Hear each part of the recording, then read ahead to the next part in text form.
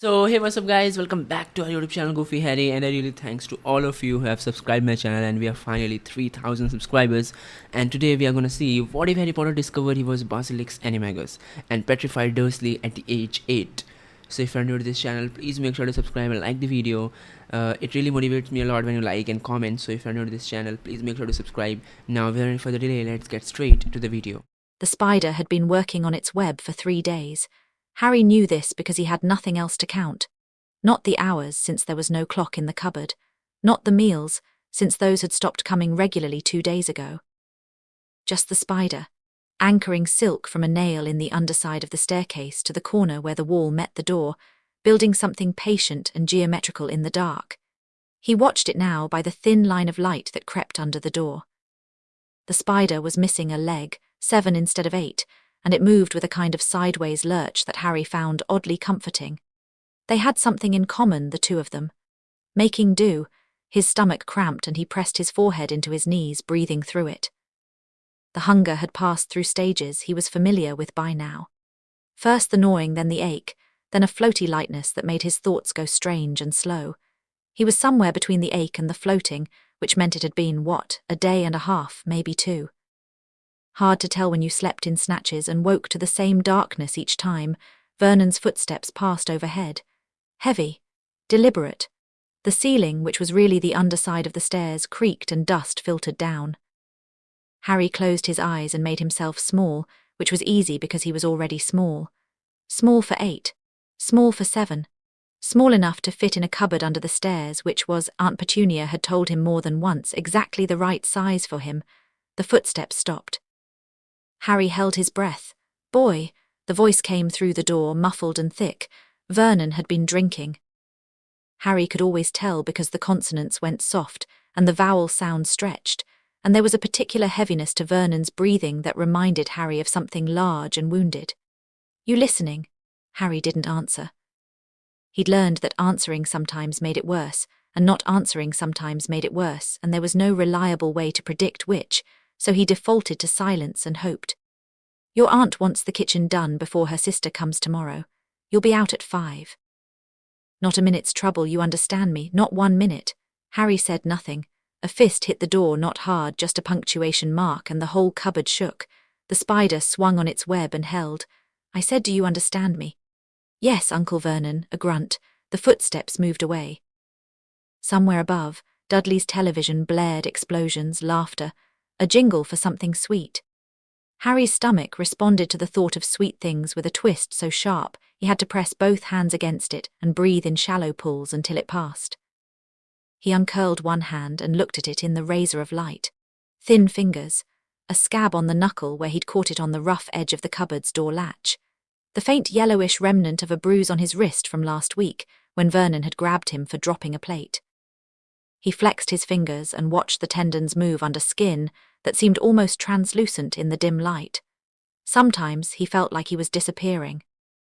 Like the cupboard was slowly digesting him, and one day Aunt Petunia would open the door and find nothing but his oversized hand-me-down clothes in a pile, with a small spider building a web between the folds. He almost smiled at that. Almost. Morning came the way it always did. Aunt Petunia's knuckles on the door, 3 sharp raps, then the click of the latch. Up. Now. Harry unfolded himself from the thin mattress and pushed open the door, blinking in the hallway light. The house smelled like furniture polish and anxiety. Marge was coming, which meant everything had to be perfect, which meant Harry had to be both invisible and indispensable, scrubbing, polishing, cooking, and then vanishing into his cupboard before she arrived so that the Dursleys could pretend he didn't exist. Petunia was already in the kitchen, wearing yellow rubber gloves and attacking the countertop with a sponge as though it had personally wronged her. She didn't look at him. Baseboards in the sitting room, then the windows, then you'll do the downstairs toilet. Marge notices things like that. Yes, Aunt Petunia. He ate first, or tried to. She pointed him toward a piece of bread on the counter, dry and starting to curl at the edges, left over from Dudley's abandoned sandwich the day before. He ate it standing up, in small bites to make it last, and drank water from the tap because the glasses were for family. The bread hit his empty stomach like a stone. He closed his eyes briefly as a wave of dizziness rolled through him. braced a hand on the counter, and then pushed himself upright and went to get the cleaning supplies from under the sink. The sitting room was already spotless, but that didn't matter. Petunia's definition of clean existed on a spectrum invisible to the human eye, somewhere between surgical theatre and divine perfection. Harry got on his hands and knees and started on the baseboards with a rag and a spray bottle of something that stung his nostrils and made his eyes water. He was halfway around the room when Dudley came downstairs. Morning, freak. It was said casually, like hello or nice weather. Dudley didn't even look at him, just passed through on his way to the kitchen, where Petunia's voice immediately went warm and honeyed in a way that seemed to come from a different woman entirely. "Duddykins, what would you like for breakfast? There's bacon, or I could do eggs." Harry scrubbed the baseboard and listened to the sounds of a family that didn't include him. Bacon popping in the pan, Dudley demanding both bacon and eggs and toast, and could he have some of that chocolate spread? Petunia saying of course, anything for her special boy. His stomach was a fist. He scrubbed harder. By noon the house gleamed. Harry had done the baseboards, the windows inside and out, standing on a wobbly step stool that Vernon refused to replace, the downstairs toilet, and the kitchen floor on his hands and knees, while Petunia supervised with her arms crossed, and her mouth pressed into a line that meant nothing was quite good enough, but she'd run out of things to criticize. He was putting the supplies away when Vernon came through the front door with Dudley. They'd been shopping. Dudley had new trainers and was wearing them already, bright white and enormous, and Vernon was carrying bags from a department store. "Is the house ready?" Vernon asked Petunia, ignoring Harry the way you'd ignore a piece of furniture. "It'll do." Petunia pulled off her rubber gloves. "Marge will be here at 4. The boy," she glanced at Harry, and there was something in the glance that was almost not quite guilty. "He'll need to be in his room." "Cupboard," Vernon corrected, and it wasn't even cruel, just factual. "Right, boy. When Marge gets here, you don't exist. Not a sound, not a peep. You stay in there until I tell you otherwise. Could be tonight, could be tomorrow, depends." "What about?" Harry started and stopped himself, but not quickly enough. "What?" "Nothing." Vernon's eyes narrowed. He was a big man, not just fat, though he was that too, but tall and broad in a way that made rooms feel smaller when he was in them.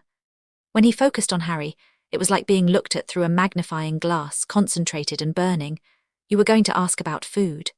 Harry said nothing. "Always about food with you, isn't it? Like a stray dog." Vernon set the shopping bags down and took a step closer. "Your aunt's been feeding you, don't think we don't. There'll be no talk of that, especially not with Marge here. Do you understand me?" "Yes, Uncle Vernon."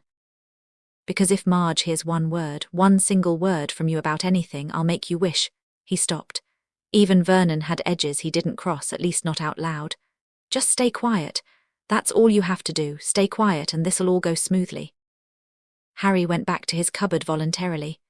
He pulled the door shut, and the darkness closed around him like water, and he sat with his back against the wall and his knees drawn up, and he thought about what it would be like to be someone else, anyone else. The thought wasn't new. It came to him most often in the cupboard, in the dark, when the house above him was full of life that had nothing to do with him. He'd construct entire alternative lives with the care of an architect. Harry Potter, son of parents who weren't drunks killed in a car crash. Harry Potter, adopted by a kind family with a dog and a garden. Harry Potter, born to someone who wanted him. The fantasies had teeth. They left marks. He pressed his face into his knees and tried not to think at all.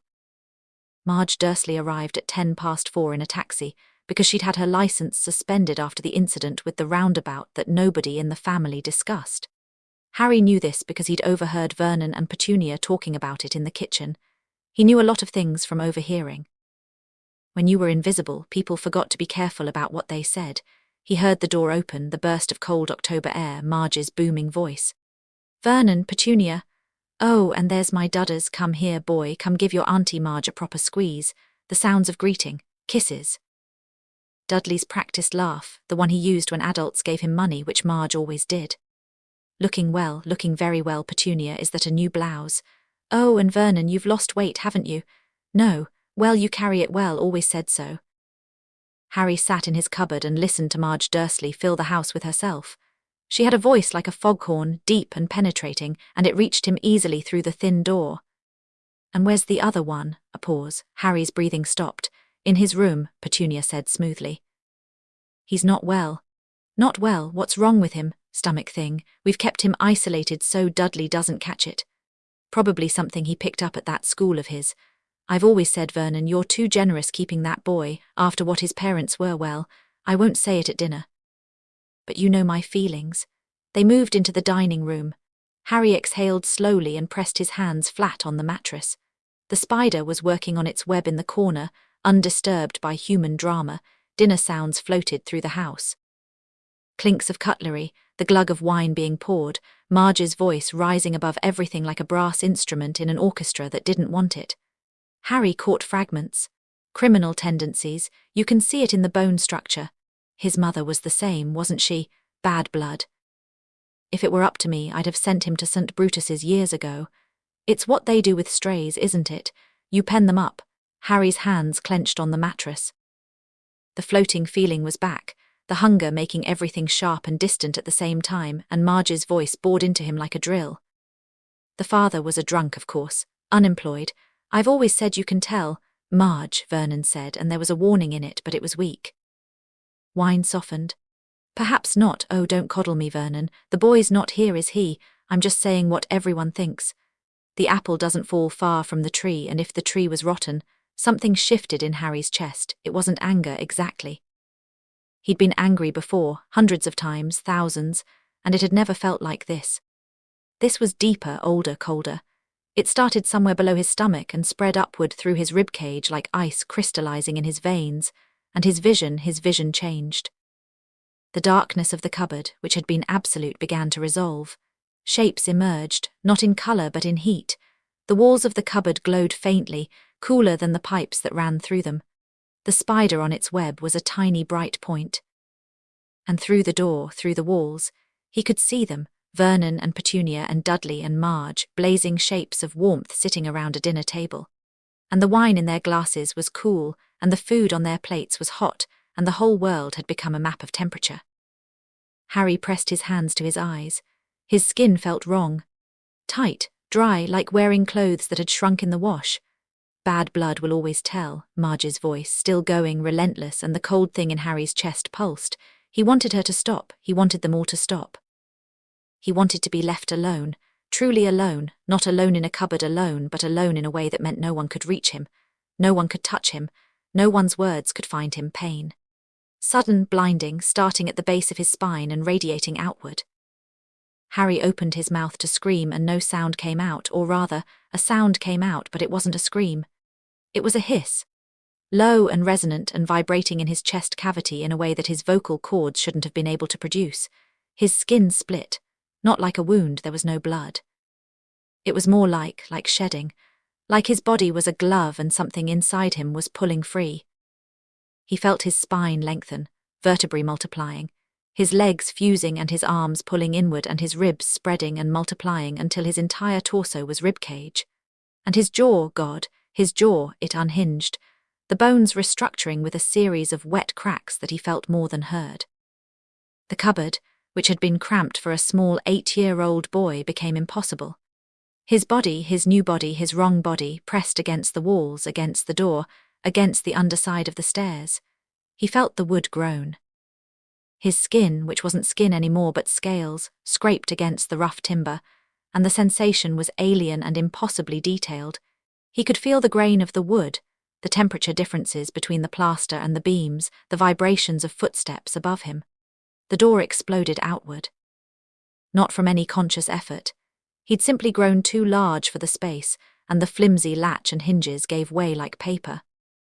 Harry, the thing that had been Harry, spilled into the hallway in a cascade of coils, dark green and black, scales catching the hallway light and throwing it back in oily iridescence. He was enormous. Part of him, the part that was still thinking in human terms, still terrified, still Harry, understood that he was filling the hallway, that his body stretched from the cupboard to the front door, and was still coming, still uncoiling. His head, heavy, angular, armoured, swayed near the ceiling, and the hallway light was a sun, and everything was too much. Too bright, too loud, too many smells layered on top of each other. He could taste the air. Literally taste it, chemical signatures landing on something that worked like a tongue but wasn't, translating the house into data. furniture polish, wine, roast beef, terror, sweat. That last one was new, and it was very, very close. Marge had come out of the dining room. She stood in the doorway, winglass still in hand, and her face was doing something that would have been funny under any other circumstances. Her mouth was opening and closing without sound, like a fish lifted from water, and her eyes were so wide that white showed all the way around. Harry looked at her. Later, much later, he would try to understand what happened in that moment. He would learn that a basilisk's gaze operated on a spectrum. Direct eye contact meant death, but a reflected or indirect gaze caused petrification. He would learn that his transformation was imperfect, juvenile, that a true basilisk could have killed with a glance, and that his 8-year-old magical core could only produce a diluted version of that power. He would learn all of this later. In the moment, all he knew was that Marge Dursley looked into his eyes and stopped. Every muscle in her body locked. The wineglass, caught in suddenly rigid fingers, didn't fall. She went grey. Not metaphorically, but literally, her skin tone shifting from flushed pink to a stony minorite grey, starting at her eyes and spreading outward like frost on a window. The entire process took less than 2 seconds. Marge Dursley stood in the dining room doorway, a statue of herself, one hand raised with a glass of red wine frozen an inch from her lips. Vernon came next. He shoved past Marge, or tried to. He registered that she wasn't moving, registered the hallway, registered the snake, and the sound he made was barely human. A guttural, choking bellow of pure animal terror. He stumbled backward, crashing into the hallway table, sending the porcelain vase Petunia loved smashing to the floor. What the what? Harry turned his head toward Vernon, and the movement was fluid in a way that felt natural and wrong simultaneously. His body knew how to do this. His mind was screaming. Vernon's eyes met his. The petrification was faster this time, or maybe Harry was just more aware. He watched it happen.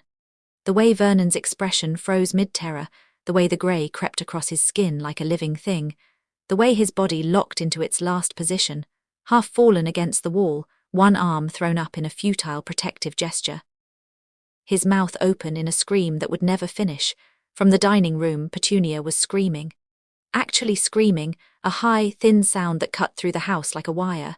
Vernon, Vernon Watts. She appeared in the doorway, pushing past Marge's frozen form, and she saw Harry, saw the snake that was Harry that had been Harry, and the scream died. Her face went white, not stone white, human white, the white of a woman who had perhaps always known this day would come. "You," she whispered. "Oh God, you're like her."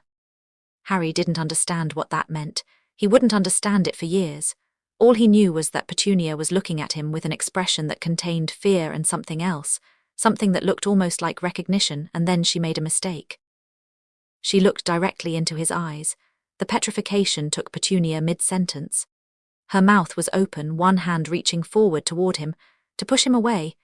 He would never know, and the grey claimed her the same way it had claimed the others, turning flesh to stone in a spreading wave. Dudley.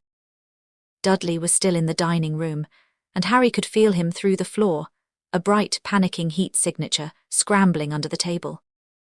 The vibrations of the boy's movements travelled through the floorboards and up through Harry's coils, and he could read the pattern of them, the frantic scrabbling, the muffled sobs. Harry stayed in the hallway. Something, instinct, or the remnant of his human mind, or something deeper, kept him from going further. He'd petrified 3 people, and the enormity of it was beginning to land. He tried to change back. Nothing happened. He tried again, tried to think of his hands, his feet, his face, his self, and hit a wall of blankness. He didn't know how he'd done this. He didn't know how to undo it.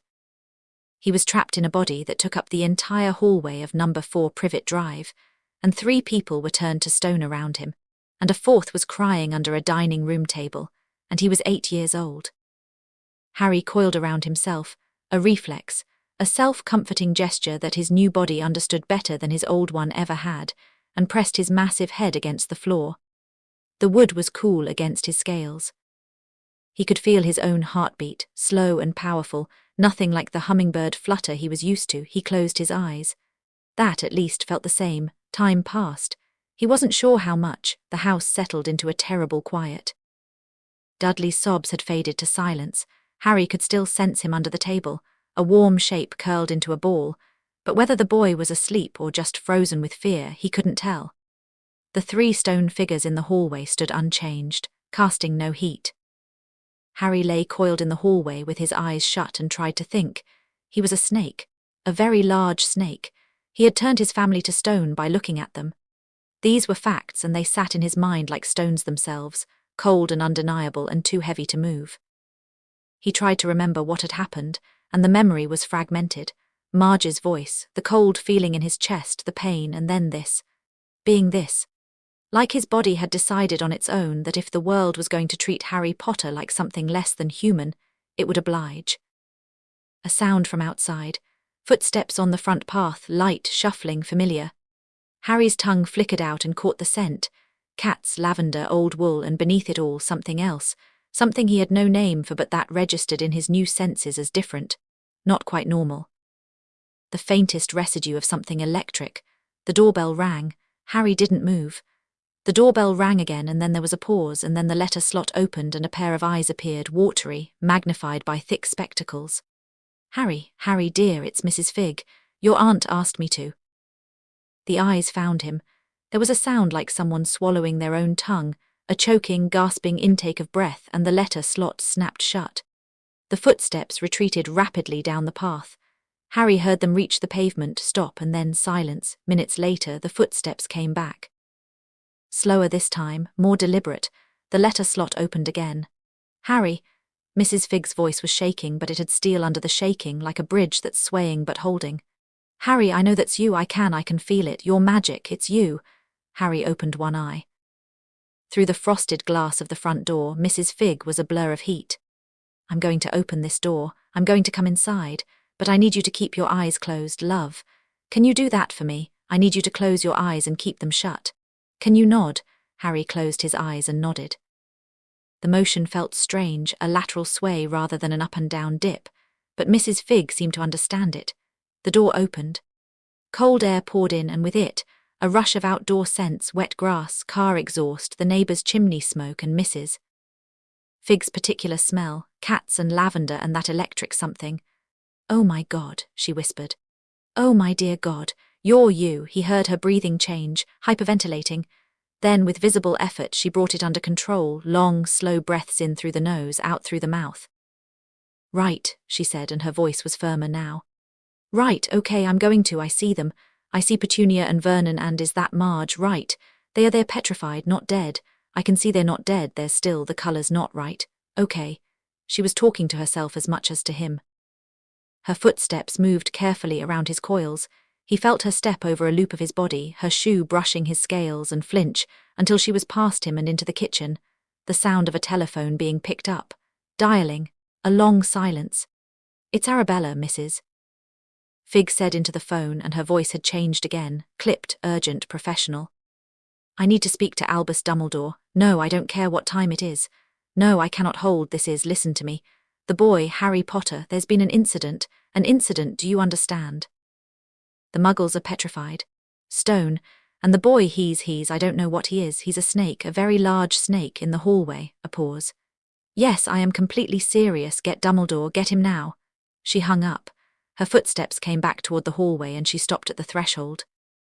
Harry, love, I've called for help. People are going to come. Good people, people who can sort this out. I just need you to stay calm and keep your eyes closed. Can you do that? Harry made a sound. It came out as a hiss, low, sibilant, carrying meaning that he understood instinctively, but that he knew she couldn't. I'm scared. I know, she said, as if she'd understood anyway. I know, sweetheart, just stay still. She sat down on the bottom stair, just above the ruined cupboard door, and he heard her breathing, steady and deliberate, like a metronome. And then, very quietly, she began to cry. It was a restrained cry, the kind that comes from someone who's had years of practice at swallowing their grief. Small, hiccuping breaths, the occasional sniff, and between the sounds of her crying she talked, almost to herself. I should have, I told him. I told Albus, I said the boy wasn't right. I said they were, the state of him, every time he came to mine, thin as a reed and bruises on his. And Albus said it was necessary, said the blood wards needed, God forgive me. God forgive all of us. Harry lay on the hallway floor and listened to Mrs. Figg cry and apologise to no one, and the cold thing in his chest, The thing that had started all of this gradually receded, leaving behind an exhaustion so profound that his coils slackened and his head sank lower and the world became soft and dark and very far away. He didn't quite sleep. Snakes, he was learning, didn't sleep the way humans did. But he drifted into a state of reduced awareness, his senses dialing down to a background hum, and for a while there was nothing but the slow pulse of his own cold blood and the sound of an old woman crying on the stairs above him. They came at 11:20. Harry felt them before he heard them, a disturbance in the air, a shift in pressure like the house had taken a breath. Then sounds, the crack of something that wasn't thunder but sounded like it, repeated 3 times in quick succession, coming from the back garden. Mrs. Figg stood up from the stairs. "In here," she called, her voice steady now, scrubbed of tears. "Through the kitchen, careful, he's in the hallway." Footsteps, multiple sets. The kitchen door opened and closed, and 3 new scent signatures entered the house. One smelled like lemon drops and old wool and something vast and crackling, like standing too close to a power line. One smelled like herbs and something acrid and chemical, potions ingredients, though Harry didn't know to call them that yet. The third smelled like shortbread and ink and cat hair, and beneath it, a feline sharpness that Harry's serpentine senses flagged as predator. "Good Lord," said a woman's voice tight with shock, Scottish. "Arabella, you said he was, but this is Albus, this is a basilisk." "Not fully," said a man's voice, old, calm, with a gravity that seemed to bend the room around it. "A juvenile form, incomplete. Look at the crest, it's barely developed. And the size, while impressive, is a fraction of a mature specimen. A fraction of Albus, it's filling the hallway. Indeed, Minerva, I need you to not look at its face. The petrification gaze of a juvenile basilisk is likely limited, but I'd rather not test that theory on my deputy headmistress." Footsteps, closer now. Harry felt the vibrations shift as someone approached him, slowly, carefully, the way you'd approach a bomb. "Harry," the old man's voice very near. "Harry, my boy, my name is Albus Dumbledore. I'm the headmaster of a school for people like you, people with magic. I knew your parents, and I've been," a pause, and something in the pause was heavy with meaning. "I've been watching over you after a fashion. I know you're frightened. I know you don't understand what's happening, but I need you to trust me. Can you do that?" Harry kept his eyes shut and hissed, "I can't change back. I tried, I don't know how." "He's speaking Parseltongue," the woman Minerva said sharply. "Albus, he's speaking Parseltongue." "Yes," Dumbledore said, and the single syllable carried the weight of a man whose worst suspicions had just been confirmed. "You can understand him. Enough. Severus, I see them." The third voice, the one that belonged to the scent of herbs and chemicals, was cold, precise, and utterly devoid of warmth. Footsteps moved past Harry toward the Petrified Dursleys. Standard petrification. Consistent with basilisk exposure, indirect gaze. The subjects are viable, there's no cellular necrosis. A mandrake restorative would reverse it. "Can you brew one?" "I can brew one in my sleep, headmaster. The question is whether I should. These people..." The footsteps stopped near Vernon's frozen form. "This man has fresh bruises on his knuckles, and they're not from punching walls. Silence, the kind that takes up space. Severus, and the cupboard." The cold voice had changed. There was something moving under the ice, something that sounded impossibly like fury. "Dumbledore, the cupboard." "I'm aware. Are you?" The footsteps came closer to the ruined cupboard door. Harry heard the man, Severus, stop, heard him breathe in, heard the breath stop, a long pause. "There's a mattress in here, a single sheet, no pillow, child's drawings on the wall, crayon, and," the voice dropped. "And a lock, on the outside of the door. A bolt lock for a cupboard, Dumbledore." "Severus, you told me the boy was safe." The fury was open now, unconcealed, and it transformed the cold voice into something that burned. "You told me Lily's son was protected. You said the blood wards. The blood wards function as intended. They protect against external magical threats, and who protected him against them?" Another silence. Harry lay coiled in the hallway and listened to adults argue about him in the third person, the way adults always did, as if he were a problem to be solved rather than a person in the room. "We will discuss this," Dumbledore said quietly, "at length and soon. But right now, there is a child in this hallway who has undergone an accidental animagus transformation into one of the most dangerous magical creatures in existence. And I need to help him change back before the accidental magic reversal squad arrives, and the situation becomes significantly more complicated. Footsteps approached Harry again. Close. The scent of lemon drops was almost overpowering. "Harry, I'm going to touch you, don't be alarmed." A hand rested on Harry's scales. The sensation was extraordinary. He could feel the walls of the man's fingerprints, the warmth of his blood, the faint electric crackle of whatever that energy was that clung to him. Magic. The word surfaced in Harry's mind like a bubble rising from deep water. Magic. You transformed because you were afraid, Dumbledore said, and his voice was different now, softer, almost hypnotic. Your magic responded to your fear and your pain, and it found a shape that could protect you. That shape is part of you, Harry, but it's not all of you. You are also a boy. A boy with green eyes and his mother's face, and a scar on his forehead shaped like a lightning bolt. Can you remember that boy? Can you feel him inside you? Harry tried. He reached for the memory of himself, hands, feet, face, the way his glasses sat on his nose, the way his hair stuck up in the back no matter what he did, and something shifted. Not physically, not yet, but internally, like finding a door in a dark room. That's it, Dumbledore murmured. That's the way. Follow it back. You know the shape. You've lived in it for 8 years. It's yours. The change happened in reverse, and it was worse going back. Where the transformation had been sharp and sudden, the reversal was slow, agonizing. He felt his coils contract, felt scales soften and split, felt bones shrink and restructure with grinding pops that made him cry out. And the cry started as a hiss and ended as a sob, a human sob, a child's sob. And then he was Harry again. He was lying on the hallway floor, very small and very cold, wearing nothing because his clothes hadn't survived the transformation. He was shaking so violently that his teeth rattled, and he couldn't stop. His body was a machine running on adrenaline and terror, and it had no off switch. Something warm settled over him. A cloak, enormous, smelling of lemon drops and that vast electric smell. He clutched it around himself and curled into a ball, and somewhere above him, a very old man knelt on the floor of number 4 Privet Drive and placed a hand on his shoulder. You're safe now, Harry. Harry opened his eyes.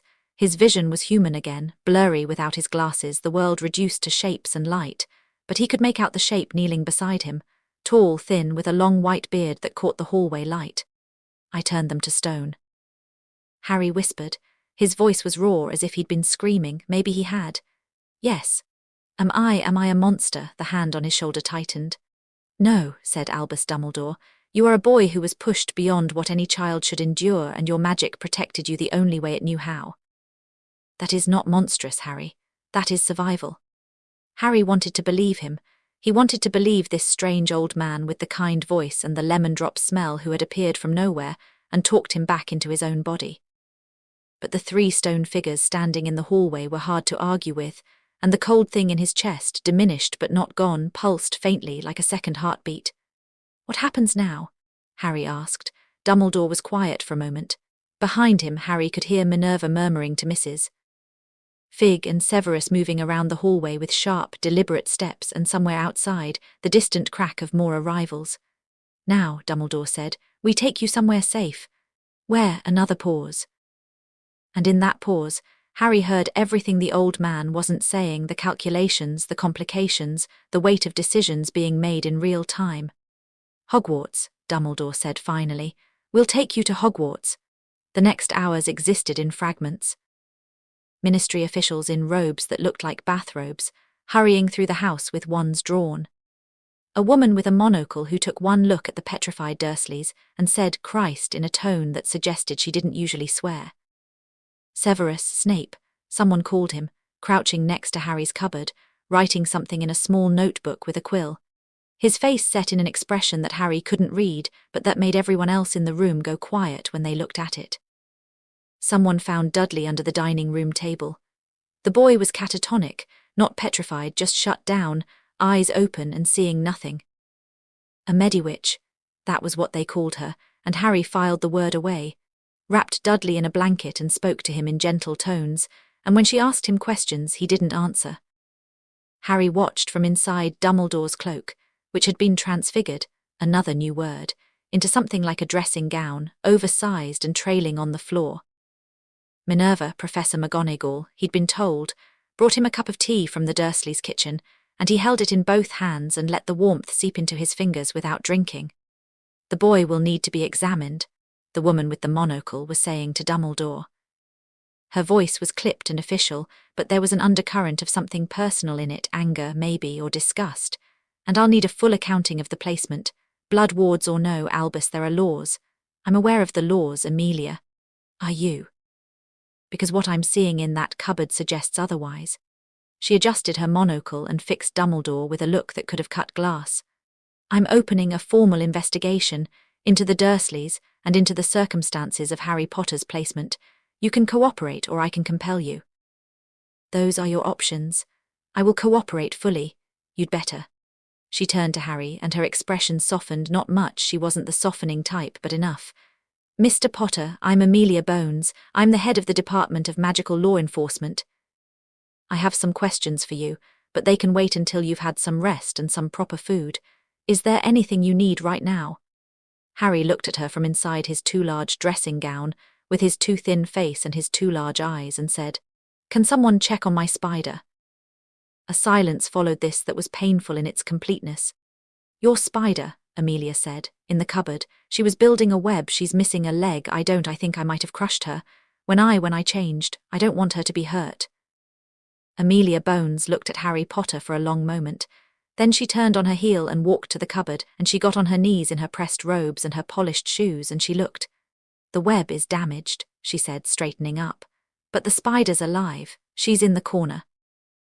"Okay," Harry said. "Good." Amelia looked at Dumbledore. Whatever passed between them in that look, Harry couldn't read, but Dumbledore's expression, which had been composed and statesmanlike, cracked. Just for a moment. Just enough to show something underneath that looked very much like shame. "We need to go," Dumbledore said quietly. "Harry, are you able to travel?" "I don't know how to travel. I'll help you. It will feel unusual, but it's quite safe. We're going to a castle in Scotland." "A castle? A school, technically, but also a castle. You'll like it, I think." A pause. "There are a great many spiders." Harry almost smiled. Almost. Dumbledore offered his arm. Harry took it, small fingers gripping the old man's forearm through layers of sleeve, and the world twisted, compressed, became a tube of noise and pressure and colour and then air. Cold, clean, Scottish air, tasting of pine and lake water and stone. Harry gasped and staggered, and Dumbledore's hand steadied him, and he looked up. The castle rose against the night sky like something out of the dreams he'd built in his cupboard, towers and turrets and windows lit with amber light, perched above a black lake that reflected the stars. It was enormous. It was impossible. It was the most beautiful thing Harry had ever seen. "Welcome to Hogwarts," Dumbledore said. Harry stood in his borrowed dressing gown on a gravel path in Scotland at midnight, 8 years old, with stone-cold relatives behind him and a castle full of magic ahead of him, and a cold thing coiled in his chest that pulsed in time with his heartbeat. He walked toward the castle. Behind him, his footprints in the gravel were oddly sinuous, curving in S-shapes that no human gait would produce. If Dumbledore noticed, and he did, because Dumbledore noticed everything, he said nothing. The castle doors opened as they approached, as if they'd been waiting. The hospital wing was white and quiet and smelled of clean linen, and something medicinal that Harry couldn't identify.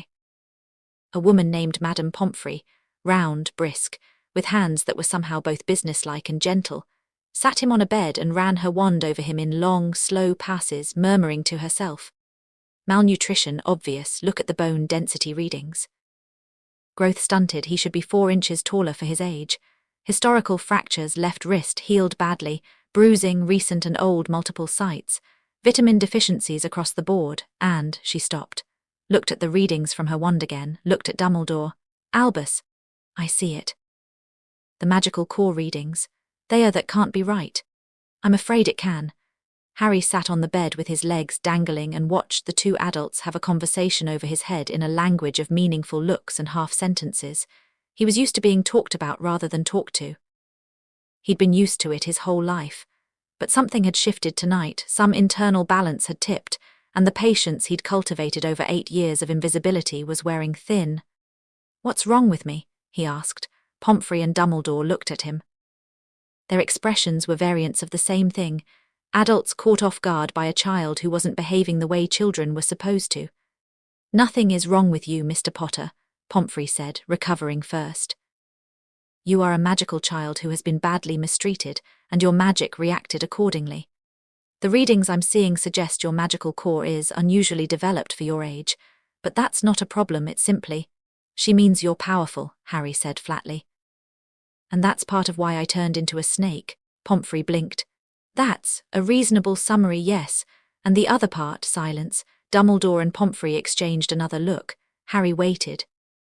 The cold thing in his chest was quiet, dormant, but he could feel it there, a potential, a possibility, curled up like a snake.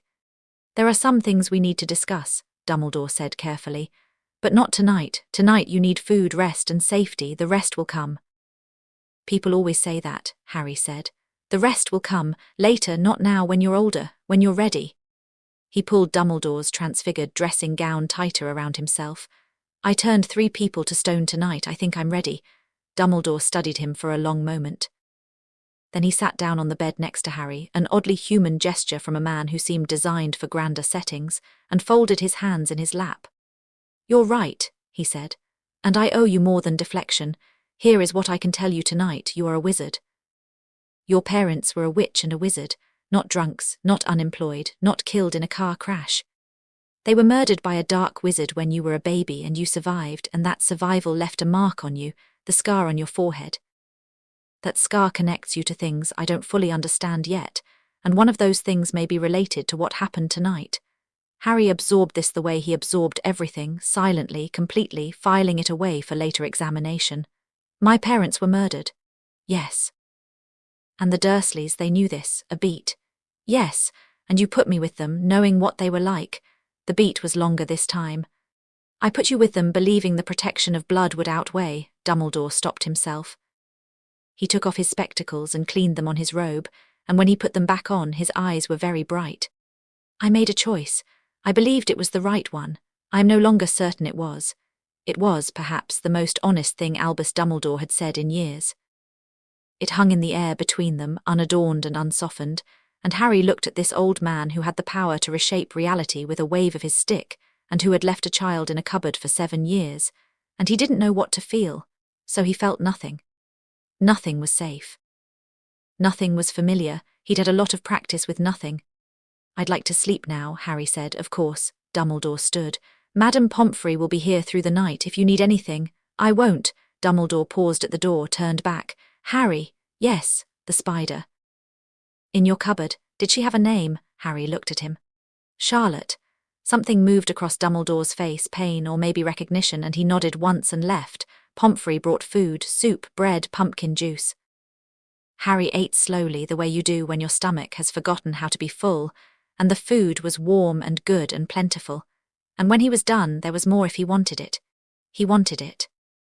He ate a second bowl of soup and a third piece of bread and drank 2 glasses of pumpkin juice, and then his stomach cramped with the shock of abundance and he stopped. Pomfrey dimmed the lights with a wave of her wand. The hospital wing settled into a blue-grey twilight, and Harry lay in a real bed with real sheets and a real pillow and stared at the ceiling, which was high and vaulted and nothing like the underside of a staircase. He lifted his hand and held it in front of his face. Thin fingers, human fingers. But when he concentrated, when he reached for that cold place in his chest, he could feel the scales waiting underneath. Not gone, just folded away. Patient. A second self coiled inside the first, ready. He didn't know what to do with that. He didn't know what to do with any of it, the magic, the castle, the old man with the guilty eyes, the cold-voiced man who'd been so angry about his cupboard. But for the first time in his memory, he was in a place where no one was going to hit him or starve him or lock him in a small dark space, and there was food in his stomach and warmth in the sheets, and through the high windows of the hospital wing he could see stars. Harry closed his eyes, his human eyes, green as the scales he hoped he'd never wear again, and slept. In the cupboard at number 4 Privet Drive, Charlotte the spider began rebuilding her web. Chapter 2. The weight of stone. Harry woke to the sound of arguing. Not loud arguing, not the Dursley kind, where Vernon's voice hit you like a physical thing and Petunia's went sharp enough to cut. This was the refined, controlled arguing of people who had spent decades disagreeing, without ever raising their voices above a conversational murmur, which somehow made it worse. It was the sound of people being furious while pretending they weren't.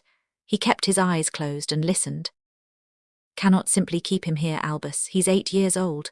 Hogwarts is not equipped for, and where would you suggest, Minerva? The Dursleys are currently decorating their hallway. The boy has no other family. There are wizarding families who would take him in a heartbeat. The Weasleys. The Longbottoms, Augusta would, and expose him to precisely the kind of celebrity worship that would do him the most damage. Minerva, the boy turned 3 people to stone last night. When that news breaks, and it will break, every family in magical Britain will have an opinion about Harry Potter. Some will want to worship him. Others will want him destroyed. I will not place him in a home where the front door becomes a target. A pause, the sound of someone, McGonagall, taking a sharp breath. And the Dursleys' front door wasn't a target. The Blood Wards. Oh, hang the Blood Wards, Albus. Her voice climbed half a register. The child was sleeping in a cupboard. Severus measured it last night. Do you know the dimensions? 4 feet by 7 feet by 3 feet.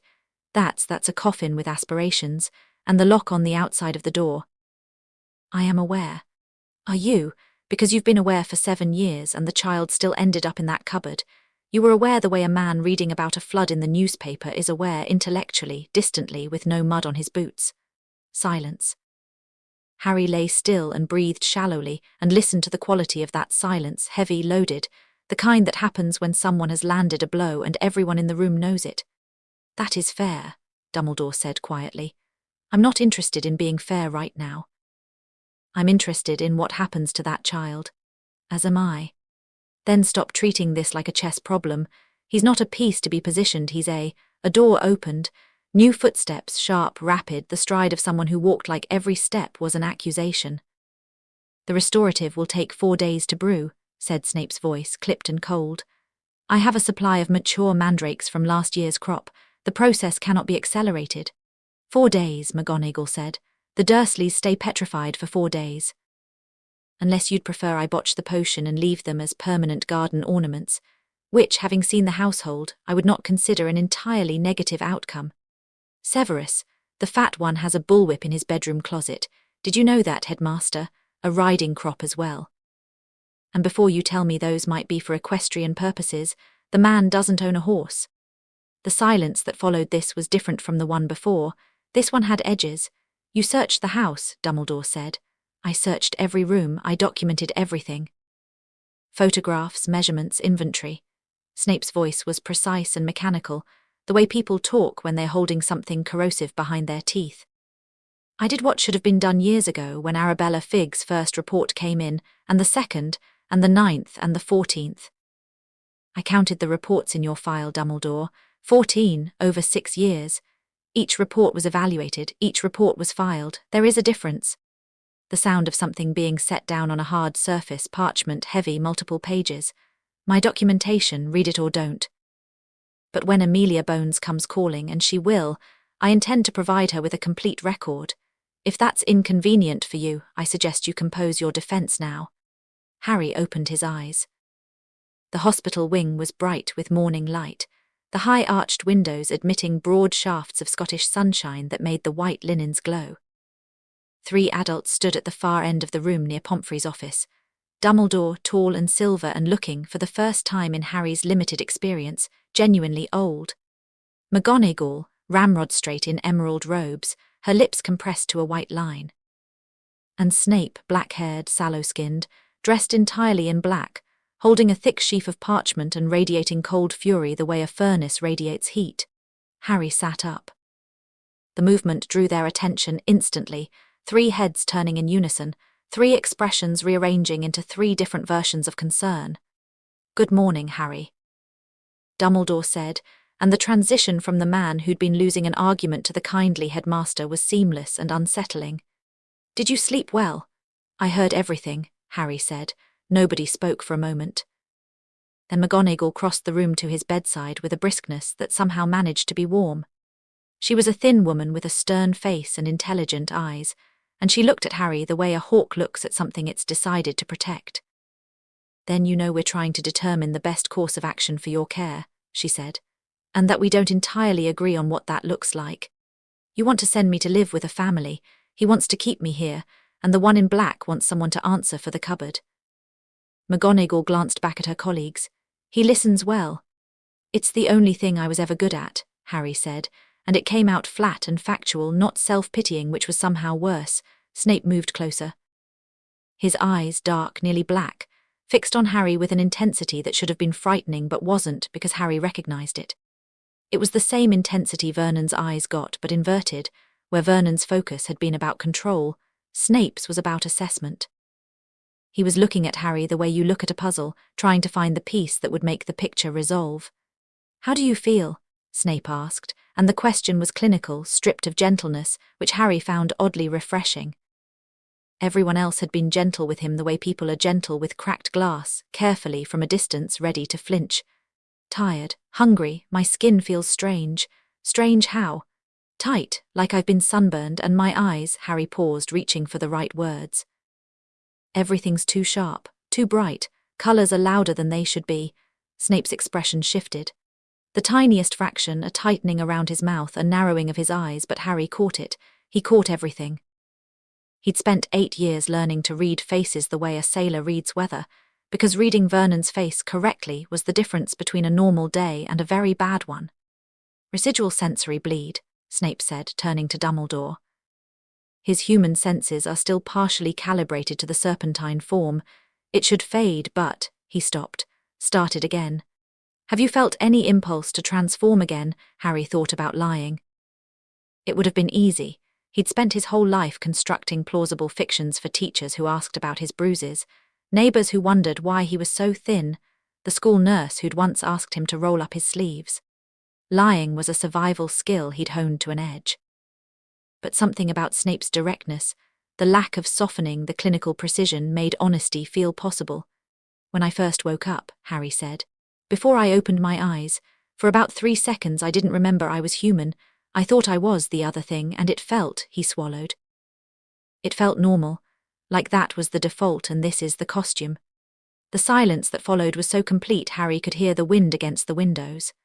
"That will pass," Snape said, and his voice had changed, still cold, still precise, but with something underneath that Harry couldn't identify.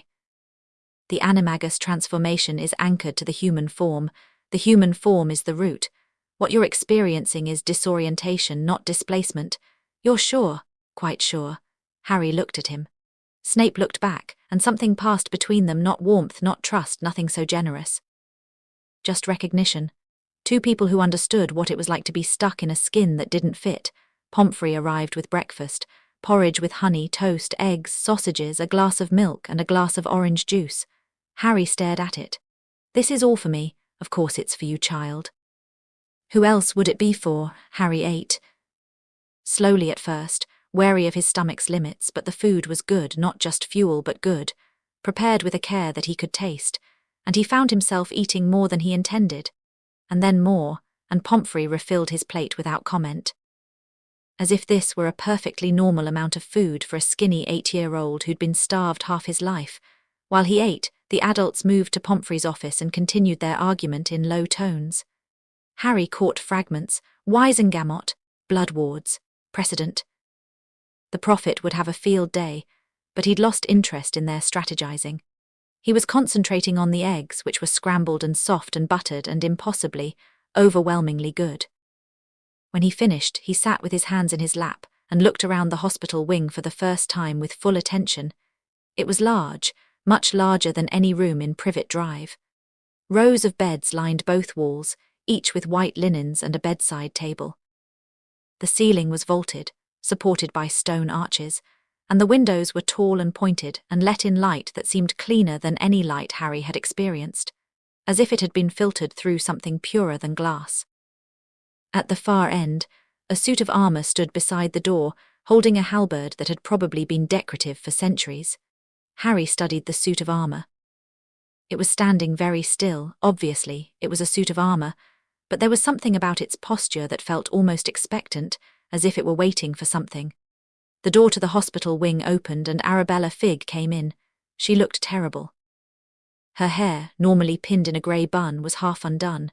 Her clothes were yesterday's, the same woolly cardigan, the same long skirt, and there were dark circles under her eyes that spoke of a night spent not sleeping. She carried a small box. "Harry, dear." She crossed to his bed and sat down in the visitor's chair, and the box she placed on her lap was a shoebox with holes punched in the lid, and before she opened it, Harry knew. "I went back this morning," Mrs. Figg said, "before the ministry sealed the house. I found her in the corner, just where Madame Bones said." She opened the box. Inside, on a nest of cotton wool, Charlotte sat in her seven-legged glory, very much alive and looking extremely unimpressed by her surroundings. Something happened in Harry's chest, not the cold serpentine thing, but something warmer, something that cracked and gave way like ice on a river in spring. His eyes stung. He blinked hard and reached into the box, and Charlotte climbed onto his finger with the careful deliberation of a spider who has been severely inconvenienced and wants everyone to know it. "Thank you," Harry said, and his voice came out wrong, thick and wavering, and he hated it, because he'd trained himself years ago not to cry in front of adults, not to show weakness, not to give them anything they could use. Mrs. Figg put her hand on his knee. "I owe you more than a spider, love," she said quietly. "I owe you years of Christmases and birthdays and someone fighting in your corner. I saw what was happening, I reported it, but I didn't. I should have done more. Broken the rules, broken the damn door down if I had to. I told myself it was out of my hands, that Dumbledore knew best, that the wards were more important." She took a shuddering breath. "That's not good enough, it was never good enough, and I'm sorry." Harry looked at her, this tired old woman with her cat hair cardigan and her watery eyes, and tried to feel the anger that should have been there. She'd watched. She'd known. She'd filed reports that went into a drawer and done nothing else, but the anger wouldn't come because Mrs. Figg was the only person in the Muggle world who'd ever been kind to him. She'd had him over for tea and shown him photograph albums of her cats and fed him stale cake, and it had been boring and strange and the only warmth he'd known outside the cupboard. "It's okay," he said. "It's not. But thank you for saying it." She squeezed his knee and stood. "I've told Madame Bones everything I know. She'll want to speak with you later today if you're feeling up to it. And Harry," she paused at the door, "whatever happens, whatever they decide, you didn't do anything wrong last night. Not a thing. Remember that." She left. Harry sat with Charlotte on his finger and watched the spider begin to explore the bedside table, and the warm, cracked feeling in his chest slowly solidified into something he didn't have a name for. Amelia Bones arrived at 2 in the afternoon. She came alone, which surprised the adults and didn't surprise Harry at all. He'd watched her briefly the night before, the way she moved through the chaos at Privet Drive with a calm authority that didn't need an entourage, and he'd recognized a certain type, the type who did their own work. She was a square-jawed woman in her 40s, with close-cropped grey hair and the monocle that Harry remembered catching the light. She wore formal robes, dark blue, silver-clasped, and carried a leather portfolio under one arm. She shook Dumbledore's hand without warmth, nodded to McGonagall, and gave Snape a look that was both respectful and evaluating. "I've read your documentation, Professor Snape. Thorough work. I wasn't aiming for praise. And you didn't get any, I stated a fact." She turned to Harry. "Mr. Potter, I'm here to take your statement about the events at number 4 Privet Drive. You are not in any trouble. You are not being charged with anything. The accidental magic of a minor is not a criminal matter, and what happened last night was definitively accidental magic, regardless of its form. Do you understand?" "Yes. Good, I'd like to speak with you alone if that's acceptable." "It is not," Dumbledore said smoothly. "Harry is a minor, and as his what, Albus?" Amelia's voice didn't change pitch, but it gained a density that made Dumbledore pause. "His guardian, you're not. His legal custodian. That was the Dursleys, who are currently statues. His headmaster. He's 8. He's not enrolled. Tell me, in what capacity are you claiming the right to supervise this interview?" The silence that followed had a different quality than the morning silences. This was the silence of a man who had walked into a trap he should have seen coming. "I am the executor of James and Lily Potter's will," Dumbledore said, more carefully now. "A will which was sealed by the Wisengamot at your request and has never been publicly read. Yes, I'm aware. We'll be discussing that as well, but not today." Amelia turned back to Harry. "Mr. Potter, I'll ask again. Are you comfortable speaking with me alone?" Harry looked at Dumbledore, then at Amelia. "Will you answer my questions too, if I can?" "Then yes." Dumbledore opened his mouth, thought better of it, and inclined his head. He and McGonagall withdrew to Pomfrey's office.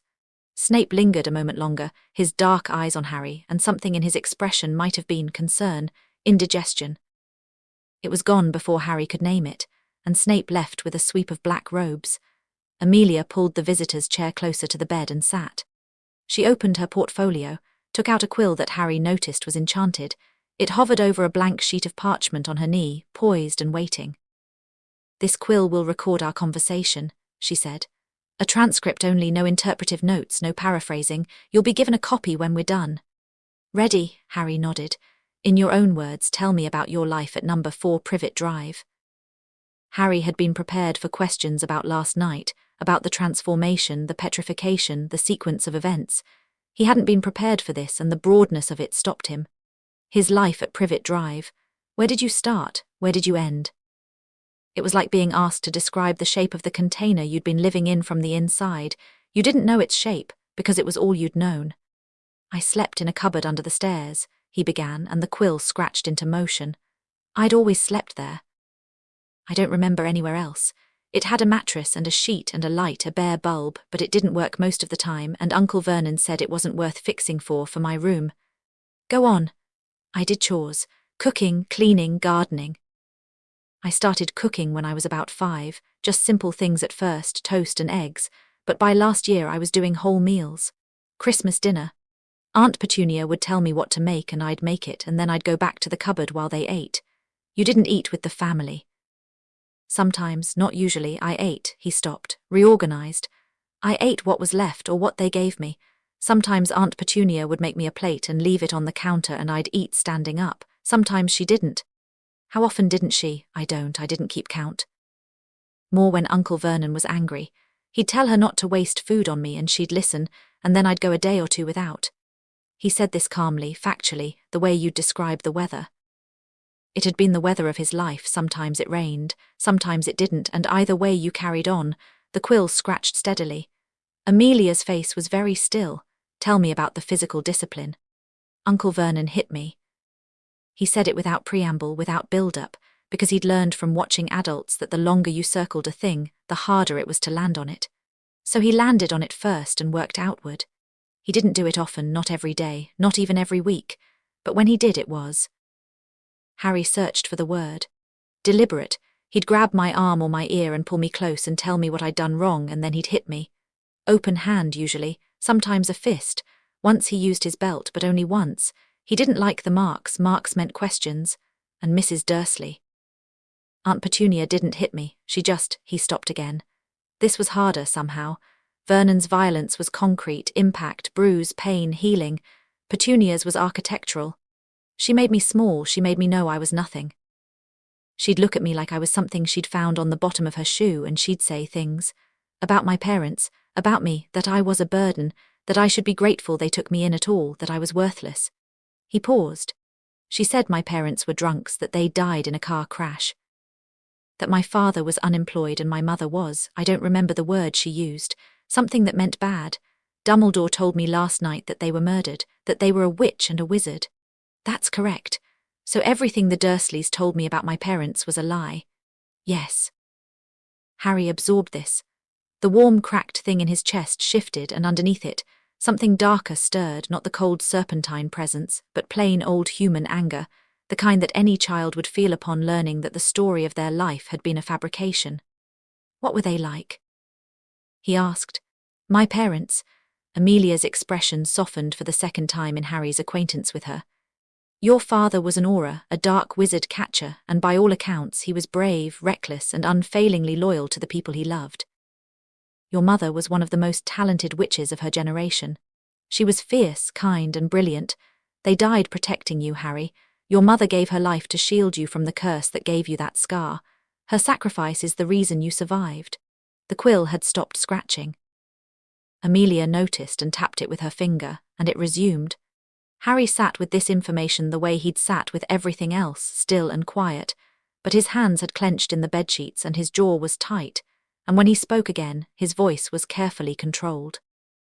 "The Dursleys knew this, I believe so, and they told me my parents were worthless." "Yes." Harry looked at his hands, thin fingers, human fingers. The scab on his knuckle was still there, a small, mundane wound from a cupboard door latch, which now seemed absurdly trivial next to the revelation that his entire history had been a lie. I want to continue, he said. About last night. They continued. Harry walked Amelia through the evening. Marge's arrival, the exile to the cupboard, the overheard conversation, the remarks about his parents. He described the transformation as precisely as he could, though language kept failing him. There were no good words for the feeling of your skeleton restructuring, for the moment when you stop being one thing and start being another. When he reached the petrification itself, he slowed. I didn't mean to do it, any of it. The transformation or the looking. They came into the hallway and they looked at me and it just happened. I couldn't control it. I didn't even know what was happening until Marge was all ready. He made a gesture. Stone, you said Marge Dursley was the first. Yes, then Uncle Vernon, then Aunt Petunia.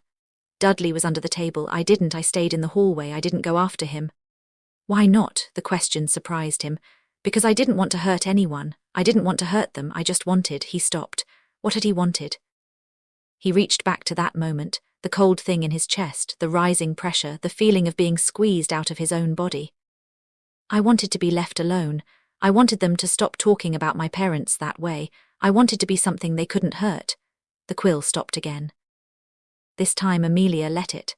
Mr. Potter, she said, and her voice was gentle in a way that her face didn't show. I want you to understand something. What happened to you last night was not your fault. You did not ask for this ability, you did not choose to use it, and you could not have controlled it. You are 8 years old, untrained, and you were in a state of extreme emotional distress after years of sustained abuse. The law is very clear on this. Accidental magic performed by a minor under duress is not a criminal act. It's not even an infraction. It's an emergency, and it should have been prevented by the adults who were responsible for your welfare. She paused. All of the adults, including the ones in wizarding robes. Harry looked at her and saw something he'd never seen from an adult before, someone who was angry on his behalf. Not angry at him, not angry near him, but angry for him, a distinction that seemed small but wasn't. What happens to me now? He asked. That's being determined. Professor Dumbledore wants you to remain at Hogwarts. Professor McGonagall favours placement with a wizarding family. I have my own views, which I'll share with you because you've earned the honesty. She leaned forward slightly. I believe you should be placed in the care of someone who understands what you are, not just a wizard, but an animagus. A Basilisk Animagus, specifically, which to my knowledge has never existed before. You need someone who can help you understand and control the transformation. Until that person is identified, if they can be, Hogwarts may be the safest option. Not because Dumbledore is the best guardian, but because the castle itself offers protections that no private home can match. And the Dursleys, when the potion works, they'll face charges. Muggle authorities will be notified through appropriate channels. They will never have custody of you again. She said this with a finality that left no room for doubt or negotiation. That is not a possibility, Harry. I will see to it personally. Something released in Harry's chest, a tension he'd been carrying so long he'd forgotten it was there, like the background hum of a machine you only notice when it stops. Thank you, he said. Amelia collected her parchment and quill and stood. I'll have a copy of this transcript sent to you within the day. If you think of anything you want to add or change, send word through Madame Pomfrey. And Harry, she paused, portfolio under her arm. You asked me to answer your questions as well. Do you have any? He had 1,000. He picked the one that mattered most. The snake, the thing I turned into, what is it? A basilisk.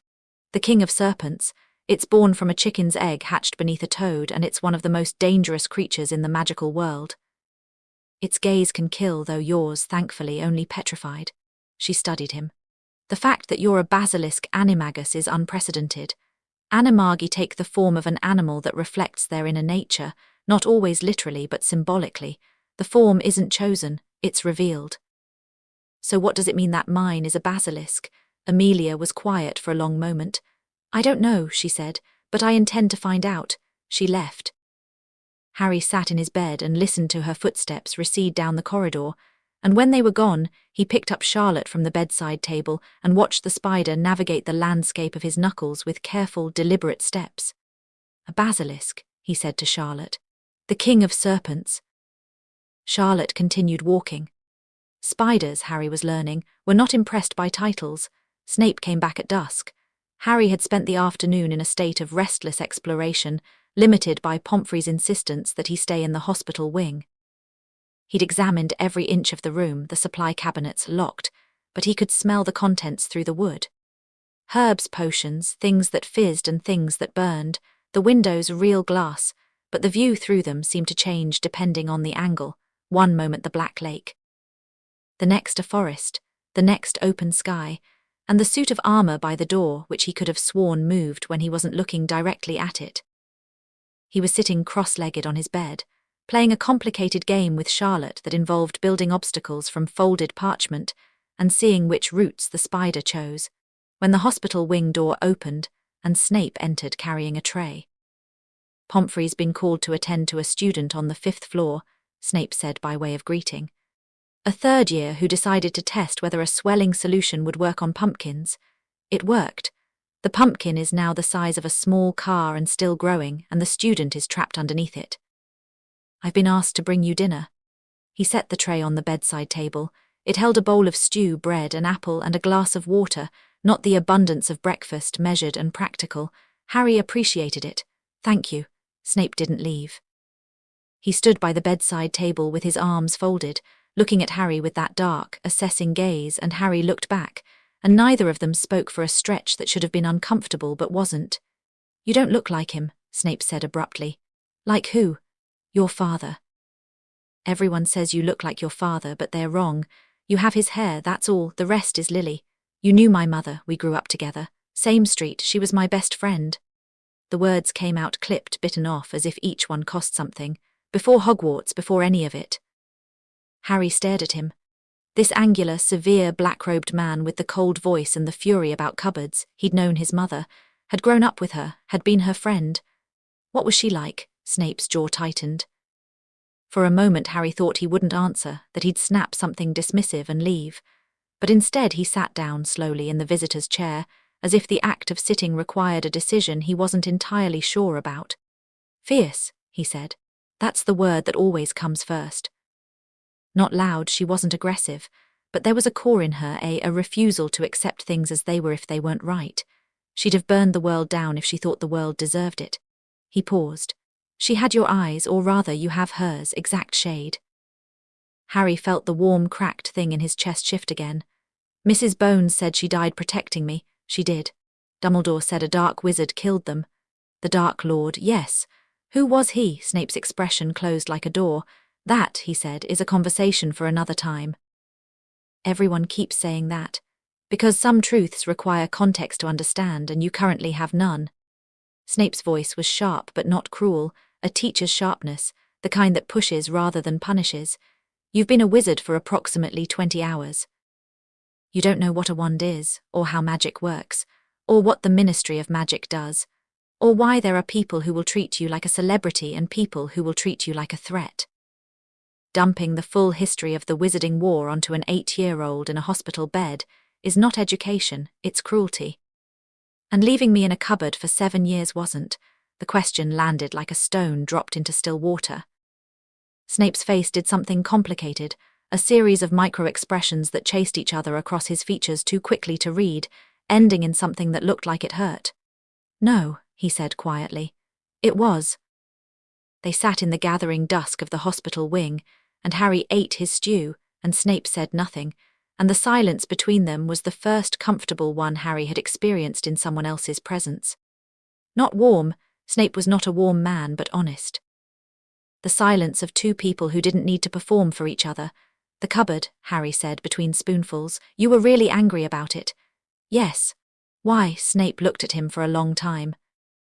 The light from the windows had shifted to gold, and it caught the sharp planes of his face and made them look less severe, or maybe that was just Harry seeing him differently. "Because I know what it is to be a child in a house where you're not wanted," Snape said. "And I know what it does to you. And I know that no one," he stopped, controlled himself with a visible effort. "No amount of magical theory about blood wards and protection justifies leaving a child in that kind of darkness." Harry set down his spoon. "You grew up like me. Not exactly like you, but close enough to recognize it." Snape stood abruptly, as if the conversation had reached a depth he hadn't authorized. "Finish your dinner. Pomfrey will be back shortly, And Potter, he hesitated at the door. The transformation, the basilisk, have you felt it again? Since last night, Harry considered lying.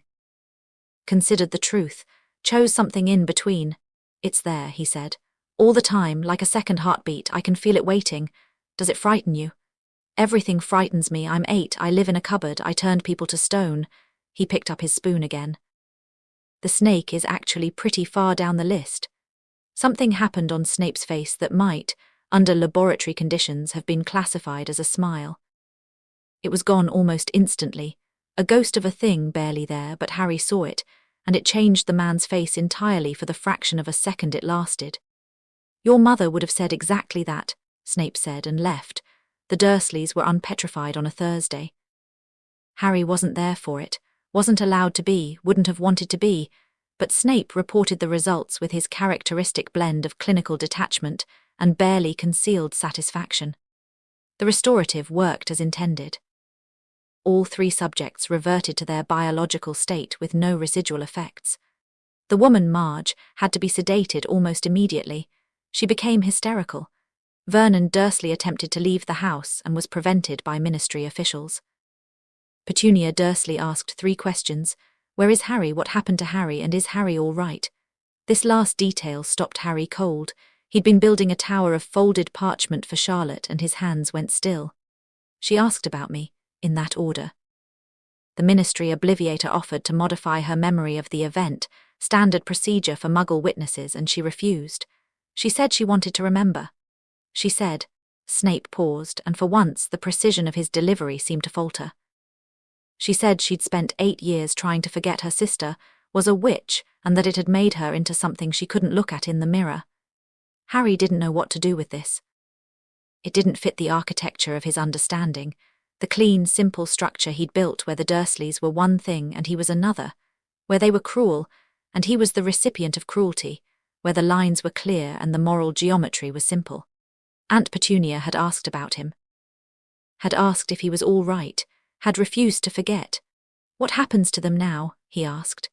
The fat one and the sister will have their memories modified regardless. They're not blood relatives and have no claim to wizarding knowledge. Vernon Dursley will face a hearing with the Muggle-worthy Excuse Committee and may face charges through Muggle channels as well. Madame Bones has been quite thorough. Snape settled into what Harry had begun thinking of as his chair, the visitor's chair by the bed that no one else sat in anymore. Petunia Dursley is a more complicated situation. As a Muggle with knowledge of the wizarding world, your mother's sister, she occupies a legal grey area. Bones is handling it. And Dudley, Snape's expression shifted slightly. The boy is with his aunt, Marge. He hasn't spoken since the night of the incident. A Muggle psychologist has been arranged. Harry thought about Dudley under the dining room table. The heat signature curled into a ball. The silence. He'd done that. Not intentionally, he hadn't petrified Dudley, hadn't even looked at him, but the terror of that night was Harry's doing, whether he'd meant it or not. Dudley was a bully and a tormentor and a spoiled brat who'd made Harry's school life a misery, and he was also an 11-year-old who'd watched his parents turn to stone, and those 2 things could both be true at the same time. I didn't mean to hurt him, Harry said quietly. I know. Not just Dudley, any of them, even Vernon. The words felt strange in his mouth, like speaking a language he wasn't fluent in. He hit me and he locked me up and he called me things, but I didn't want to turn him to stone. I didn't want to turn anyone to stone, I just wanted it to stop. Snape said nothing for a long time. When he spoke, his voice was stripped of its usual acidity, not warm exactly, but bare. When I was 14, I hexed a boy who had been tormenting me for 3 years, badly. He spent a week in this hospital wing, and afterward I felt. He paused, and the pause had weight. I felt powerful, and I felt sick, and I felt relieved, and I felt ashamed, and none of those feelings cancelled any of the others out. They all existed at the same time, and they were all real, and the adults in my life told me to pick one, to feel guilty or to feel justified, and I couldn't, because the truth was more complicated than a single emotion. He looked at Harry directly. You can be sorry for what happened, and still acknowledge that you were pushed to a breaking point by people who should have protected you. Those are not contradictory positions.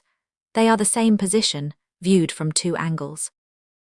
Harry turned this over in his mind, examining it the way he'd examine one of Charlotte's web structures, looking for the logic, the architecture, the way the threads connected. Dumbledore says I'm not a monster, he said. Dumbledore says a great many things. Do you think I'm a monster? Snape looked at him with those dark, unreadable eyes. I think you're a child who was given a power no one prepared him for, in circumstances no one should have allowed. What you become, monster, hero, or something more interesting than either, is a question that hasn't been answered yet. He stood. And the answer will depend more on what you choose to do with what you are than on what you are itself. He straightened his robes with a sharp tug. I have a potion that needs attending. Try not to petrify anyone while I'm gone. I'll do my best. See that you do. And then, halfway to the door, there are books in the library on animagus theory. I'll bring you one tomorrow. If you're going to be a basilisk, you should at least understand what that means. He left. Harry sat in the golden light of the hospital wing with Charlotte on his knee and Snape's words settling into him like seeds into soil. And he felt, for the first time, tentatively, provisionally, that he might not be entirely alone. On Friday, Dumbledore came to see him. Not the casual, check-in Dumbledore who'd been appearing at mealtimes with light conversation and gentle redirects. This was formal Dumbledore, wearing robes of deep purple with silver stars, his expression grave. Harry, I need to discuss something with you, and I need to be honest about it, which, as you have rightly observed, has not been my strongest quality in relation to your welfare. He sat in Snape's chair. It looked wrong on him, too small, too close to the ground. Dumbledore was a man designed for thrones and podiums, not visitors' chairs in hospital wings. 3 things, Dumbledore said. First, the Wisengamot, our governing body, has been informed of the incident at Privet Drive. The details were supposed to be sealed, but information has leaked. As of this morning, several prominent members are calling for a formal inquiry into your status. My status as what? As a potential threat. A Basilisk Animagus has never been recorded in the history of magical Britain. Some members of the Wisengamot are frightened, and frightened politicians are dangerous. More dangerous than a basilisk, Dumbledore almost smiled. In my experience, considerably. What do they want to do with me? Opinions vary. Some want you monitored, some want you studied. One member, and I won't name him yet, though you'll learn soon enough, has suggested you be classified as a dangerous magical creature rather than a wizard, which would strip you of your legal rights. Harry felt the cold thing in his chest stir. Not a transformation, nothing so dramatic, just a pulse, a reminder, I'm here, I'm ready. Can they do that? Not easily, and not while I'm Chief Warlock of the Wisengamot and Amelia Bones heads the DMLE, but the attempt will be made and you should be prepared for it. What's the second thing? Dumbledore removed his spectacles and turned them over in his hands. Without them, his eyes looked younger and more vulnerable, and Harry realized with a start that this was deliberate, a performance of openness. Dumbledore used honesty the way other people used lies, strategically. But Harry listened anyway, because strategic honesty was still honesty and beggars couldn't be choosers. The second thing is about your scar. When Madame Pomfrey examined you, she found anomalous readings in your magical core, a signature that doesn't match your own. He chose his words with obvious care. There is something in you, Harry, that was put there the night your parents died, something from the man who killed them. I don't fully understand it yet, I have theories, but they are theories, not certainties, and I'm telling you this because you have a right to know, and because it may be connected to the form your animagus takes. Harry's hand went to his scar. It was a reflex. He'd touched the scar thousands of times, tracing its lightning bolt shape in the dark of the cupboard. It had always felt like a part of him, no different from any other scar. But now, with his heightened senses, he could feel something underneath it, a warmth that pulsed out of sync with his own heartbeat, a second rhythm, a foreign presence buried so deep he'd never noticed it until now. Something from the man who killed them, Harry repeated. Yes, is it dangerous? I don't know, possibly, probably, but you've carried it for 7 years without apparent harm, and now that we know it's there, we can watch it. Watch it, like you watched me at the Dursleys, the blow landed. Dumbledore flinched, actually flinched, a physical reaction that cracked the composed exterior. That is fair, he said for the second time in a week. And deserved. Harry, I have made errors, significant ones. I placed you with the Dursleys because the blood wards created by your mother's sacrifice offered protection against magical threats that no other arrangement could match. I chose to believe, that the Dursleys would provide a home that was, if not loving, at least adequate. Arabella's reports suggested otherwise, and I told myself that the protection outweighed the cost. He put his spectacles back on. I was wrong. The cost was you, and you were too high a price. Why are you telling me this now? Because you asked for honesty, and because the third thing I need to tell you depends on trust I haven't earned. Harry waited. The third thing, Dumbledore said, is that the man who killed your parents is not entirely dead. He was destroyed, his body was destroyed the night he attacked you. But there are reasons to believe he persists in some form and that he will, eventually, try to return. When he does, you will be a target. Not because of anything you've done, but because of what happened that night, because you survived, and in surviving, you became a symbol of his failure. The hospital wing was very quiet. Late afternoon light slanted through the windows, catching dust motes, making them glow like tiny stars. So I have a piece of a murder in my head, Harry said slowly, and the rest of him is out there somewhere, and when he comes back, he'll come for me. Yes. And the basilisk thing, the snake I turn into, it might be connected to the piece in my head. That is my theory, unconfirmed, and the Wisengamot wants to label me a monster because of a power that was forced on me by the man who killed my parents. In essence, yes. Harry looked at Dumbledore, really looked, the way he'd look at a complicated equation or a problem with too many variables. And what he saw was an old man who had made terrible choices for complicated reasons, and was now sitting in a hospital wing trying to unwind the consequences, and who was, beneath the robes and the titles and the strategic honesty, afraid. You're scared, Harry said. Dumbledore blinked. I beg your pardon.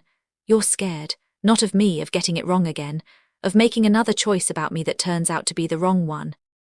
The old man was silent for a long time. The dust motes drifted. Charlotte worked on her web in the corner of the bedside table, oblivious to the weight of the conversation happening above her. Yes, Dumbledore said. I am. Good, Harry said. You should be.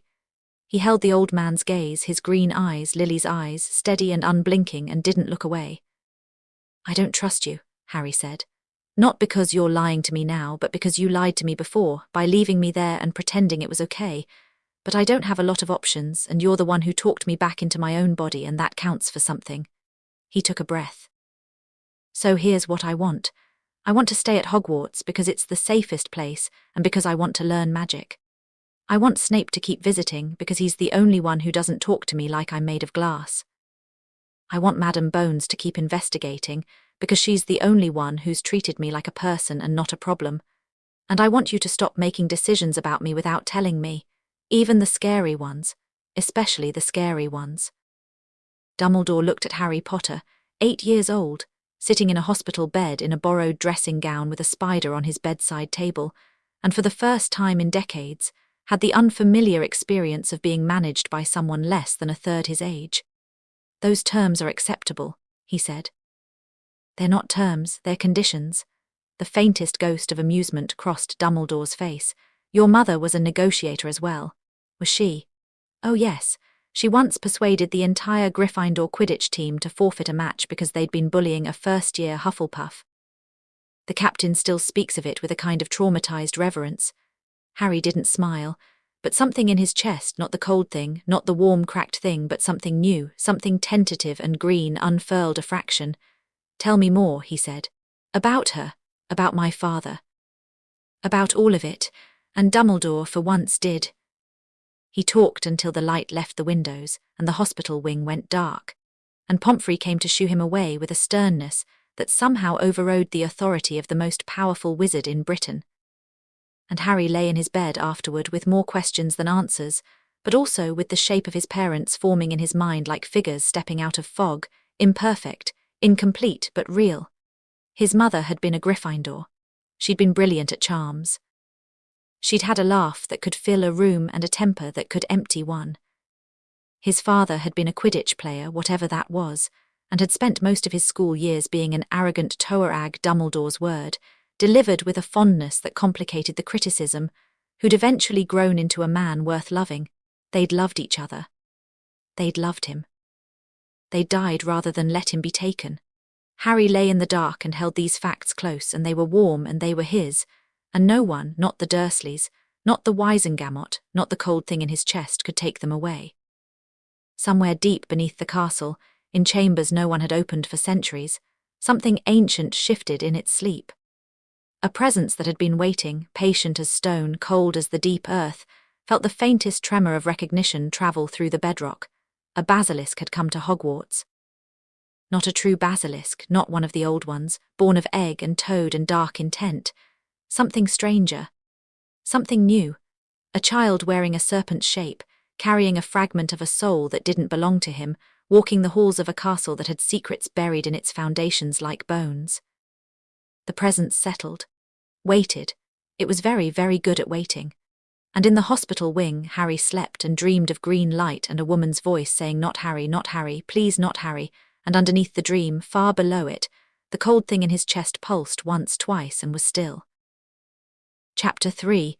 Cold blood. 3 weeks into his residency at Hogwarts, Harry discovered the castle was alive. Not alive the way people were alive, not breathing, not thinking, not conscious in any way he could articulate, but responsive. Aware.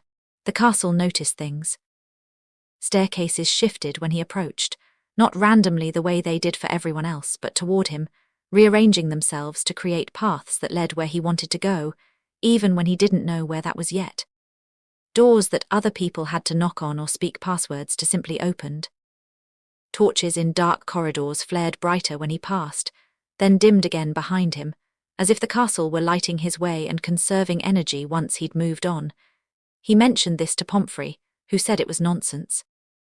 He mentioned it to McGonagall, who said the castle was old and magical and did strange things sometimes, and he shouldn't read too much into it. He mentioned it to Snape, who went very quiet and then said, "Don't mention that to anyone else." Which told Harry it was real and it mattered, and Snape didn't want him drawing attention to it. Fair enough.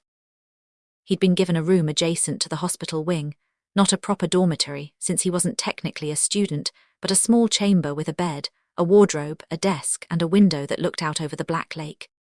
It was, by any reasonable measure, the nicest room Harry had ever occupied. It was also approximately 4 times the size of his cupboard, which meant his brain kept trying to fill the extra space with anxiety. He slept badly. Not because of the room, the bed was soft, the sheets were warm, the silence was the good kind, but because his dreams had teeth now. Every night the same thing. Green light, a woman screaming, and then a shift, a lurch, and he was the snake again, enormous and coiled, moving through corridors he didn't recognize but that felt familiar, and somewhere ahead of him, always ahead, always just out of reach. A voice was calling to him in a language that sounded like the wind through dry reeds. He'd wake up gasping, drenched in sweat, his hands gripping the sheets so hard his knuckles were white, and for 3 or 4 terrible seconds he wouldn't know what he was. Human or serpent, boy or basilisk. The line between the two was blurring, and that scared him more than anything else. It was a Tuesday morning, grey, drizzling, the Scottish weather asserting its reputation, when Harry first spoke to a snake. He'd been exploring the ground floor, mapping the castle in his head the way he'd mapped Privet Drive. Exits, hiding spots, routes of escape. Old habits. Pomfrey had cleared him for limited exploration a week ago, with the conditions that he stay out of classrooms during lessons, avoid the upper floors where most students congregated, and return to the hospital wing by dinner.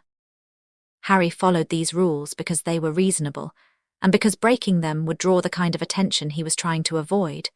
The students knew he was here. Of course they did. Hogwarts was a school full of teenagers, and the arrival of an 8-year-old who'd petrified his own family was not the kind of secret that stayed secret. Harry caught them staring sometimes in corridors, through classroom doorways, across the Great Hall when he took his meals there at off hours. They whispered. They pointed.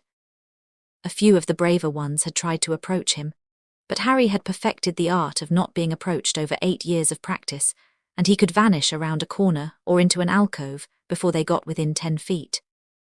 He was passing through a ground-floor corridor near the entrance to the dungeons when he heard it. Cold, cold, always cold down here. Mice are scarce. Bad season for mice. He stopped walking.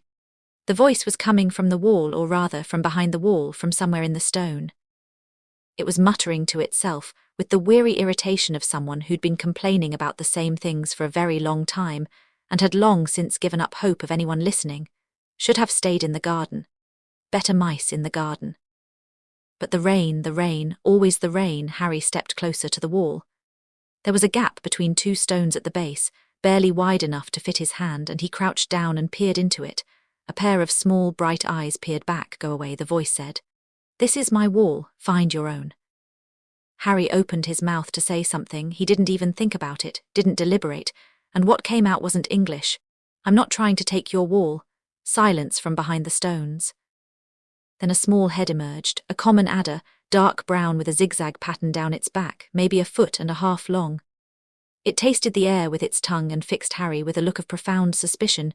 You speak, it said, apparently. 2 legs don't speak. Not for a long, long time.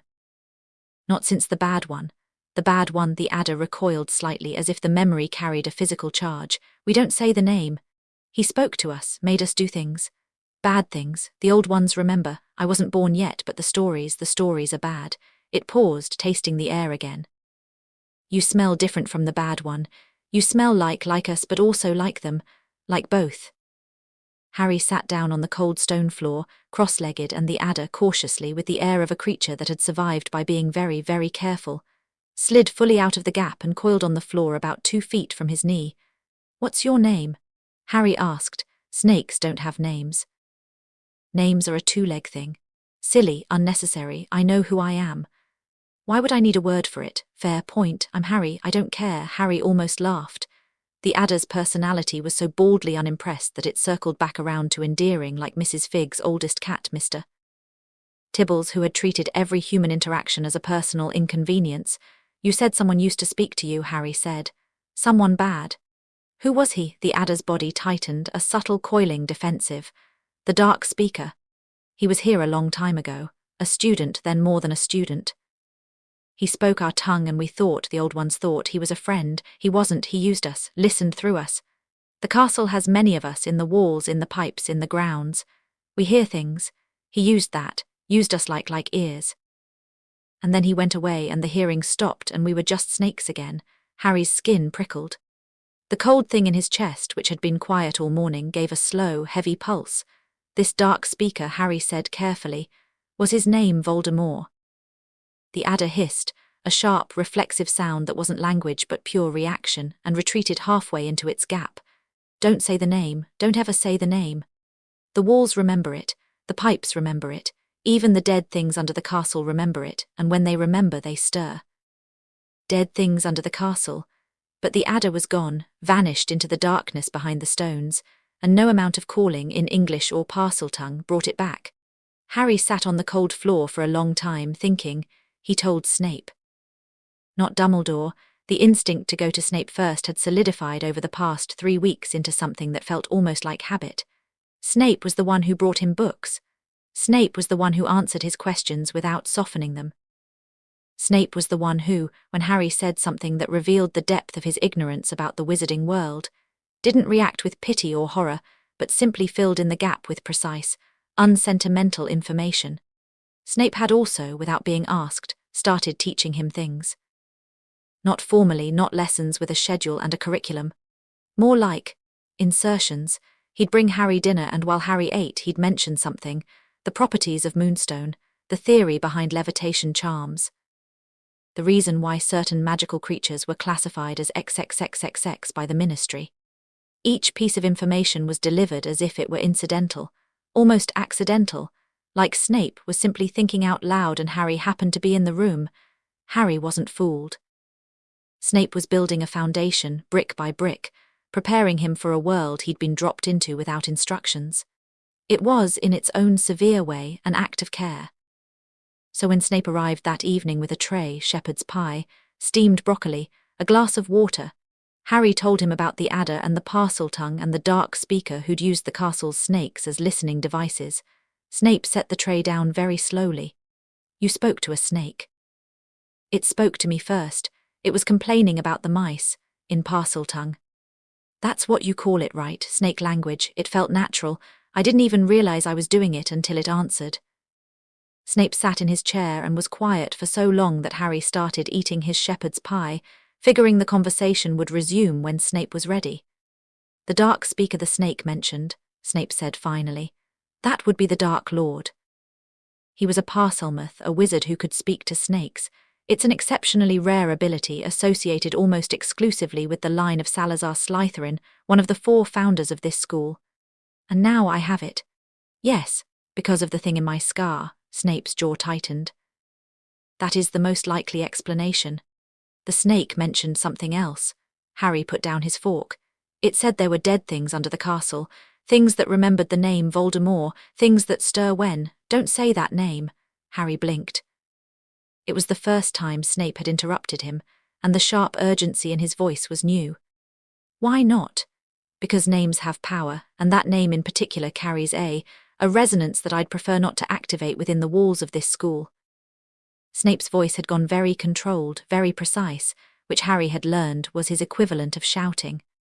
"The Dark Lord attended Hogwarts as a student. There are things in this castle connected to him, artifacts, enchantments, protections he laid during his time here, and some of them may respond to his name spoken in Parseltongue. The snake said the same thing, that the walls remember." The snake was more perceptive than most of the humans in this building. Snape stood and moved to the window, looking out at the rain-streaked glass, and his reflection was sharp and angular against the dark. "The dead things under the castle, the snake used those words specifically." "Yes." "Did it say where under the castle?" "No, it ran away. I scared it by saying his name." Snape turned from the window. His expression was unreadable, but his hands, usually so still and controlled, were gripping the windowsill behind him. "Listen to me carefully, Harry. The Parseltongue, the connection to snakes, these things are part of you now, whether we like it or not. But this castle has a history with Parselmouths, and that history is not benign. There are places in Hogwarts that were built by Slytherin himself, and some of those places have never been found. If you feel drawn to any part of the castle, if you hear voices or feel compulsions, or find yourself walking somewhere without deciding to, you come to me immediately. Not Dumbledore, me, do you understand?" "Why not Dumbledore?" "Because Dumbledore will treat it as a piece in a larger puzzle and make strategic decisions about what to tell you and when. I will tell you the truth, even when it's ugly." Snape paused. "Especially when it's ugly." Harry held his gaze. Okay. Snape left, and Harry finished his shepherd's pie alone, and later, lying in bed in the dark, he pressed his hand against the stone wall beside his pillow and felt the castle hum under his palm, a vibration so low it was more sensation than sound. And he wondered what was buried beneath the floors he walked on. The nightmare came 3 nights later. It started the usual way, green light, screaming the lurch, but this time, instead of becoming the snake and moving through corridors, Harry found himself standing in a bathroom. A girl's bathroom, old and disused, with cracked mirrors and a row of taps that dripped into stained sinks. One of the taps had a tiny serpent engraved on it, so small you'd miss it if you weren't looking. Harry wasn't controlling the dream. He was a passenger, watching through his own eyes as his body moved to the sink and his mouth opened and a word came out in Parseltongue. A word he'd never heard before, but that felt ancient and heavy and right. The sink moved. The whole bank of sinks split apart, revealing a black opening in the floor, a pipe, wide enough for a person to slide down, dropping into darkness. And from that darkness far below something breathed, not air, not wind, something alive. Something vast and patient and old, and it breathed in a rhythm that matched the cold thing in Harry's chest, beat for beat, pulse for pulse. And a voice rose from the depths, not words, not language, just a sound, a frequency, a calling. Harry woke up screaming. Not screaming, hissing. The sound that tore from his throat was Parseltongue, raw and involuntary, and it echoed off the stone walls of his room with a resonance that made the air vibrate. And his eyes were wrong. He could see in the dark. Not the blurry, indistinct darkness of human night vision, but the sharp thermal clarity of the basilisk, heat signatures blooming through the stone walls, the warm pipes running through the floor, a mouse in the wall 3 rooms away, and beyond that, below that, deep beneath the castle. A massive cold shape that was neither rock nor earth nor water but something else. Something alive and not alive, sleeping and not sleeping. Harry threw himself out of bed and pressed his face into the cold stone floor, squeezing his eyes shut. His heart was hammering, his human heart, his normal-speed human heart, and his skin was crawling with the sensation of scales trying to emerge and being held back. And the cold thing in his chest was awake, fully awake, pulsing with a vitality it hadn't had before. And something about the dream had fed it. He pressed his forehead into the stone and breathed. In, out, human, he was human, he had hands, he had feet. He had a face and glasses on the bedside table, not on his face, but they existed, and hair that wouldn't lie flat, and a scar that was currently burning with a dull, insistent heat that he'd never felt before. The burning faded. The scales retreated. His vision flickered, thermal, normal, and then settled on normal, and he was lying on the floor of his room in Hogwarts with his cheek pressed against cold stone and his whole body shaking. He got up, put on his glasses, walked to the door. The corridor outside was dark and empty past midnight, well past. The castle settled into its nighttime quiet.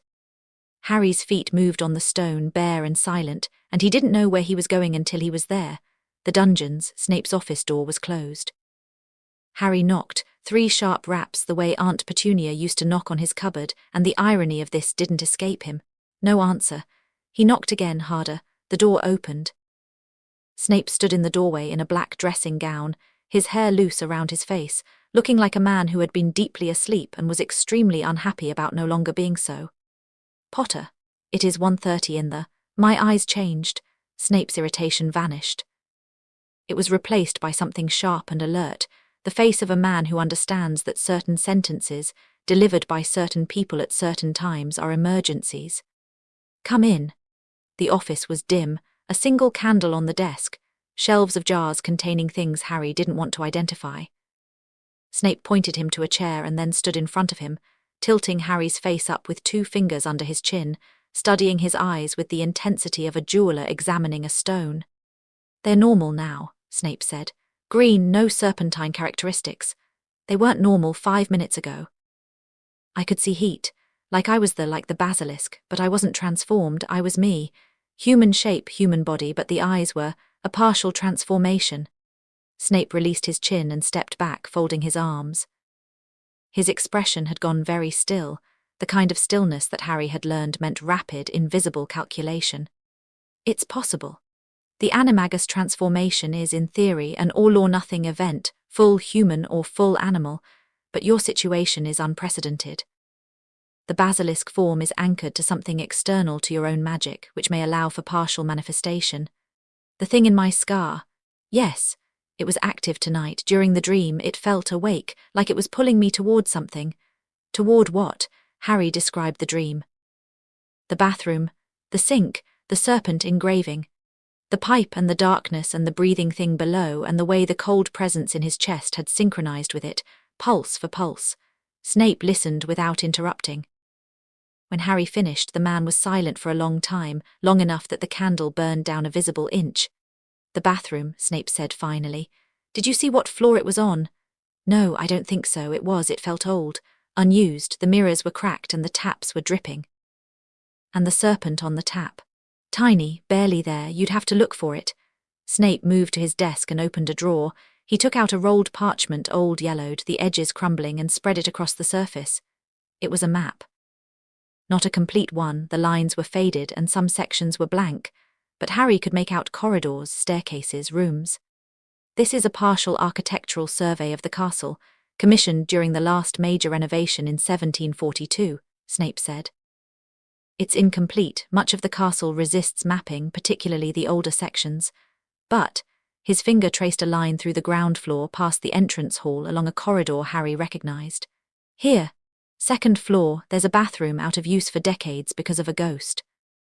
Moaning Myrtle, she was a student who died here in the 1940s. Died how? Snape looked at him. The candlelight caught the sharp angles of his face and made his eyes look like dark wells. No one knows. She was found dead in the bathroom. No marks, no wounds. The official cause of death was undetermined, but the unofficial theory, he stopped. There was a series of attacks at Hogwarts that year, students petrified. 1 killed, Myrtle. The school was nearly closed. A student was blamed, a 3rd year named Rubius Hagrid, and expelled. But some people believed the real culprit was never caught. What attacked them? The same thing your dream is showing you, Potter. The same thing that's sleeping under this castle, waiting for a Parselmouth to come along and wake it up. Snape's voice was very quiet now. A basilisk, a real one. Slytherin's basilisk, the monster in the Chamber of Secrets. The words landed in the room like stones dropped into water, and the ripples spread outward, and Harry sat in a chair in Snape's dungeon office at 1:30 in the morning and felt the cold thing in his chest pulse in recognition. The Chamber of Secrets, he repeated. Legend has it that Salazar Slytherin built a hidden chamber in the castle before he left, a chamber containing a creature that only his true heir could command. The chamber has never been found. Its existence has never been confirmed. Snape rolled up the map with precise, controlled movements. But a girl died in a bathroom in 1943, and the attacks stopped when a specific student was expelled, and that student, the one who was really responsible, not the one who was blamed, went on to become the most dangerous dark wizard in a century. The Dark Speaker. The one the snake told me about. Yes, Harry's mind was working fast, faster than it usually did, as if the dream and the partial transformation had sharpened something, tuned some frequency higher. He was a student here. He found the chamber. He opened it and let the basilisk out, and it attacked students, and one of them died. And then he, closed it again, left the basilisk down there. That is my theory. And now the thing in my scar is trying to lead me to it. Snape said nothing. He didn't need to. The answer was written in the way he stood, tense, coiled, a man who had just watched a series of puzzle pieces connect into a picture he didn't like. I could feel it, Harry said slowly. In the dream, the basilisk under the castle, it wasn't hostile, it was more like. He searched for the right word. Lonely, like it's been down there for decades alone, and it felt me and it reached out. You are attributing emotion to a 1,000-year-old magical creature based on a dream influenced by a dark artifact embedded in your skull. I would caution against anthropomorphizing. You're the one who told me my animagus form reflects my inner nature.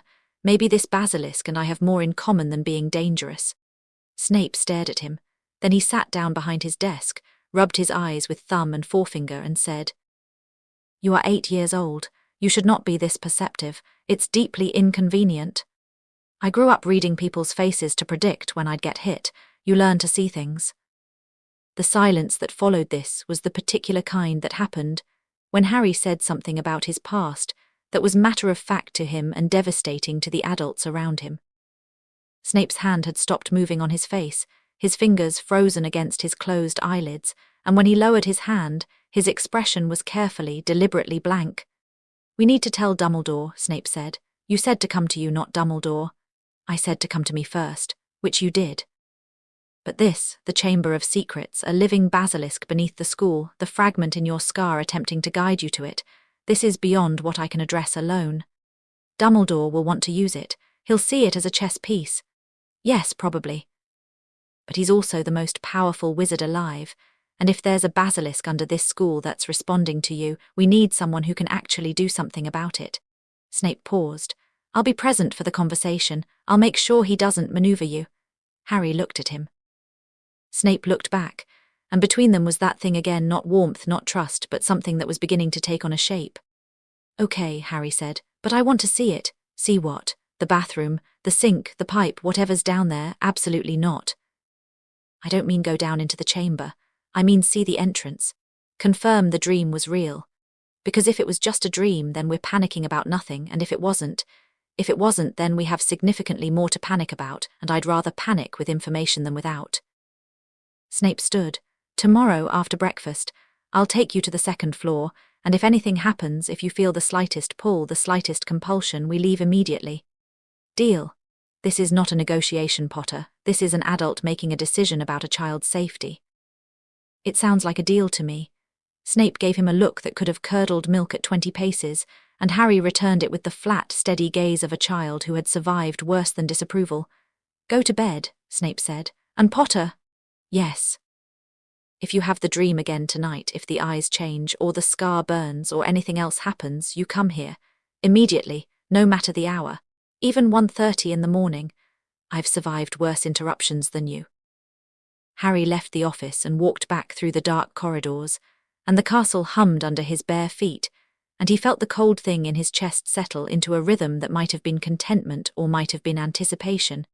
It was hard to tell the difference. The bathroom was exactly as he dreamed it.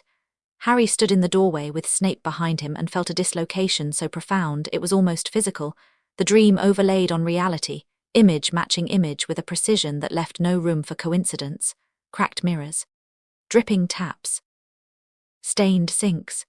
The air smelled of mildew and old water and neglect, and the floor was slick with moisture that seemed to seep from the walls themselves. It was a sad room, abandoned, forgotten, the kind of place that accumulated absence like dust. "This is it," Harry said. "So your dream was not merely a dream." Snape's voice was neutral, but his wand was in his hand, held loosely at his side. "Can you identify the tap?" Harry walked along the row of sinks, running his hand along the porcelain. His fingers found it before his eyes did, a tiny irregularity in one of the taps, almost imperceptible, and when he leaned close he could make out the shape of a serpent, no bigger than a thumbnail, engraved in the metal. "Here." Snape moved closer, examined the engraving, and said nothing. His face was doing the thing it did when he was processing information that confirmed something he'd been hoping was wrong. "Can you feel anything?" he asked. "From below?"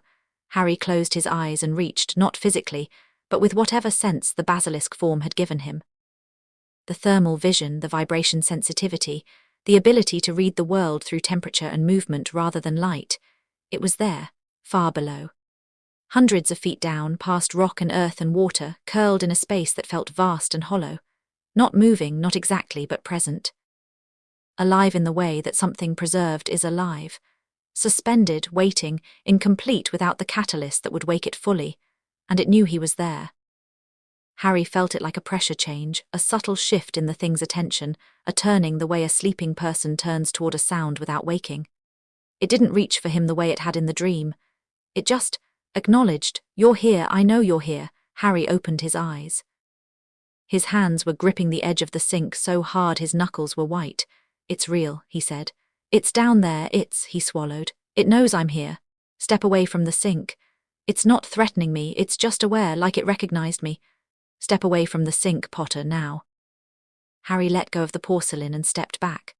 The connection dimmed, not gone but muted, like turning down the volume on a radio.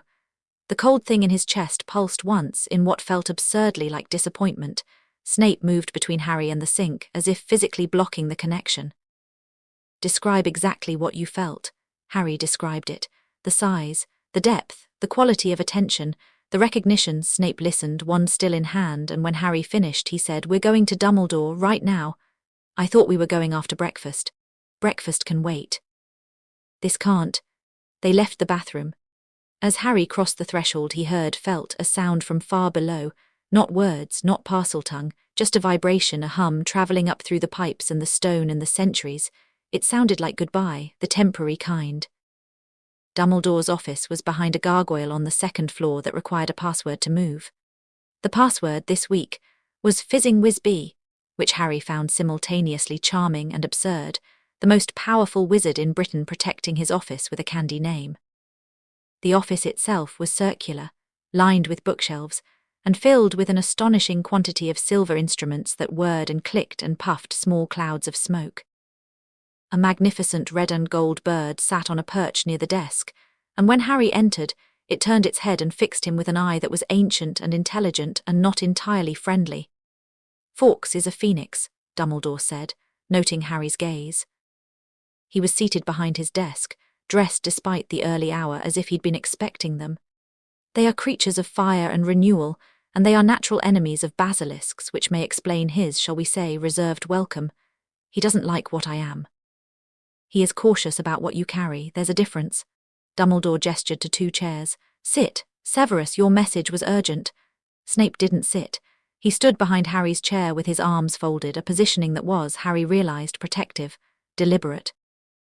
Snape had placed himself between Harry and Dumbledore, not physically but symbolically, and Dumbledore noticed, and something flickered behind those half-moon spectacles. "The boy had a dream," Snape said. "Not an ordinary dream, a guided one." The fragment in his scar showed him the entrance to the Chamber of Secrets. Whatever Dumbledore had been expecting, it wasn't this. His composure didn't crack, not exactly, but there was a momentary stillness, a pause in the constant subtle motion of a very old man that betrayed surprise. The Chamber of Secrets. Second floor bathroom, the one with the ghost. There's a serpent engraved on one of the taps. Potter identified it by touch. Snape's voice was clipped, efficient, delivering intelligence. We went to the bathroom this morning. Potter sensed the creature below. He describes it as alive, aware, and responsive to his presence. Dumbledore looked at Harry. His expression was complex, layers of calculation and concern and something that might have been wonder poorly concealed. Harry, tell me exactly what you felt. Harry told him, again. The same account he'd given Snape, with the same details, because he'd learned that consistency mattered, that adults trusted children more when the story didn't change between tellings. Dumbledore listened with his fingers steepled, his blue eyes bright and unblinking. The creature recognized you, he said when Harry finished. Yes, not as a threat, I don't know what as, it just knew I was there and it turned toward me, like when you hear your name across a crowded room. Dumbledore's fingers pressed together more tightly. Severus, your assessment. The fragment is active, more active than it was at the time of the initial examination. The dream, the partial transformation, the parcel tongue, they're escalating. The fragment is using the boy's connection to basilisks as a conduit, drawing him toward an asset the Dark Lord left in the castle. You believe Tom intended this? I believe Tom was 17 when he opened the chamber and left a basilisk inside it. I believe the fragment in Potter's scar retains Tom's memories and instincts, including the knowledge of the chamber's location. And I believe that if a piece of the Dark Lord exists in this boy's head and there's a basilisk under this school, those two facts are going to intersect whether we want them to or not. Harry listened to this exchange and felt the cold thing in his chest shift uneasily. Tom. They called the Dark Wizard Tom. It was a strangely ordinary name for a monster, like finding out the Boogerman's name was Dave. You're talking about me like I'm not here, Harry said. Both men looked at him. I'm the one with the thing in my head. I'm the one who felt the basilisk.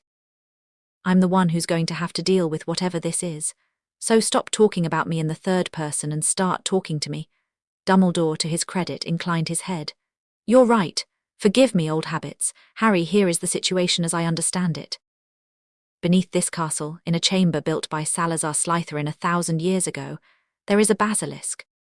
A real one, ancient, fully grown, and almost certainly the creature responsible for the death of a student in 1943. That student's death was caused by the direct gaze of the basilisk, lethal, unlike your petrifying gaze.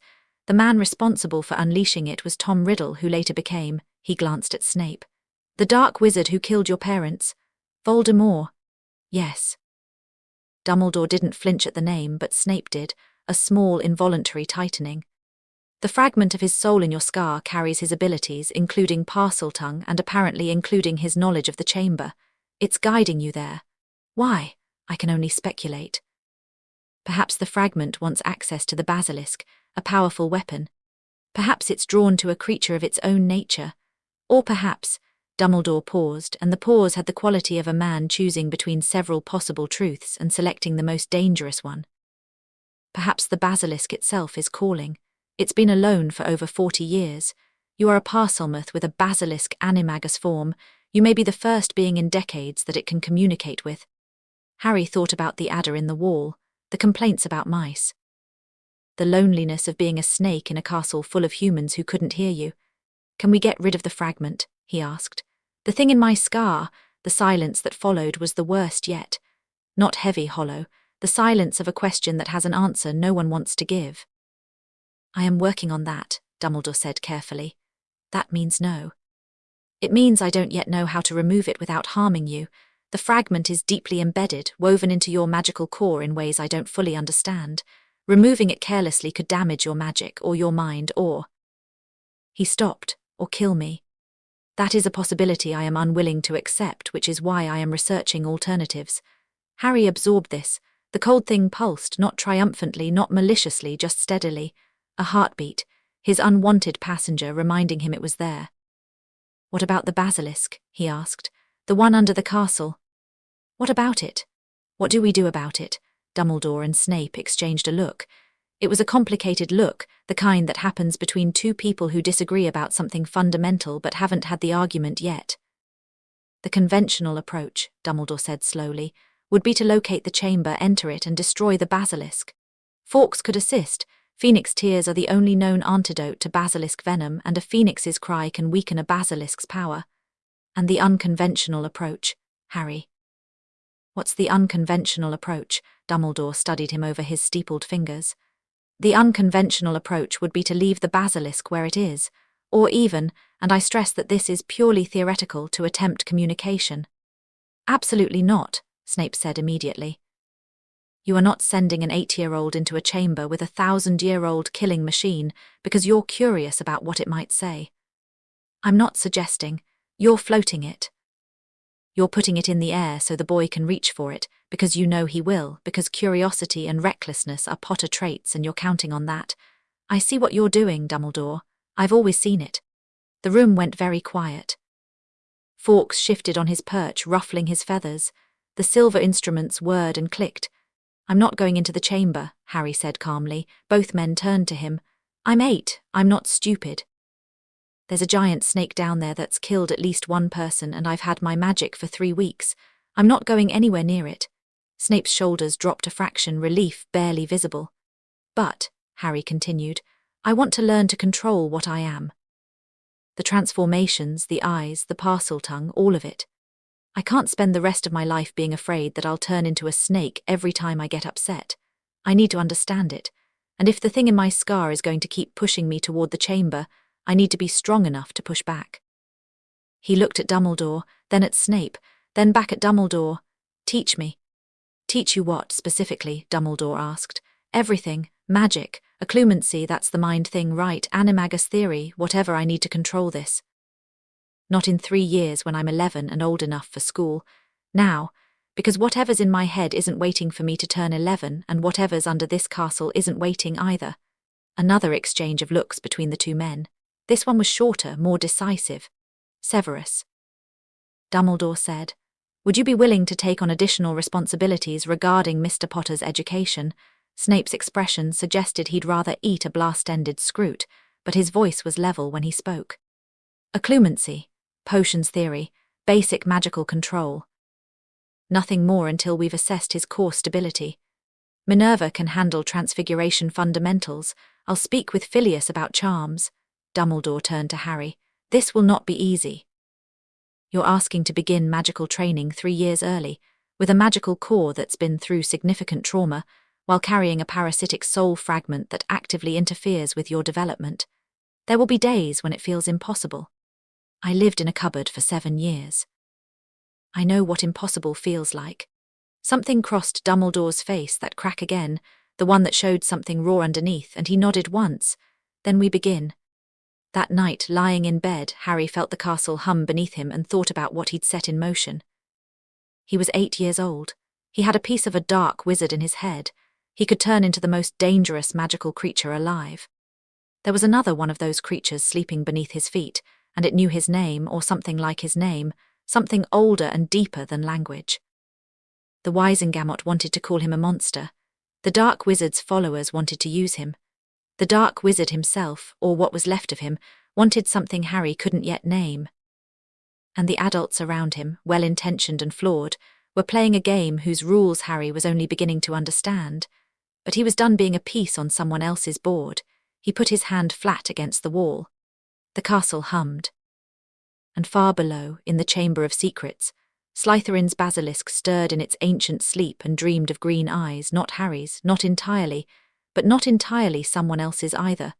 The cold thing in his chest pulsed once, twice, and settled. Harry closed his eyes and began to plan. Chapter 4. Shed Skin. The first occlumency lesson nearly broke him. Not physically, Snape was careful about that, almost excessively so, as if he'd calculated the precise amount of mental pressure an 8-year-old could sustain and was determined to stay 1 degree below it. But the mind, Harry was learning, had its own kind of bones, and they could fracture just as easily as the ones in his wrist. They worked in Snape's office after dinner, 3 evenings a week. The room was cold. Snape kept it that way deliberately, he said, because discomfort sharpened focus and lit by a single row of candles that cast more shadow than light. Harry sat in the straight-back chair across from Snape's desk, and Snape sat behind it, wand in hand, and the first time he said Legilimens, Harry's world came apart. It wasn't painful. It was worse than painful. It was exposure. Every memory he'd ever locked away dragged into the light and laid out like specimens on a table. Vernon's fist, the cupboard door closing, Dudley's laughter, bright and cruel, the sound of a family eating dinner while he sat in the dark and tried to make his stomach stop growling. Petunia's voice, worthless burden freak. The green light from his dreams, his mother's scream. Harry hit the floor. He didn't remember falling. One moment he was in the chair, the next he was on his hands and knees on the cold stone, gasping, his vision swimming. Snape was beside him. Not touching, Snape rarely touched him, but close, crouched at eye level, his face stripped of its usual severity. "Breathe, Potter, look at me, breathe," Harry breathed, in, out, in, out. The memories receded, slinking back into the dark places where he kept them, and his vision cleared and the nausea passed. "That," he said, still on his hands and knees, "was awful." "Yes, you saw all of that." "Yes, the cupboard, Vernon, everything. I did not choose what surfaced." Legilimency, when used against an unshielded mind, pulls the memories with the strongest emotional charge. In your case, Snape started again. "We won't do that again, not like that. I should have prepared you better." "Is it always like that?" "No. That was a baseline assessment, crude, and I apologize for it. The actual training will be different. I'm going to teach you to build walls, mental barriers that prevent intrusion. It won't happen quickly. Occlumency is one of the most difficult magical disciplines, and most adult wizards never master it. But you have a significant advantage." "What advantage?" Snape looked at him with an expression that was almost sympathetic. "You've been building walls your whole life, Potter. You just didn't know they were made of magic." They started over. Not with legilimency, not with the battering ram approach that had put Harry on the floor, but with meditation. Snape had him close his eyes and focus on a single image, a door. Any door. Harry chose the cupboard door because it was the door he knew best, and Snape didn't comment on the choice, which Harry appreciated. "Hold the image. The door is closed. Nothing gets through a closed door." This is the most basic principle of occlumency, the understanding that your mind has boundaries and that you control them. Harry held the image, the cupboard door with its bolt on the outside and its peeling paint and the thin line of light underneath. He knew every inch of it. He'd stared at it for 7 years. Now someone is on the other side, they want in, they're pushing. What do you do? Lock it. How? There's no lock on the inside. Harry opened his eyes. "There wasn't," he said. "I'm putting one there now." Something shifted behind Snape's expression, surprise, maybe, or approval. "Show me." Harry closed his eyes again. The cupboard door, the bolt on the outside, Vernon's bolt, the one that kept Harry in. He reached for it with his mind and moved it. Pulled the bolt from the outside of the door to the inside. It resisted, the metal was heavy, the mechanism stiff, but he pulled harder and it came, grinding across the wood, and now the lock was on his side. "It's done," Harry said. "What did you do?" "I moved the lock." "It was on the outside. I put it on the inside." Snape was quiet for several seconds. When Harry opened his eyes, the man was leaning back in his chair, studying him with an intensity that bordered on clinical. "That," Snape said slowly, "is not a standard occlumency technique. Does it work?" "Try it. I'm going to use legilimency again, gently. A touch, not a push. You'll feel pressure against your mental barrier. Hold the door." Harry closed his eyes. The door, the lock, the bolt on his side. Legilimens. Pressure. Subtle this time, not the battering ram from before, but a hand on the doorknob, testing, turning. The door rattled in its frame. Harry held the lock and pushed back, and the pressure stopped, and there was a moment of absolute stillness, his mind quiet and contained with the door between him and everything else. "Good," Snape said, and the word sounded like it had been extracted under duress. "That's unexpectedly good." The barrier held. "Your mental architecture is," he paused, recalibrated. "Unusual. Most occlumency students build walls or shields, abstract constructs. You built a door you already knew and you weaponized the lock that was used against you. That's not textbook, but it's effective." "The cupboard taught me something after all." Snape's mouth thinned. "Don't be glib about it."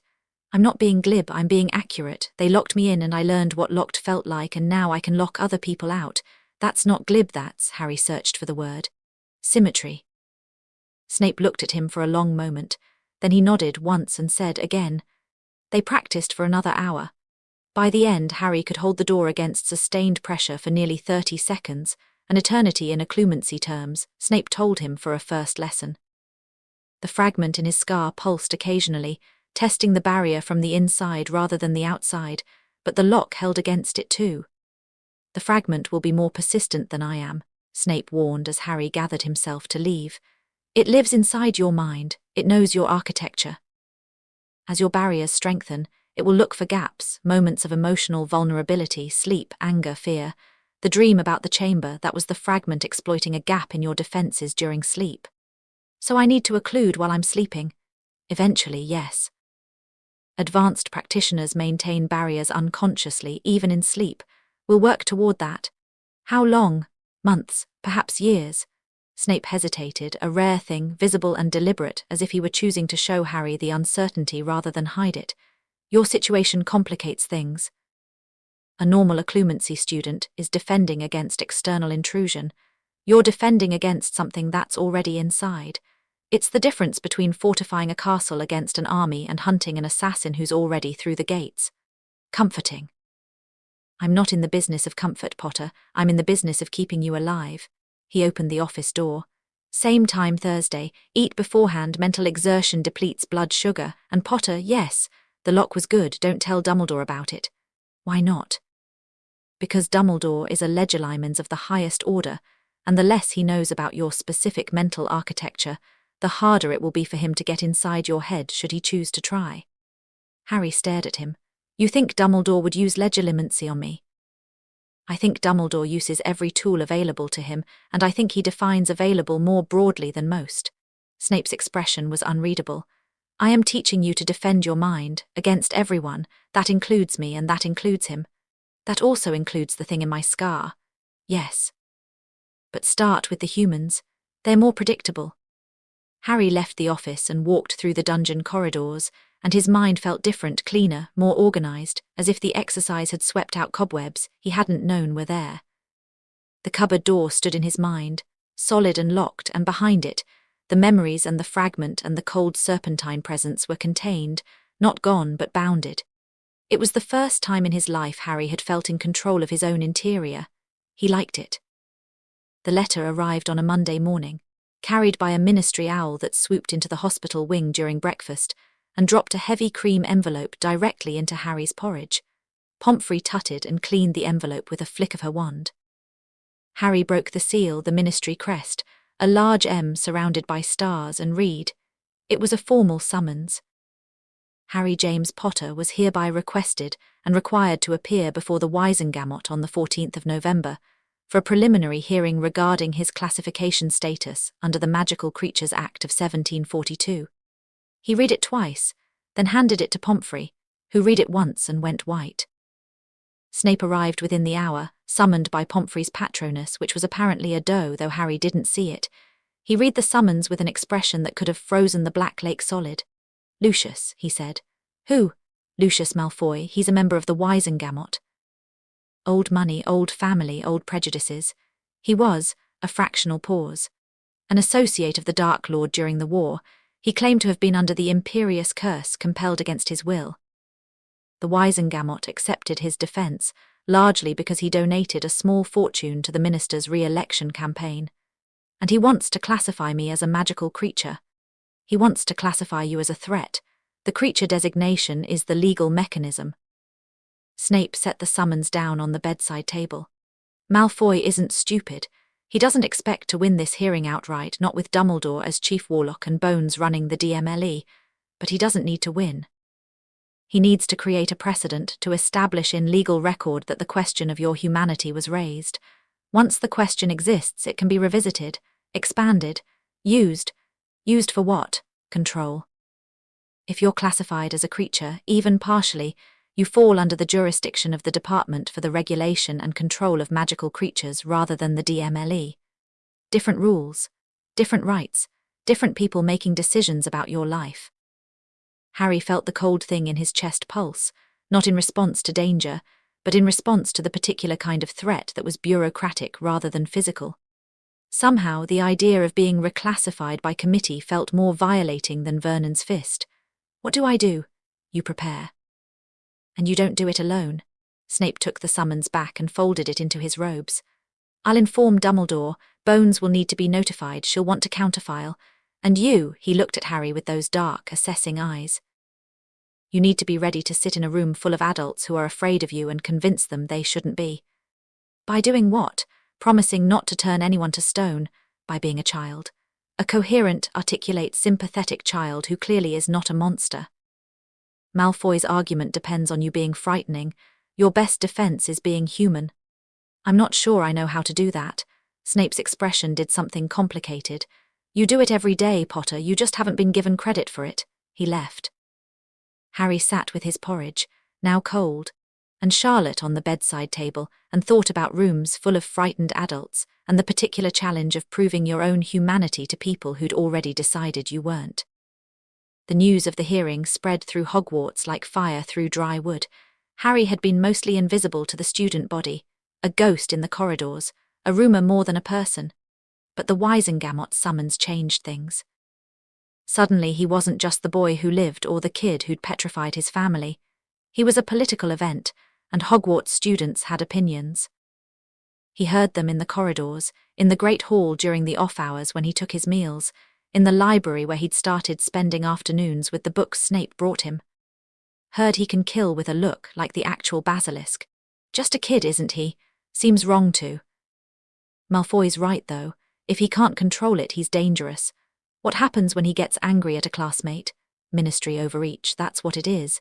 Since when do we classify children as? Harry learned to tune it out. Or rather, he learned to file it away, sorting the opinions into categories. Sympathetic, hostile, neutral, frightened. The way he'd sorted the fragments of overheard conversation at Privet Drive. Information was currency. He'd always known that. It was on a Wednesday afternoon, 2 weeks before the hearing, that he met Tonks. He was in the library, buried in a book on animagus theory that Snape had recommended, dry, technical, but illuminating, when someone tripped over the leg of his table with a crash that sent a stack of books cascading to the floor. Bollocks, sorry, oh bollocks. Harry looked up. A young woman, maybe 17, with a shock of bright pink hair that couldn't possibly be natural, was on her hands and knees, gathering scattered books and swearing with a fluency that suggested extensive practice. Sorry, I'm so sorry. I swear I'm not usually this. Well, no, I am, actually. I'm exactly this clumsy all the time, it's a whole thing. She straightened up, arms full of books, and noticed who she'd disturbed. Her eyes, which were brown but seemed to be shifting toward violet as he watched, went wide. Oh, you're him, you're Harry Potter. Yes, the Basilisk kid. I'd prefer just Harry. Right, yeah, of course, sorry, I'm Tonks. Well, Nymphadora Tonks, but if you call me Nymphadora, I'll hex you, so just Tonks. She dumped the books back on the table and stuck out her hand. Harry shook it. Her grip was warm and slightly too enthusiastic. I'm here for the weekend. Professor McGonagall wanted to talk to me about career prospects, which is a polite way of saying she wanted to yell at me about my NEWT preparation. I'm in my 7th year, but I'm doing a research placement at the ministry this term, so I'm sort of half in, half out. She pulled out the chair across from him and sat down without being invited, which Harry found simultaneously annoying and refreshing. What are you reading? He showed her the cover. Animagus Transformation, Theory and Practice by Falco Ezelin. Oh, that's the standard one, bit dry, isn't it? I tried to read it in 4th year when I was trying to figure out. She stopped, looked at him. Her hair, which had been pink, shifted to a deep purple. Actually, can I ask you something? You're going to anyway, she grinned. Fair point. Do you, when you change, the basilisk thing, is it like wearing a costume? Or is it more like your body just does something and you're along for the ride? The question was so precisely targeted that Harry set his book down. The second one. The first time, definitely. It happened and I was inside it, but not controlling it, like being a passenger. Tonks nodded and her expression had changed, the scattered energy focusing into something serious and knowing. That's how it was for me, the first time I shifted. She held up her hand. As Harry watched, her fingers lengthened, not dramatically, just enough to be noticeable, and then shortened again. Her face rippled, the jawline softening and then sharpening, her nose changing shape for a fraction of a second before snapping back. I'm a metamorphmagus, she said. Born with it. I can change my appearance at will, hair, face, body shape, all of it. But the first time it happened, I was 3 years old and I didn't have a clue what was going on. My mum says I went through about 6 different faces in 10 minutes and screamed the whole time because I didn't understand why the mirror kept showing me someone else. Harry stared at her. Your body changes into something else without you choosing it. Used to. I've got control now, mostly. Emotional triggers still mess me up. If I get really angry or really scared, things shift on their own. My hair's a dead giveaway. It goes red when I'm angry and white when I'm scared, and this one time in 5th year, it went bright green during a really terrible date, and I still don't know what emotion that was. For the first time since arriving at Hogwarts, Harry laughed. It was a small laugh, half a breath, barely audible, but it was real, and it surprised him so much that he stopped and touched his mouth, as if checking that the sound had actually come from him. Tonks noticed. Her expression softened, and for a moment the scattered, clumsy energy settled and what was underneath showed through. A young woman with kind eyes and the particular empathy of someone who knew what it was like to be afraid of your own body. It gets better, she said. The control thing. I know that sounds like rubbish right now, but it does. The first 10 years of my life were a nightmare. I couldn't hold a single form for more than an hour, and every strong emotion sent my face into a new configuration. Kids at school thought I was a freak. Adults didn't know what to do with me. But Hogwarts, she gestured at the library around them. They understood, not perfectly, not immediately, but they tried. And McGonagall, she's the one who figured out that my shifts were tied to emotions and started teaching me emotional regulation techniques. And honestly, that woman is the reason I can walk down the street without my nose changing shape every time I see a cute dog. Snape's teaching me occlumency. Harry said, to control the transformations. Snape, God, I mean he's brilliant, don't get me wrong, but that man makes a funeral look cheerful. How's that going? He's actually, Harry paused, considering. He's good, he doesn't pretend it's fine when it isn't, he doesn't soften things. No, he definitely doesn't do that. Tonks leaned back in her chair, her hair cycling absently through shades of purple and blue. Look, I'm not an animagus and I'm definitely not a basilisk, so I can't pretend I know exactly what you're going through.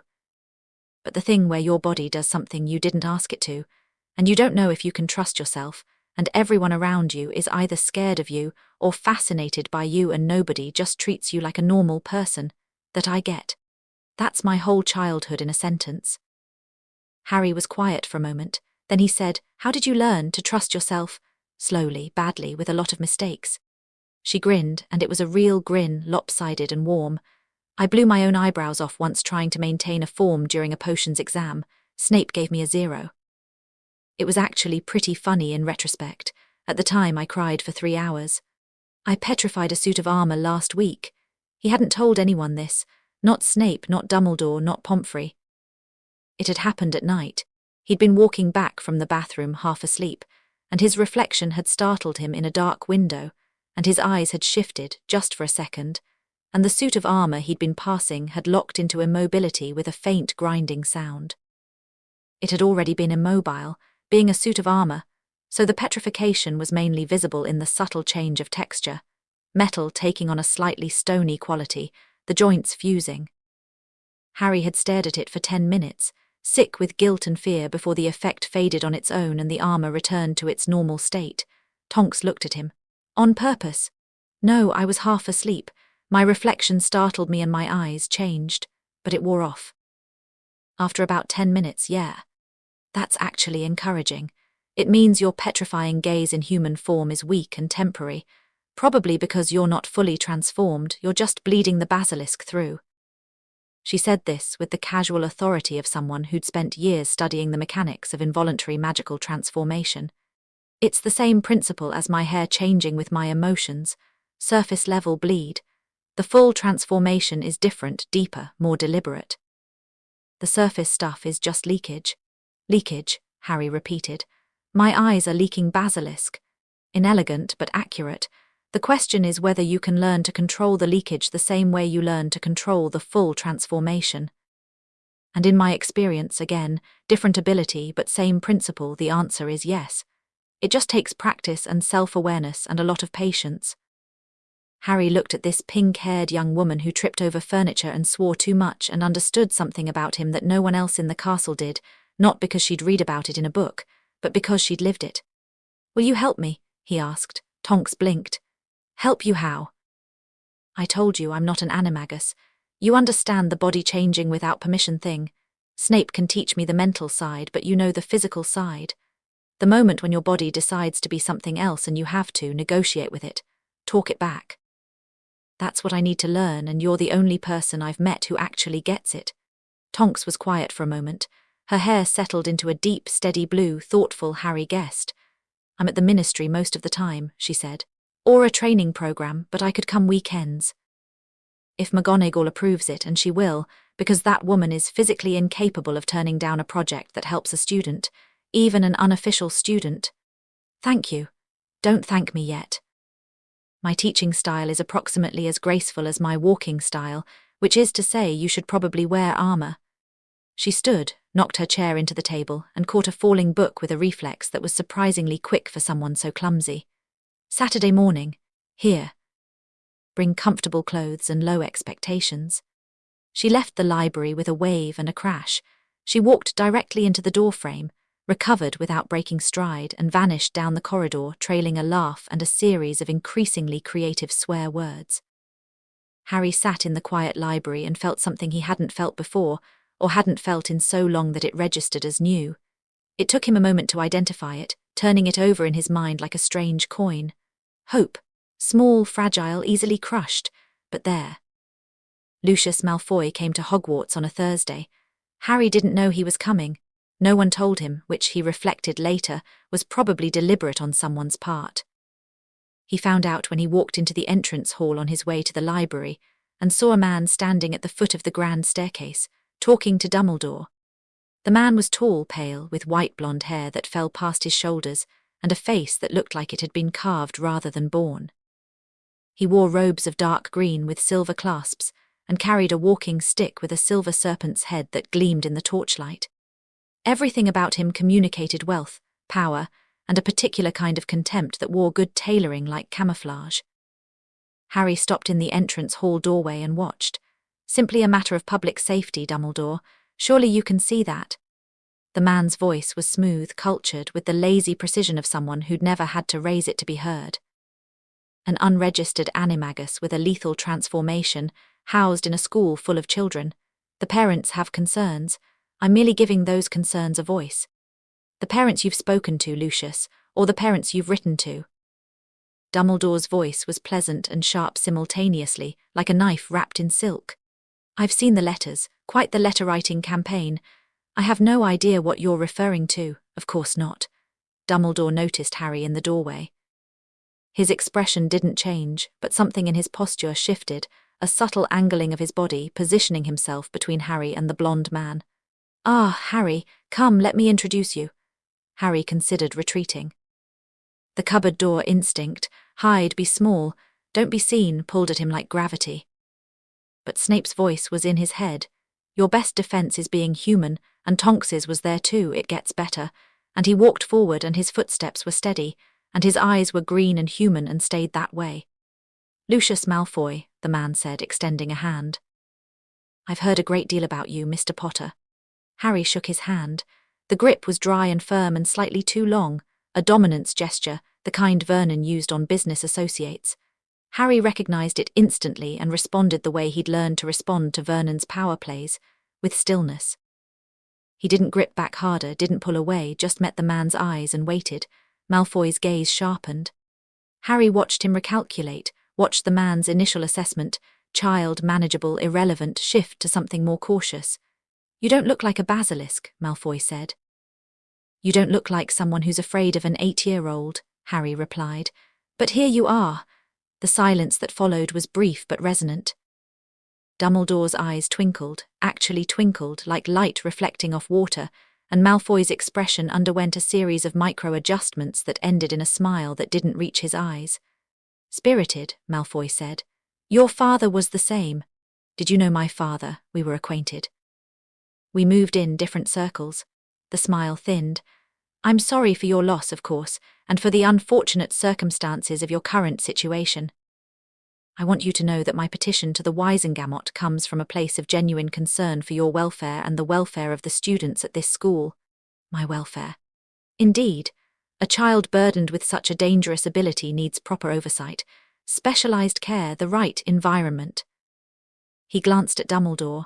Rather than being kept in a castle like a particularly exotic pet. I'm not a pet. No, of course not, but you're not a student either, are you? Not yet. You exist in a kind of limbo.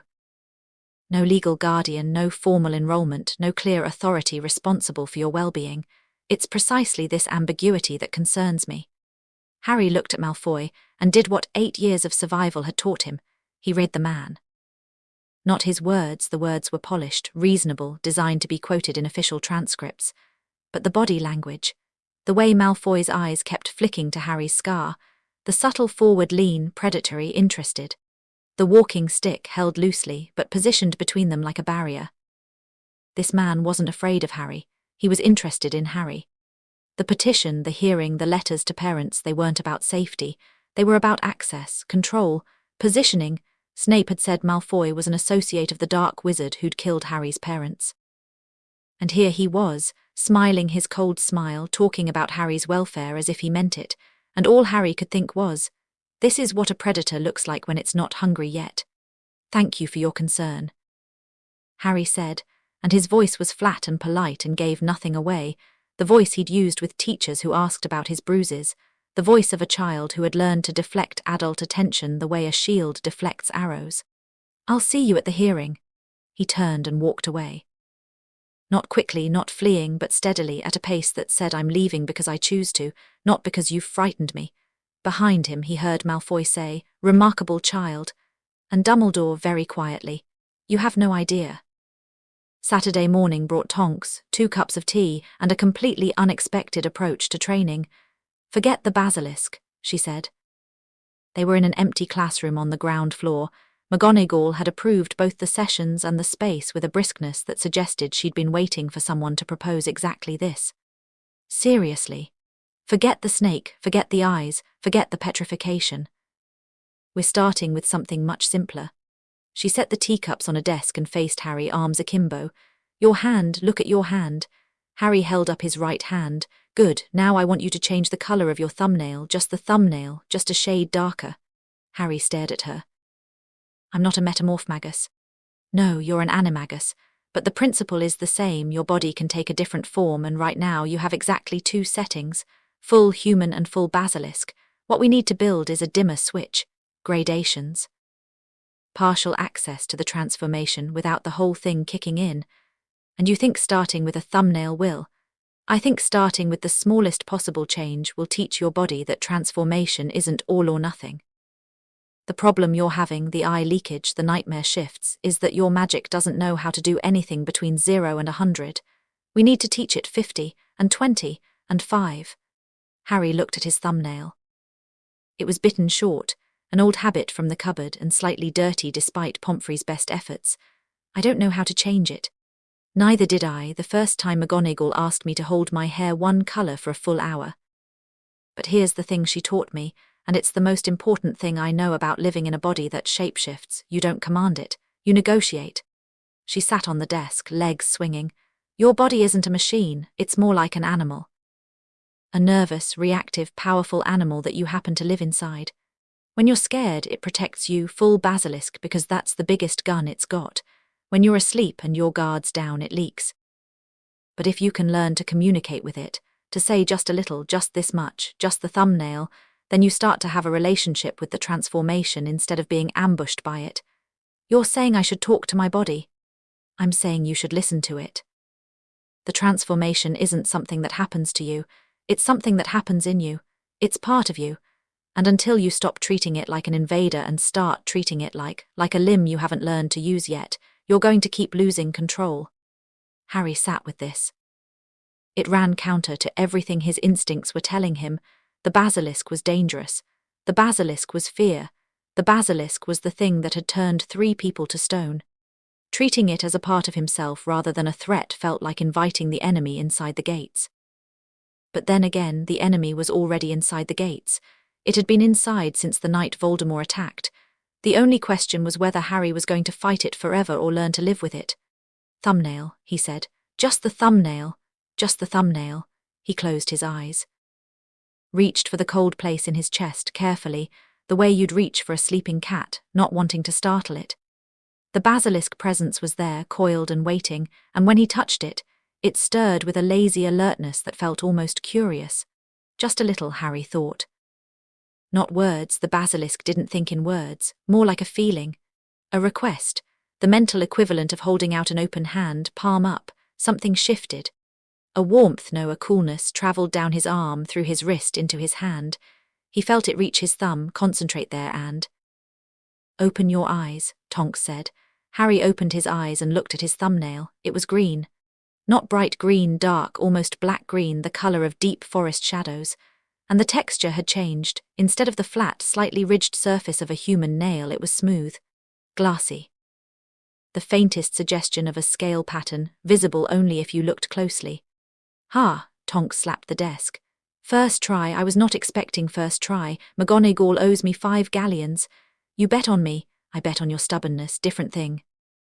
She hopped off the desk and crouched beside him, examining the thumbnail with professional interest. "Can you feel it, the change?" "Yes, it's cold, local, like the transformation but contained, like it's only happening in that one spot." "Good, now reverse it." This was harder. The transformation wanted to spread. The coolness in his thumb was pressing outward, probing toward his other fingers, toward his wrist. The basilisk was awake now and interested, and its interest felt like momentum, a stone rolling downhill. Harry focused on the cupboard door. The lock, stay. The coolness receded. His thumbnail faded from green-black to normal and the texture smoothed back to human. "How do you feel?" Tonks asked. "Tired, like I've been holding something heavy." "That's exactly what you were doing." Partial transformation requires constant mental effort. You're holding the change at a specific level instead of letting it run to completion. It's exhausting until it becomes habitual. She handed him a cup of tea. "Drink this, we'll try again in 10 minutes, and Harry…" "Yeah." "That was brilliant, I mean it. It took me 2 months to learn to hold a partial shift. You did it in 30 seconds. "I've had practice with holding things back." Her expression shifted, the cheerful energy dimming briefly, replaced by something older and more compassionate. "Yeah." She said quietly, "I suppose you have." They worked for 2 more hours. By the end, Harry could shift individual fingernails at will, change the texture of the skin on the back of his hand from human to scales and back, and, in a moment that surprised both of them, produce a faint thermal overlay in his vision without his eyes visibly changing. This last one was the breakthrough. The eyes were the most dangerous aspect of his basilisk form, the petrifying gaze, the thing that had turned the Dursleys to stone. If he could access the basilisk's sensory capabilities without the lethal effect, he'd have a tool instead of a weapon. The gaze is tied to the full eye transformation, Tonks theorized, sitting on the floor with her back against the desk, her hair cycling through exhausted shades of grey. The thermal vision is just a sensory extension, like me changing my ear shape to hear better. It's utility, not offense. If you can learn to separate the two, thermal vision without the petrification, you've basically solved your biggest problem. Biggest problem being the accidentally turning people to stone thing. That'd be the one, yeah. Harry flexed his hand. Human, normal. The scales were gone, the nails were pink, and the cold thing in his chest had settled back into its resting state with what felt, absurdly, like satisfaction. As if it was pleased to have been acknowledged. "Same time next week?" Tonks asked, standing and promptly tripping over her own shoelace. "Same time next week." She left with a wave and a stumble and a string of profanity that echoed down the corridor, and Harry sat in the empty classroom with his human hands, and his locked-down mind and the faintest ghost of a smile on his face. Snape discovered the Horcrux on a Tuesday. He didn't call it that, not to Harry, not yet. Harry was in his chair for the evening occlumency session, and Snape was doing what he called a diagnostic, a light legilimency touch, not to read Harry's thoughts but to map the landscape of his mind, looking for weaknesses in his defences. Harry held the door. The lock was solid now. 3 weeks of practice had reinforced it from a simple bolt to something more complex, a system of barriers that Snape had compared, grudgingly, to the defensive wards of a small fortress. The cupboard door was just the front entrance. Behind it, Harry had built rooms and corridors and dead ends, a mental architecture modelled on the only large building he knew well. Hogwarts itself. Snape was probing the defenses, testing, pushing when he stopped. "Hold still," he said. His voice had changed, gone flat and focused, the way it went when he was examining a potion that had done something unexpected. "There's something, I need to go deeper, you'll feel pressure, don't fight me." "What is it?" "Don't fight me, Potter." Harry lowered his defenses, not all the way, just enough to let Snape pass the outer barriers. He felt the man's consciousness move through his mind like a surgeon's hand, careful and deliberate, and then pain. Sharp, sudden, localized. Not in his mind but in his scar, a burning that flared white-hot and then subsided to a throbbing pulse. Snape withdrew. His face was the color of old paper. "Out," he said. "What? Out, go to your room, lock the door, I'll come to you later." "Snape, now, Potter," Harry went. Not because he was obedient. He'd never been obedient in the way the Dursleys had demanded, the reflexive compliance of a broken thing, but because the look on Snape's face was one he recognized. It was the look of someone who'd found something terrible and needed time to process before they could speak about it.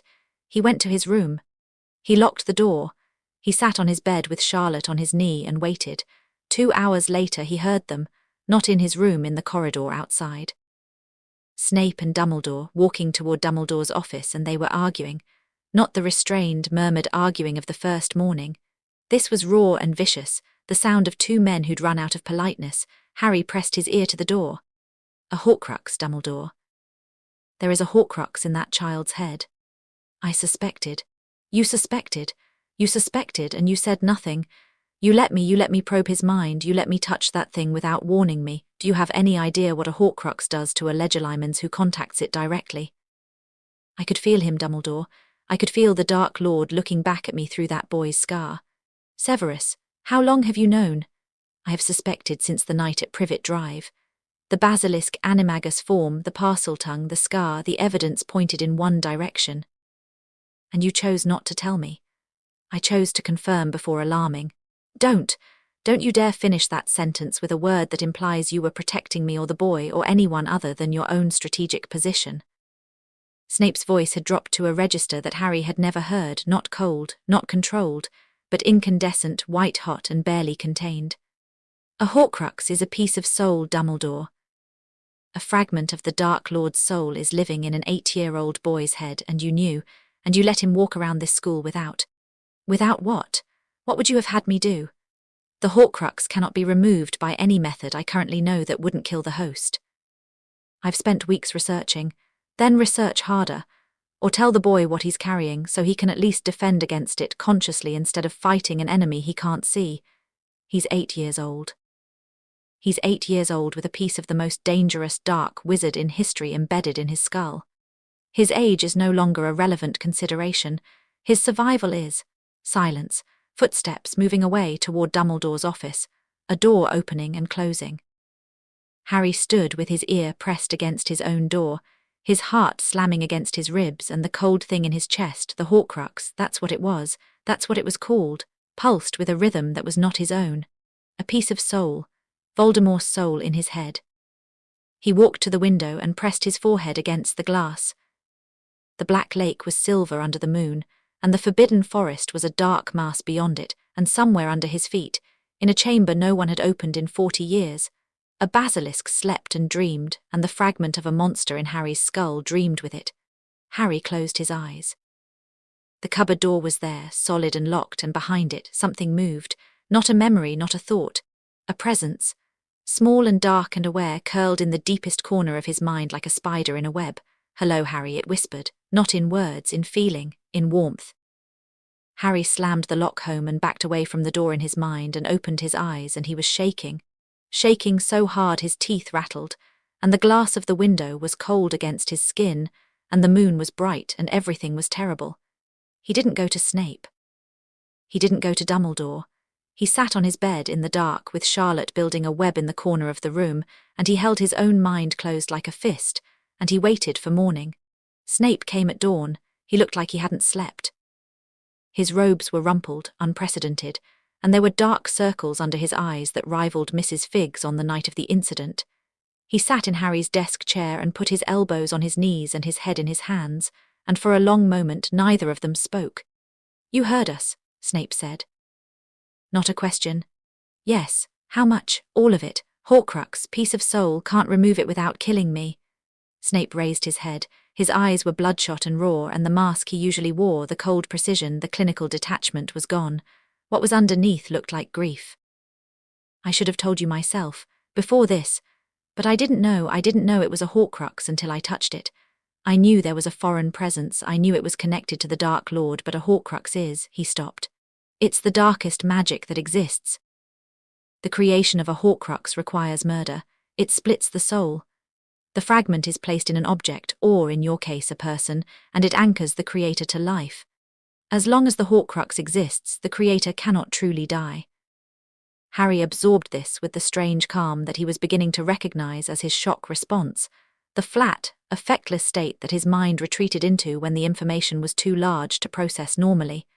So Voldemort can't die because a piece of his soul is in me. That is. One implication, yes, and to kill him someone would have to destroy the Horcrux. Yes, which means destroying me. The silence was absolute. Even Charlotte's web-building paused, as if the spider could feel the weight of what hung in the air. That is what Dumbledore fears, Snape said. It's what he's been researching, an alternative, a way to extract the fragment without harming you. Has he found one? Not yet.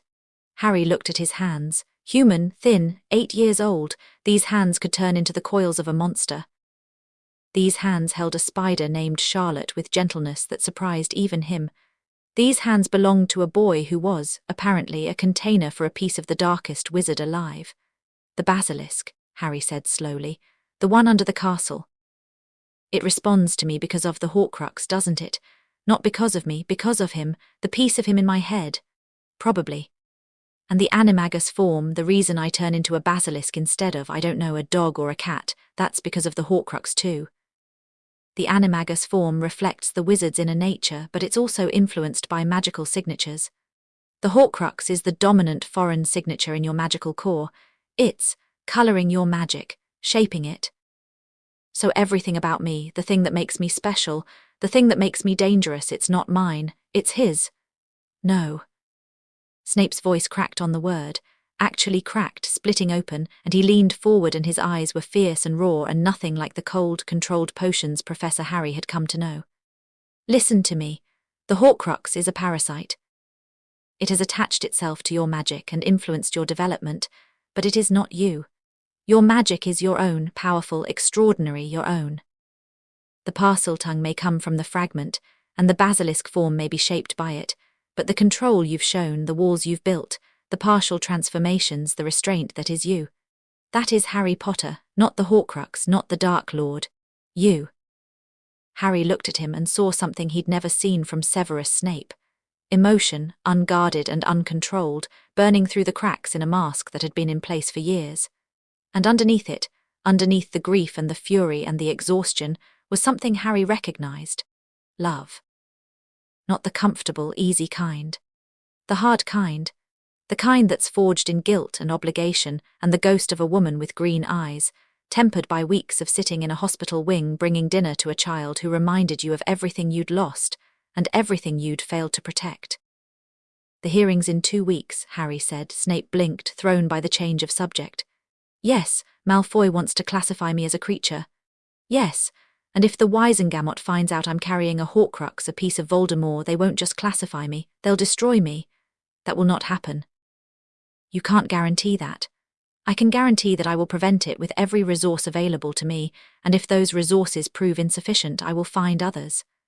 Snape's voice had regained some of its steel, the mask rebuilding itself, brick by careful brick. The Horcrux is a secret. It stays between Dumbledore, myself, and you, no one else. Not McGonagall, not Bones, not your pink-haired Metamorphmagus friend. The political situation is already volatile enough without adding soul fragments to the mix. Agreed. And the hearing, we prepare for it. You walk in there as Harry Potter, 8 years old, articulate and composed and very, very human. You answer their questions, you demonstrate restraint, and you do not, under any circumstances, let them see you afraid. Harry nodded. Then he said, Snape. What? Thank you. For being angry about it, for not treating it as a chess piece. Something moved across Snape's face. He stood, straightened his rumpled robes with a sharp tug and walked to the door. Thursday, he said. Occlumency, we're doubling the sessions. Twice a week is insufficient given the circumstances. Okay, and Potter, yes, the thing in your head. If it speaks to you again, if it whispers, you tell me. Immediately, not Dumbledore, me. It already has, Harry said quietly. Last night, after I heard you arguing, it said hello. Snape stood in the doorway, perfectly still, and Harry watched the colour drain from his face and then return. And the man who had survived the darkest wizard in a century as a double agent closed his eyes briefly and then opened them and said very calmly, "Then we have less time than I thought." He left. Harry sat on his bed in the early morning light and felt the Horcrux, named now, known, no longer an anonymous cold presence but a specific, terrible thing, settle in his chest like a stone dropped into still water. "Hello, Harry." Harry built the cupboard door higher. Thicker. Added locks. Added walls. "I can wait," the Horcrux whispered. "I'm very good at waiting." Harry closed his eyes and reached for the basilisk, not the Horcrux's basilisk, not Voldemort's legacy but his, the thumbnail turning green, the partial transformation. The dimmer switch Tonks was teaching him to build. If the darkest wizard in history was living in his head, then Harry would need every weapon available, including the ones that frightened him most. Chapter 5. The killing gaze. The morning of the hearing, Harry couldn't eat.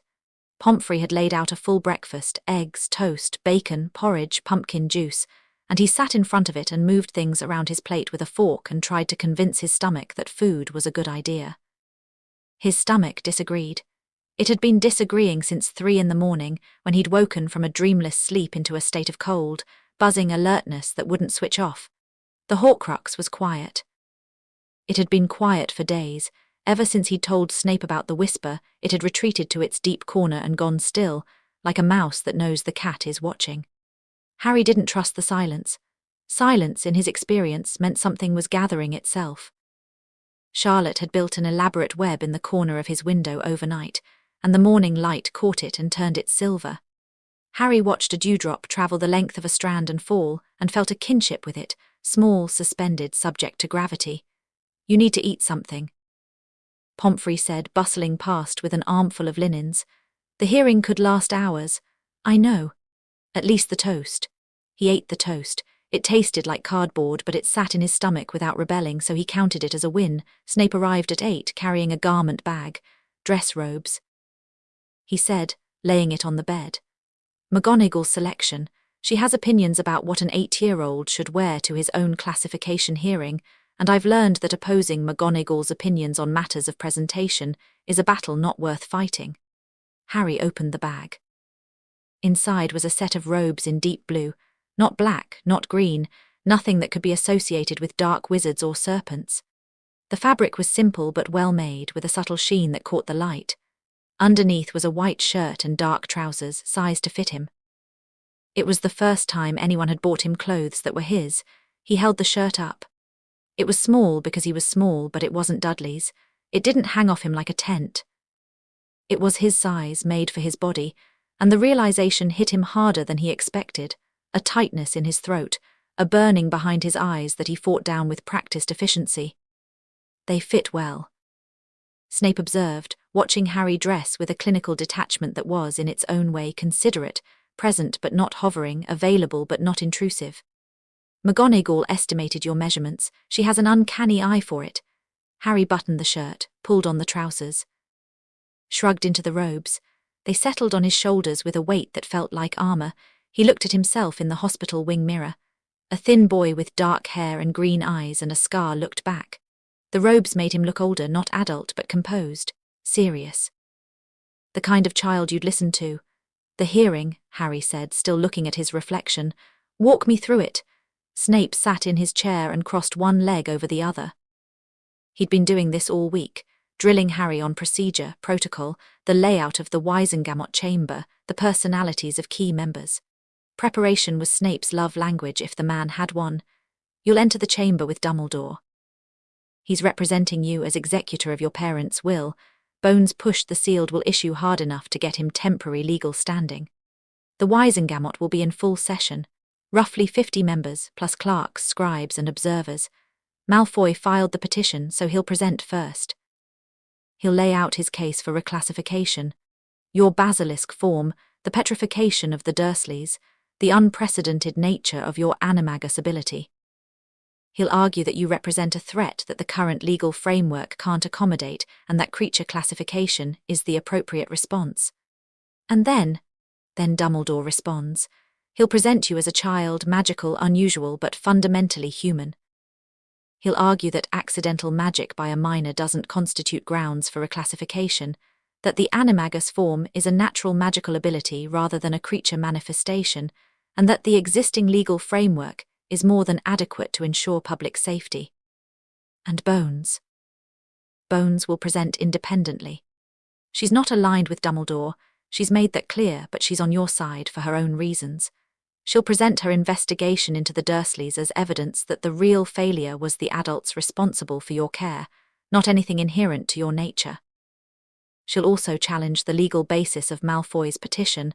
The Magical Creatures Act of 1742 was designed for non-human entities, and applying it to a wizard is, in her view, a dangerous precedent. Will I have to speak? Almost certainly. The Wisengamot has the right to question you directly. Malfoy will want to provoke you to make you seem unstable or dangerous. He may bring up the Dursleys, your parents, the conditions of your upbringing, anything that might trigger an emotional response. Because if you lose control, even slightly, he wins. One flash of yellow eyes, one hint of scales, and every frightened politician in that room will have the proof they need. Snape leaned forward.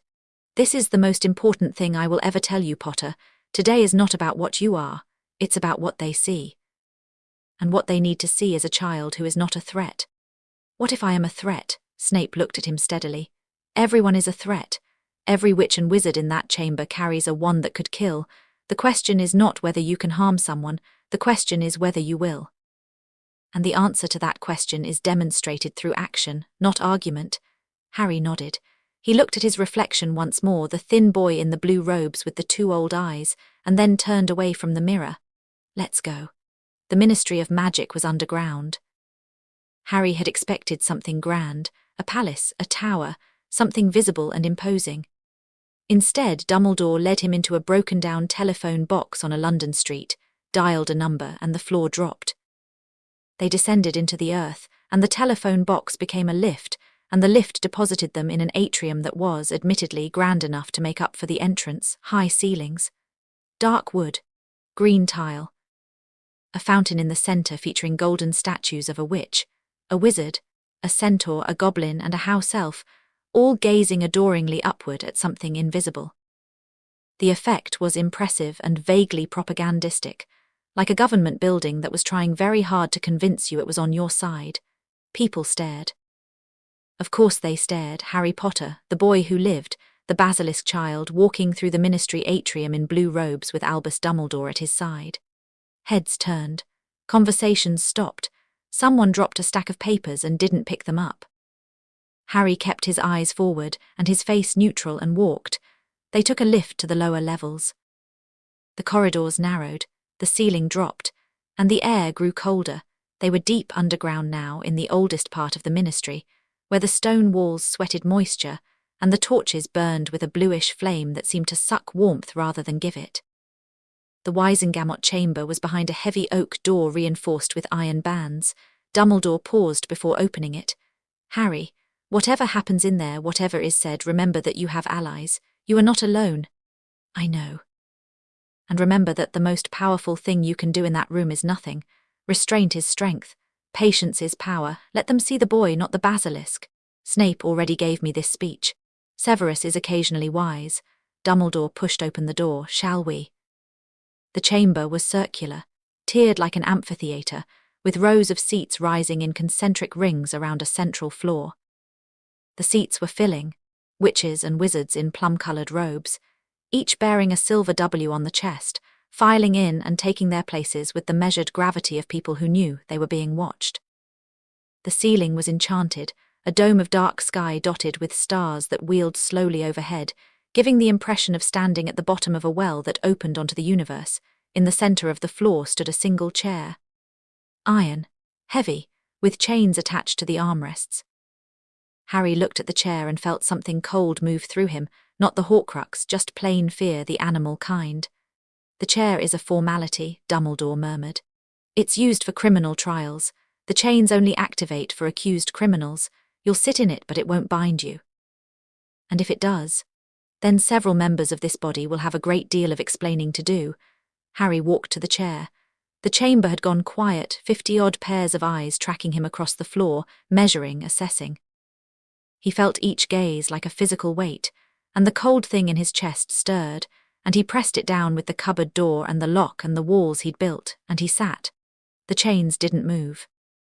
A small release of tension moved through the chamber, visible in the slight settling of shoulders, the quiet exhalations. The chair had judged him, and the chair said he wasn't criminal. It wasn't much, but it was something. This hearing of the Wisengamot is called to order. The voice came from the highest tier, an older wizard with a square jaw and bushy eyebrows, wearing robes of deep magenta.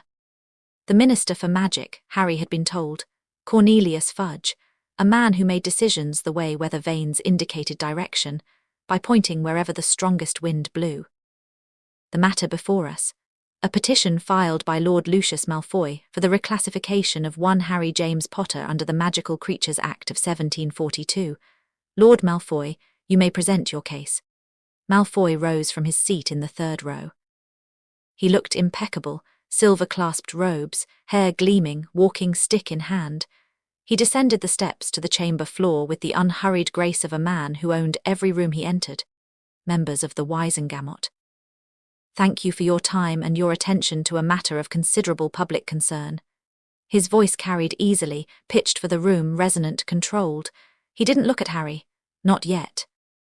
He addressed the tiers above, turning slowly, making eye contact with specific members in a pattern that seemed casual but wasn't. On the evening of October the 7th, Harry James Potter, a minor, age 8, residing with his Muggle relatives at No. 4 Privet Drive, underwent a spontaneous animagus transformation. His form, Malfoy paused, letting the silence build, was a basilisk. A murmur rippled through the chamber. Malfoy let it crest and fade. A basilisk, the king of serpents, XXXXX classified, one of only 3 magical creatures deemed by the Ministry to be impossible to domesticate and lethal on contact. Mr. Potter, in this form, petrified 3 Muggle adults through his gaze alone. The victims remained petrified for 4 days, until a restorative could be administered. He began to pace, a slow, measured circuit of the chamber floor, never approaching Harry's chair but orbiting it, the way a planet orbits a sun. I want to be very clear about what I am not arguing. I am not arguing that Mr. Potter is evil. I am not arguing that he acted with malice. I am not arguing that he intended to harm his relatives. He is a child, and children do not bear responsibility for the manifestation of uncontrolled magic. His tone was reasonable, measured, sympathetic even. Harry recognized the technique, build credibility by appearing fair, then use that credibility as a weapon. What I am arguing is that the nature of Mr. Potter's transformation raises questions that our current legal framework is not equipped to answer. An animagus is a wizard who can assume an animal form. The animal form is not the animagus, it is a shape, a temporary state, a tool, but the basilisk is not merely an animal. It is a magical entity of extraordinary power and lethality, classified at the highest level of danger by our own regulatory bodies. When Mr. Potter transforms, he does not merely assume a shape. He assumes capabilities, a petrifying gaze, venomous fangs, a body resistant to most forms of magical attack, capabilities that he cannot, by his own admission, fully control. Malfoy stopped pacing and turned to face the chamber. The question before this body is not whether Harry Potter is a good child or a bad one. It is whether a wizard who can transform into a XXXXX classified creature at moments of emotional distress, without training, without warning, and without control, can be adequately managed under existing wizarding law, or whether a new framework is needed. He sat down. The chamber buzzed. Dumbledore rose. He didn't descend to the floor, he spoke from his seat in the front row, the Chief Warlock's position, and his voice, though quiet, filled the room the way Malfoy's had not, completely without effort.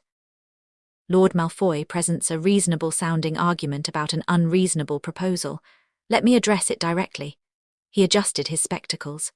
The Animagus transformation is one of the oldest forms of advanced magic. It is difficult, rare, and deeply personal. The form is not chosen but revealed, an expression of the wizard's inner nature. Throughout magical history, Animagi have taken forms ranging from the mundane to the dangerous. Minerva McGonagall, my deputy headmistress, transforms into a cat. Perfectly safe. But historically, Animagi have taken the forms of bears, wolves, venomous snakes, and in one notable case in the 13th century, a nundu, a creature whose breath can devastate entire villages. A stir in the chamber. Dumbledore continued. In none of these cases was the Animagus reclassified as a creature. The principle is clear and long-standing. The Animagus is the wizard, not the animal. The form does not override the person. To argue otherwise is to suggest that Professor McGonagall should be regulated by the Department for the Regulation and Control of Magical Creatures every time she transforms, that she becomes, legally, a cat. A few chuckles. In the gallery, McGonagall's expression suggested that anyone who tried to regulate her as a cat would regret it. Harry Potter is a wizard. He is a child. He experienced accidental magic under extreme duress. Extreme duress, which I should note, was the direct result of years of physical and emotional abuse by the very Muggle relatives in whose care he had been placed. The chamber went very quiet. The Animagus form he manifested is unusual, yes. Unprecedented, yes. But it is an Animagus form, a magical ability, not a creature manifestation. Mr. Potter did not become a basilisk. He assumed a basilisk shape, briefly and involuntarily, and the petrification his gaze produced was a diluted, non-lethal version of a true basilisk's power. No one was killed. No one was permanently harmed. A child was pushed to his absolute limit by adults who failed him, and his magic responded the only way it knew how. Dumbledore paused. To classify that child as a creature, to strip him of his legal personhood because his magic frightens us, would be a stain on this body that no amount of legislative polish could remove. He sat. The chamber was silent. Madam Bones, Fudge said after a moment, you indicated you wished to present. Amelia Bones rose from her seat near the front. She carried a leather portfolio, the same one she'd had at Privet Drive, and she descended to the chamber floor and stood beside Harry's chair, close enough that he could smell her perfume. Clean, sharp, no nonsense. I'll be brief, she said. Because this shouldn't require length. She opened the portfolio and took out a photograph. With a wave of her wand, it enlarged and hung in the air above the chamber floor, visible to every tier. It was the cupboard. Harry recognized it instantly, the thin mattress, the single sheet, the crayon drawings on the wall, the bolt on the outside of the door.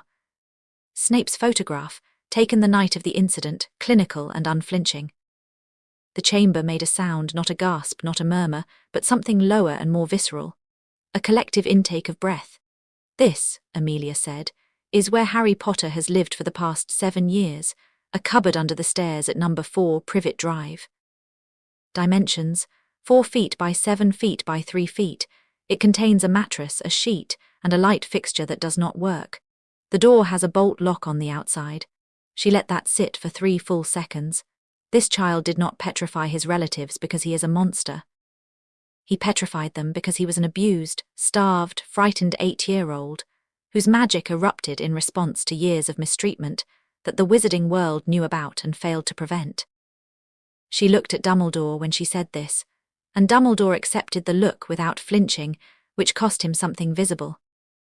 My investigation has documented sustained physical abuse by Vernon Dursley, emotional abuse and neglect by Petunia Dursley, and a pattern of deprivation including withholding food as punishment, forced labour inappropriate for a child of any age, and isolation in the cupboard for periods of up to 3 days. 14 reports of concern were filed by the wizard liaison assigned to monitor Mr. Potter's welfare. None resulted in intervention. She closed the portfolio. Lord Malfoy asks this body to reclassify a child as a creature because his magic is frightening. I ask this body to consider what we should classify the adults who put that child in a cupboard and left him there. She turned to face the tears. Harry Potter is not a threat. Harry Potter is a victim. And this body's response to his situation will define whether the Wisengamot serves the interests of frightened politicians or the interests of justice. She returned to her seat. The photograph of the cupboard hung in the air for a moment longer, then faded. The chamber was very quiet. Fudge cleared his throat. The Wisengamot will now question the subject directly. Mr. Potter, Harry looked up. 50 faces looked down, some sympathetic, some hostile, some unreadable. The starry dome wheeled overhead, indifferent. Mr. Potter, can you describe in your own words what happened on the night of October 7th? Harry took a breath. Then another. The chair was cold under him, and the chains were still, and the Horcrux was quiet, and the Basilisk was quiet, and everything inside him was balanced on an edge so thin he could feel it cutting. I was in my cupboard, he said. His voice was steady. Small, he was 8, and the chamber was vast but clear. My uncle's sister was visiting.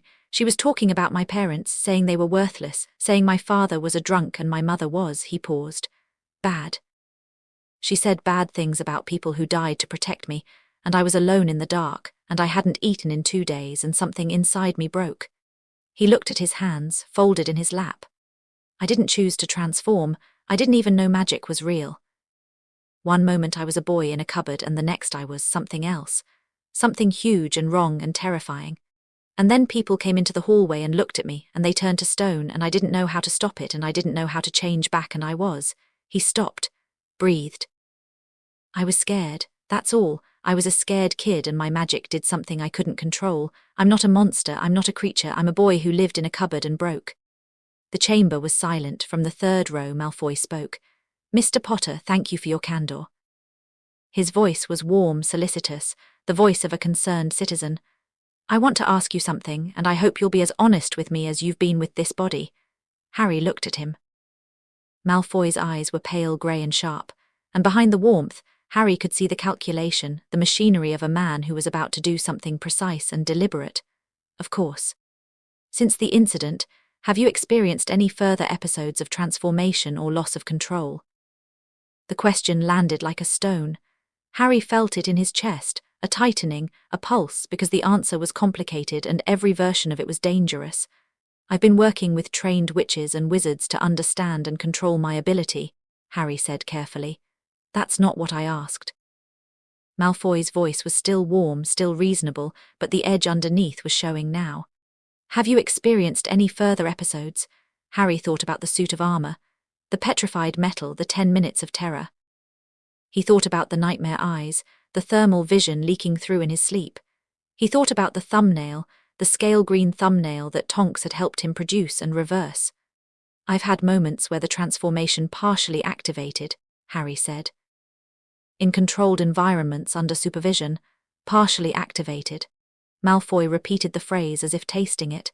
Can you elaborate? My eyes have changed briefly during nightmares. I've experienced sensory shifts, seeing heat instead of light. And I've been learning to produce small, controlled partial transformations as part of my training to manage the ability. So you can partially transform at will. With training and concentration, yes, small changes, a fingernail, a patch of skin, and the petrifying gaze. During these partial transformations, has your gaze retained its petrifying properties? Harry's mouth went dry. Malfoy knew. Somehow, through contacts at Hogwarts, through spies, through sheer political intuition, Malfoy knew about the suit of armor. He was leading Harry to the admission, step by step, with the patience of a hunter who'd already set the snare. Once, Harry said, involuntarily, during a nightmare, the effect was weak and temporary, it wore off in minutes. But it happened. Yes, Malfoy turned to face the chamber. Members of the Wisengamot. This child, through no fault of his own, possesses a gaze that can petrify on contact. This gaze activates involuntarily during moments of emotional distress, including sleep. He is 8 years old, untrained, and currently housed in a school with hundreds of other children. He let that land. I am not unsympathetic to Mr. Potter's situation, but sympathy does not answer the question of what happens the first time he has a nightmare in a dormitory, or an argument in a classroom, or a moment of fear in a crowded corridor. The chamber shifted. Harry felt it, the subtle rebalancing of sympathies, the fear Malfoy had planted beginning to take root. The photograph of the cupboard was fading from memory, replaced by the image Malfoy was building, a ticking bomb in a school full of children. Mr. Potter, Malfoy continued, turning back to him, I understand you've also discovered you are a Parselmouth, a wizard who can speak to snakes. Harry said nothing. The question hadn't been asked yet. Is that correct? Yes. Parseltongue is a trait historically associated with a single wizarding bloodline, the line of Salazar Slytherin. Malfoy paused. And with the dark wizard who murdered your parents. The cold thing in Harry's chest pulsed. Hard, not a whisper, a shove. A sudden, violent pressure against the cupboard door, the lock, the walls he'd built. The Horcrux was awake. The Horcrux had been listening. And Malfoy's words, Voldemort's name invoked by implication in this room full of fear, had hit whatever trigger the fragment had been waiting for. Harry's vision flickered. Thermal. Normal. Thermal. He gripped the armrests of the iron chair and fought. The shift was pushing outward from behind his eyes, the basilisk trying to surface, not fully just the eyes, just the gaze. And if it broke through, if even one person in this chamber saw his eyes change, he thought of the cupboard door. Slammed it shut. Through the lock. Built it higher, thicker, reinforced with everything he had. The Horcrux pushed back. Let me out, it whispered. Not in words, in pressure, in heat. In the taste of copper at the back of his throat. They're afraid of you, show them why, show them what we are. Harry's hands were white on the armrests. His jaw was clenched so tight his teeth ached.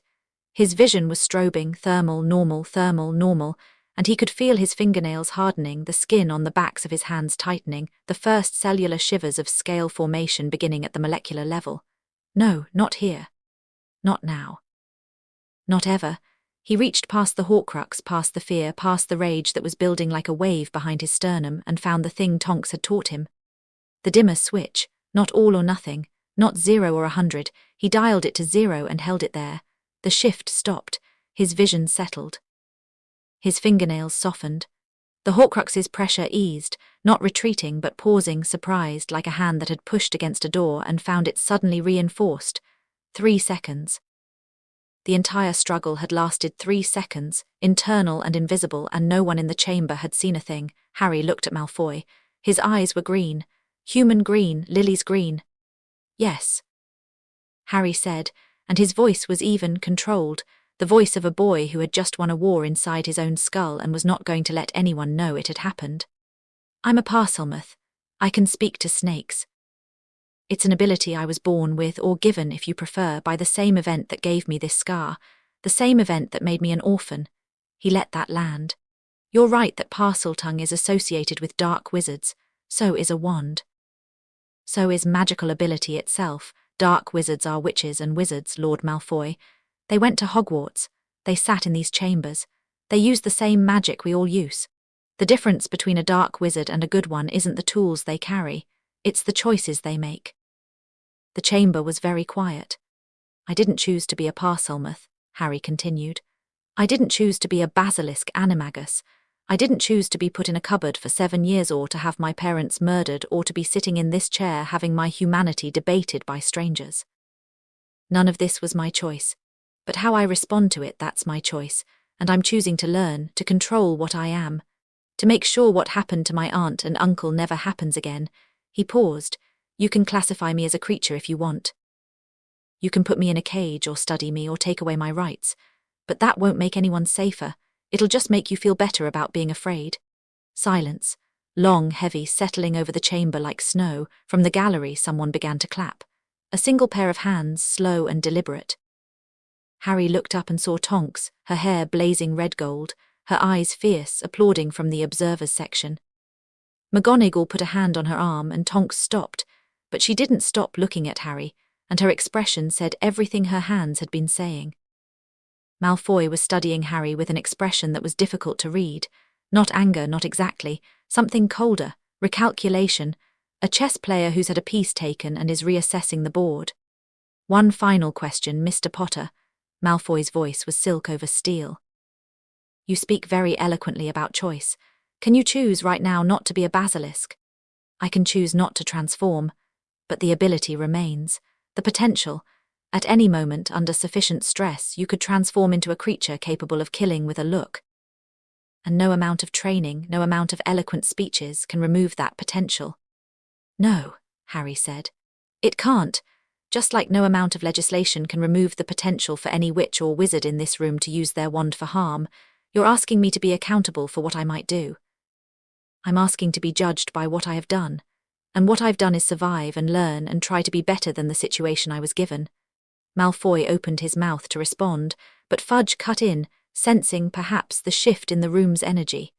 Thank you, Mr. Potter.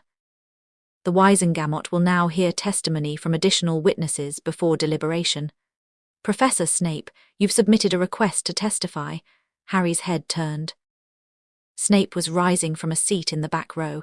He'd been there the entire time, invisible in his black robes against the dark wood, and Harry hadn't seen him. Snape descended to the chamber floor. He stood not in the centre, not performing, not oration, but beside Harry's chair, close enough to touch.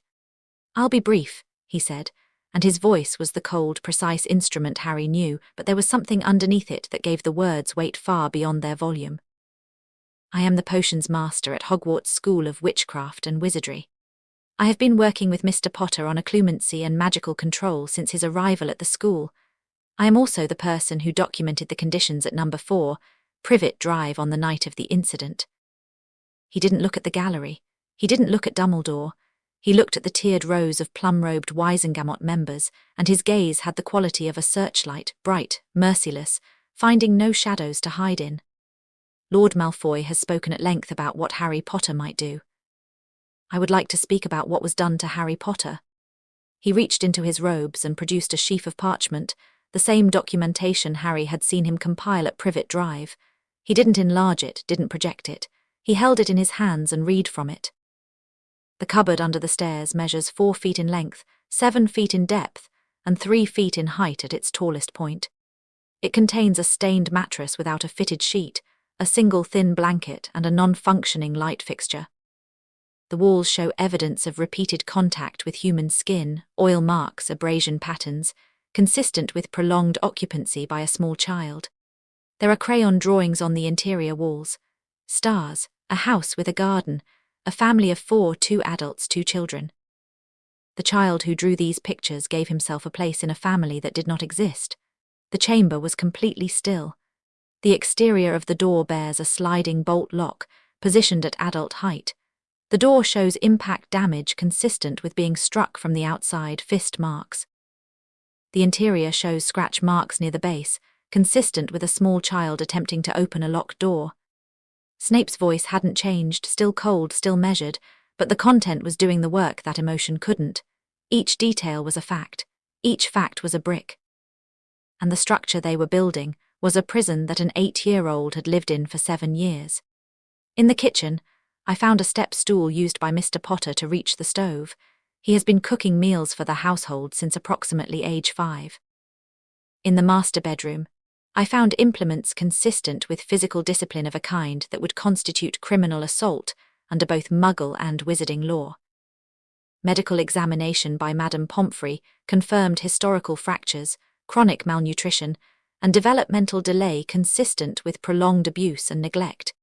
He lowered the parchment. I am not a sentimental man. I do not traffic in sympathy or emotional appeals. I deal in facts, and the facts are these. Harry Potter endured 7 years of systematic abuse while under the nominal protection of the Wizarding world. The monitoring system failed. The guardian placement failed. The adults responsible, and I include myself in that indictment, because I was told the boy was safe and I chose to believe it. The adults responsible failed a child who had already lost everything. He looked directly at Malfoy. And now, having failed him so completely that his magic shattered under the weight of our negligence, we sit in this chamber and debate whether to classify him as a creature. Snape's voice dropped, and the drop was more devastating than any shout. If we're in the business of classifying monsters, I suggest we start with ourselves. He turned and walked back to his seat. His footsteps echoed in the silent chamber, sharp, precise, each one a period at the end of a sentence. Harry sat in the iron chair and felt something break open in his chest, not the cold thing, not the Horcrux, not the Basilisk. Something warmer. Something that hurt in a way that healing hurts, the pain of a wound finally being cleaned. Snape had done that for him. Had stood in front of 50 of the most powerful people in Wizarding Britain and stripped his own mask away and read the details of a cupboard out loud in a voice like a scalpel, and he'd done it for Harry. Not for Lily's memory, not for Dumbledore's strategy. For an 8-year-old boy in a blue robe who needed someone to stand beside his chair and tell the truth. The deliberation lasted 2 hours. Harry waited in an antechamber, a small room with stone walls and a bench, too much like a cell for comfort, but Dumbledore was there and Snape was there. And Amelia Bones came in halfway through and sat across from him and said nothing, which was its own kind of support. Tonks had tried to get in. Harry could hear her in the corridor, arguing with a ministry official in a voice that climbed steadily in volume and creativity. "He's 8, he's in there alone. Well, not alone, but look, I'm his friend, can't I just fine, tell him I'm out here at least. Just tell him he was brilliant." Harry almost smiled. The door opened. Fudge's assistant, a small, nervous man with a clipboard, poked his head in. "They're ready." They filed back into the chamber. Harry sat in the iron chair. The chains didn't move. Fudge stood. He looked uncomfortable. A man caught between political pressures, trying to find the position that would offend the fewest people and satisfy the most. The Wisengamot has deliberated on the petition filed by Lord Malfoy for the reclassification of Harry James Potter under the Magical Creatures Act of 1742. He cleared his throat. By a vote of 38 to 12, the petition is denied. The chamber ero more actions write the next chapter now. Chapter 6. What grows in the dark. The castle was quiet when they returned. Past midnight, the hearing and its aftermath had consumed the entire day, bleeding into evening and then night. The corridors of Hogwarts were dark and empty, the students long asleep, and Harry walked through them with Dumbledore and Snape flanking him like an honor guard he hadn't asked for. His footsteps echoed on the stone. His new robes, McGonagall's blue robes, the first clothes anyone had ever bought specifically for him, were wrinkled from a day spent in an iron chair, and he was so tired that the floor seemed to tilt gently under his feet, like the deck of a ship. Nobody spoke until they reached the hospital wing. Pomfrey was waiting. Of course she was. Harry was beginning to suspect the woman never slept or slept in shifts like a submarine crew, one eye always open. She had hot chocolate waiting, 3 cups and a plate of sandwiches, and she took one look at Harry and said, "Bed. Food." In that order or simultaneously, I don't care which, but both are happening. Harry sat on his bed and accepted the hot chocolate and held it in both hands and felt the warmth soak into his palms. The Horcrux was quiet. It had been quiet since the hearing, since the moment Harry had fought it to a standstill in front of the entire Wisengamot and won. Quiet, but not absent. He could feel it in the deep corner of his mind, coiled behind the cupboard door, patient as stone. Snape lingered in the doorway. Harry looked at him. "Thank you," Harry said, "for what you said in the chamber." Snape's expression was unreadable, the mask fully back in place, the vulnerability of the testimony buried under layers of professional detachment. "I stated facts. Facts don't require gratitude." "You also called yourself a monster." "I included myself in a general indictment. There's a difference." "Not really." Snape's jaw tightened. He looked like he wanted to say something, and then he looked like he wanted to leave, and then he stood in the doorway caught between 2 impulses and settled on a third. He crossed to Harry's bedside table, picked up the cup of hot chocolate Pomfrey had poured for him, and sat down in his chair. They drank hot chocolate in silence. It was the comfortable kind, the kind that doesn't need filling, that exists as a shared space rather than an empty one. Dumbledore had disappeared, somewhere between the entrance hall and the hospital wing. He'd peeled off without announcement, heading to his office to do whatever Dumbledore did at 1 in the morning. Pomfrey had retreated to her own quarters after extracting a promise from Harry that he would actually sleep. The vote was 38 to 12, Harry said. "Yes, 12 people voted to classify me as a creature. Yes. That's 12 people who looked at an 8-year-old and decided he wasn't human."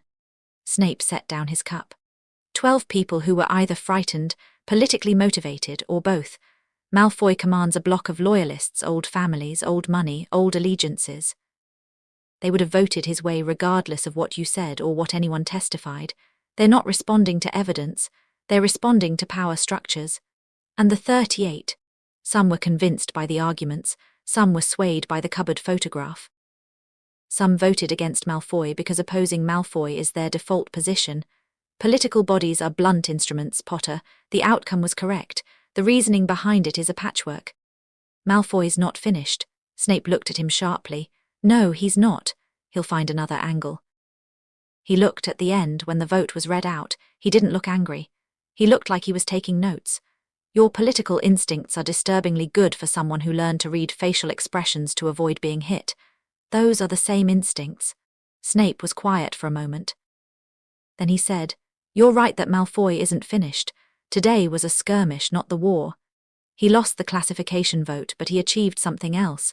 He put the question of your nature into the public record. The hearing transcript will be filed, referenced, cited. Every time your name comes up in a political context from now on, someone will mention that the Wisengamot held a hearing on whether you were human. The question itself does damage, regardless of the answer." Harry turned his cup in his hands. The chocolate was cooling, a skin forming on the surface. What does he actually want? At the surface level, he wants you neutralized. A Basilisk Animagus allied with Dumbledore is a strategic asset he'd rather not face. At a deeper level, Snape paused, choosing his words. Malfoy was a Death Eater, a follower of the Dark Lord. He has spent the years since the Dark Lord's fall positioning himself as a reformed man, a moderate voice, a responsible pillar of the community. But his core beliefs haven't changed. He believes in pure-blood supremacy, in the natural hierarchy of magical society, in the Dark Lord's vision if not his methods. And I threaten that. You complicate it. The boy who lived, the child who destroyed the Dark Lord, is also a Parselmouth with a basilisk form. In Malfoy's world, those traits should belong to the Dark Lord's side, not to his enemies. You're a contradiction, a paradox, and paradoxes are dangerous to people whose power depends on clean categories. Harry drained his hot chocolate and set the cup down. So he'll try again. He'll try differently. The direct legislative approach failed. He'll move to something more subtle: social pressure, media manipulation, quiet influence. He'll cultivate fear of you among parents. He'll fund research into Basilisk Animagi that produces alarming conclusions. He'll position himself as the reasonable voice of caution while others do the actual fearmongering. And what do? You grow up. You learn. You become so obviously, unignorably competent and controlled and human that fear of you becomes embarrassing rather than fashionable. Snape stood. "It's a long game, Potter, and you're 8, you have time." "Not if the thing in my head has other plans." Snape stopped mid-step, turned back. "The Horcrux was active today," Harry said quietly. "During the hearing, when Malfoy mentioned Parseltongue and the Dark Wizard, it pushed hard. Tried to make me transform in front of everyone, and you held it. Barely, 3 seconds. It was the closest I've come to losing control since the night at Privet Drive." Snape returned to the chair, sat. His face was the mask, but his eyes, those dark, deep-set eyes that missed nothing, were sharp with concern. "Describe the push." Harry described it. "The pressure. The whisper, show them what we are. The strobing vision, the hardening fingernails, the molecular shiver of scales trying to form. And the counter. The cupboard door, the lock. Tonks's dimmer switch, dialing everything to 0 and holding it there through sheer force of will." Snape listened with his fingers steepled under his chin, mirroring Dumbledore's gesture in a way that Harry suspected was unconscious and would have horrified Snape if he'd realized it. "The fragment is learning," Snape said. "It pushed during a moment of maximum emotional vulnerability, public scrutiny, Malfoy's provocation, the invocation of the Dark Lord's legacy. It chose its moment. That implies a degree of tactical awareness that," he stopped. "That concerns me," it said. "We show them what we are. Like it thinks we're the same thing. It wants you to think that. The Horcrux's survival depends on its host. If you're destroyed, it's destroyed. But if you embrace it, if you stop seeing it as separate and start seeing it as self, it gains influence, access, control." Snape's voice was very precise. "The occlumency is more important than ever. We need to strengthen the barriers, and we need to consider," he stopped again. "A different kind of stop, not choosing words, but choosing whether to speak at all." "Consider what?" "The possibility that the Horcrux isn't the only thing in you that wants to emerge." Harry looked at him. Waited. "Your animagus form, the basilisk. It's influenced by the Horcrux, yes, coloured by it, shaped by it, but it's not created by it. The animagus form comes from the wizard's own magical core. The Horcrux may have determined the species, but the transformation itself is yours. Your magic, your ability." Snape leaned forward. "Which means there may be a version of the basilisk that's entirely you, uncorrupted, separate from the fragment. You're saying I could learn to transform without the Horcrux's influence. I'm saying it's theoretically possible. The Horcrux has entangled itself with your basilisk form because it's a natural point of connection, serpentine magic, Slytherin's legacy. But if you can learn to access the transformation through your own magical core rather than through the fragment, you might be able to separate the two. And then the Horcrux couldn't use the basilisk against me. That is the theory. How do I do it? I don't know. No one does. This situation has no precedent, no textbook, no historical parallel. We're building the theory as we go. Snape stood for the second time. But we have a starting point.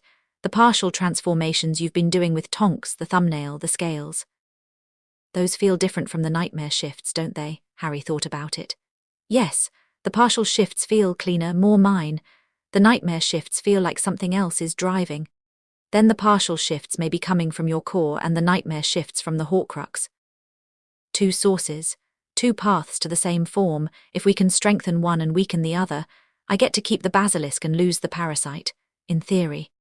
That's a lot of theory. All magic begins as theory, Potter. The practice is the part that's either brilliant or fatal. He was at the door now, and this time he actually left, but he paused in the corridor and said, without turning around, "You did well today, in the chamber. Your mother would have been a breath. She would have been very proud." He walked away before Harry could respond, his footsteps echoing down the corridor in the sharp, precise rhythm that Harry had come to associate with a man who expressed care through competence and love through logistics. Harry lay down on his bed. The hospital wing was dark and quiet, and through the high windows, the stars were bright and cold, and somewhere in the castle, Dumbledore was planning, and somewhere in the world, Lucius Malfoy was regrouping, and somewhere in Harry's head, a fragment of the darkest wizard in history was biding its time. But Harry was alive, and human and free, and those three things had not been guaranteed this morning. He closed his eyes and slept without dreaming. 3 days after the hearing, the Daily Prophet ran the story. Harry didn't read it. Snape confiscated the paper before it reached the hospital wing, which was, Harry reflected, a form of censorship that he probably should have objected to but was secretly grateful for. What he heard secondhand, through the castle's gossip network and Tonks's indignant letters, was enough. The headline was "BOY Who Lived, Saviour or Serpent?" The article was written by a woman named Rita Skeeter, who, according to Tonks, had the journalistic ethics of a dung beetle and the prose style to match. It covered the hearing in detail, the petition, the arguments, the vote, but framed everything through a lens of fear. Harry's basilisk form was described in lurid detail. The petrification of the Dursleys was presented as an attack. Anonymous sources Malfoy almost certainly expressed grave concerns about a child with lethal capabilities being housed at a school. The cupboard was mentioned in a single paragraph near the end. "This is how it works," Amelia Bones told Harry during her next visit. She came every week now, officially to update him on the Dursley investigation, unofficially to check on him, which Harry appreciated more than he let on. The story isn't the facts, the story is the frame. Skeeter chose a frame that sells papers. Fear, the cupboard doesn't sell papers. A boy who can kill with a look does. So what do I do about it? Nothing right now. Public opinion is a tide, it flows and it ebbs. The hearing went in your favor, and that's the legal reality. Skeeter's article will generate heat but not light. People will talk, and then they'll stop talking, and then something else will happen and they'll talk about that instead. She adjusted her monocle. In the meantime, the Dursley case is proceeding. Vernon Dursley has been formally charged through Muggle channels with child abuse. The charges were filed by Surrey County Council. My office provided the evidence through appropriate intermediaries. He'll face a Muggle court. And Petunia, Amelia's expression shifted, subtle but noticeable. Petunia Dursley is cooperating fully. She's provided a complete statement confirming the abuse and her complicity in it. She's also, a pause, she's asked to write to you. Harry went still. You don't have to agree, Amelia said quickly. You don't owe her anything, but she asked and I told her I'd pass the request along. Harry looked at Charlotte, who was rebuilding her web in the window corner with the patient persistence that Harry was beginning to see as a philosophy. Destroy the web, the spider rebuilds. Destroy it again, the spider rebuilds again. Not because the spider is optimistic, but because building is what spiders do. Let her write, Harry said. The letter came 2 days later. It was short, barely half a page, written in a hand that was neat and cramped and careful, the handwriting of a woman who'd spent her life trying to keep things tidy. Harry, I don't expect forgiveness. I don't deserve it. I'm writing because you deserve the truth, and I should have given it to you years ago. Your mother was the best person I ever knew. She was brave and kind and magical in every sense of the word, and I spent my whole life being jealous of her instead of being proud of her. When she died, I was so angry at her, at magic, at the world that took her, that I buried the anger under cruelty, and you were the one I buried it on top of. That is not an excuse. There is no excuse. I was your guardian and I failed you, and Vernon failed you, and we told ourselves it was normal, that you were difficult, that we were doing our best. We weren't. We were doing our worst, and you suffered for it. I should have loved you. You were Lily's son, and I should have loved you for that alone, and I didn't, and I'm sorry. You don't have to write back. Petunia. Harry read the letter 3 times. Then he folded it carefully and put it in the drawer of his bedside table, next to the Animagus theory books Snape had given him and the Metamorphmagus training notes Tonks had written out in her wild, sprawling hand. He didn't write back. Not yet. The letter sat in the drawer like a seed in soil, planted, present, waiting for conditions that might or might not arrive. But he didn't throw it away. November faded into December, and the castle wrapped itself in winter. Snow came to Hogwarts the way it came to Scottish Highlands, not gently but emphatically, in thick white curtains that transformed the grounds into a landscape from a fairy tale. The Black Lake froze at its edges, and the Forbidden Forest turned into a cathedral of white-roofed trees, and the students went slightly mad with end-of-term energy, filling the corridors with laughter and snowball fights, and a kind of manic joy that Harry observed from a distance and envied with a sharpness that surprised him. He wasn't a student, not officially. He existed in the same limbo Malfoy had identified at the hearing, not enrolled, not a guest, not quite anything. He had lessons, occlumency with Snape 3 times a week now, partial transformation training with Tonks on weekends, basic magical theory with McGonagall on Tuesday and Thursday afternoons. He had a room and meals and a spider and a growing collection of books. He had something that was beginning to resemble a life, but he didn't have friends, not his own age, not the kind who threw snowballs and complained about homework and sat together at meals. Tonks was the closest thing, and she was 17 and at the ministry, most of the time, and their relationship, while genuine, existed in the training room context. Bounded, purposeful, not quite the same as the casual. Purposeless companionship that Harry watched the students share, and wanted with a hunger that had nothing to do with food. He was thinking about this, loneliness, its specific weight, the way it differed from solitude, on a Thursday evening in early December, sitting in the library with a book on advanced transfiguration that McGonagall had assigned, and that he was, if he was honest, struggling with. The library was nearly empty. Most students had retreated to their common rooms for the evening, and the silence was the productive kind, broken only by the scratch of his quill and the occasional disapproving rustle from the restricted section. A sound, not from the library, from below. From the walls, the floor, the stone itself. A vibration, low, resonant, travelling through the building's bones like a note struck on a vast, invisible instrument. Harry put down his quill and listened. The vibration wasn't random. It had rhythm, a pattern, a pulse, like a heartbeat amplified to architectural scale, and it was coming from below. Far below. From the place he'd been avoiding thinking about for weeks, the chamber and its occupant, the ancient serpent sleeping in the dark. But this didn't feel like the Horcrux. The Horcrux's reaching was sharp, invasive, accompanied by the whisper and the warmth and the taste of copper. This was different, broader, less personal, like the castle itself was calling. Harry closed his eyes and reached, carefully the way Tonks had taught him. The dimmer switch turned low, and what he felt stopped his breath. The castle was responding to something. Not to Harry, to something deeper, something that was moving through the bedrock beneath the school like a current through water. The pipes, the network of ancient plumbing and drainage that ran through Hogwarts like a circulatory system, were humming, vibrating. carrying a frequency that Harry's basilisk senses could read, but his human mind couldn't interpret. And underneath it all, far below, the thing in the chamber was awake, not stirring, not dreaming, awake. Fully awake, conscious, alert, and its attention was not directed at Harry, not this time, but upward, outward, towards something in the castle that Harry couldn't identify. He opened his eyes, packed his books, and went to find Snape. Snape wasn't in his office. Harry checked the potions classroom, the staff room, and was heading for the dungeons when he ran into McGonagall coming down the main staircase with a candle in one hand and her wand in the other. "Potter, you should be in bed." "Professor, something's happening, in the pipes, under the castle." "Can you feel it?" McGonagall stopped on the staircase. Her expression sharpened, the cat-like alertness that Harry had come to associate with genuine concern. "Feel what?"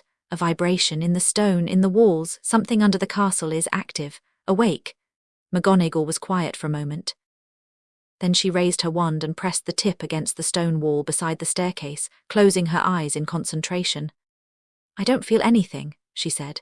It's not a normal vibration. I'm feeling it through the basilisk senses, the thermal overlay, the snake hearing. It's a frequency humans can't detect." McGonagall looked at him with an expression that was equal parts concern and frustration, the frustration of a brilliant, capable woman who couldn't perceive what an 8-year-old was describing because her magical senses simply weren't wired for it. "I'll wake Albus," she said. "Stay here. I need to find Snape. I'll send for him. Stay here." She left.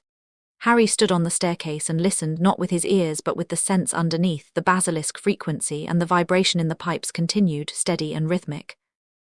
Then a new sound joined it, not a vibration. A voice, distant, muffled, travelling through the pipes the way the adder had told him Voldemort once used the castle's snakes to listen. But this wasn't a snake speaking. This was the basilisk, the ancient one.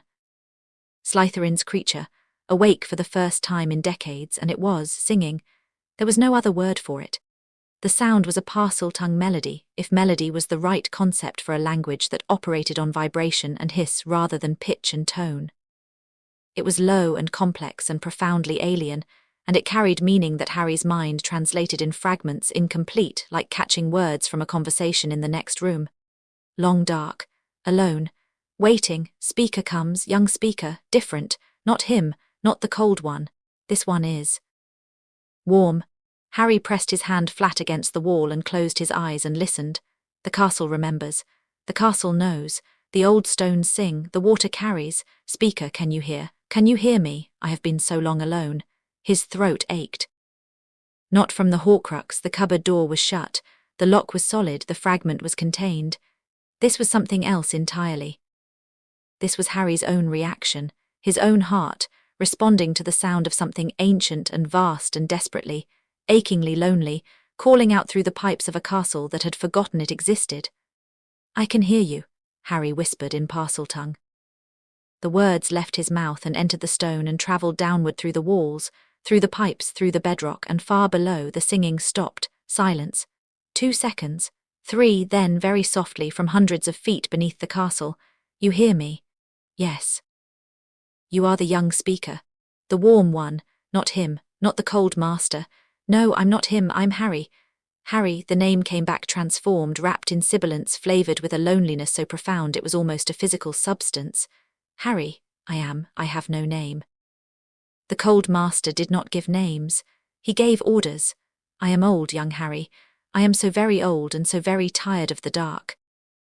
Harry's hand was pressed flat against the wall, and his eyes were shut and tears were running down his face, and he couldn't have said why, couldn't have articulated the specific alchemy of grief and recognition that was happening in his chest, except that he knew in a bone-deep way what it was to be kept in the dark and forgotten. "I know," he said. "I know what that's like." "You do, I can feel it. You carry the dark in you, young speaker, a piece of the cold master, but you are not cold, you are warm and small and afraid and brave." "How can you be afraid and brave at the same time?" "I don't think you can be brave without being afraid." A sound from below, not words, not song. Something between a sigh and a rumble, the basilisk equivalent of a laugh or a sob. The cold master was never afraid. That was his flaw. He could not fear, so he could not understand fear, so he could not understand anything that lived. "He used me." pointed me at children. I heard them scream. I could not close my eyes. Basilisks cannot close their eyes, young Harry. Did you know that? We see everything whether we wish to or not. I'm sorry. It was not your doing.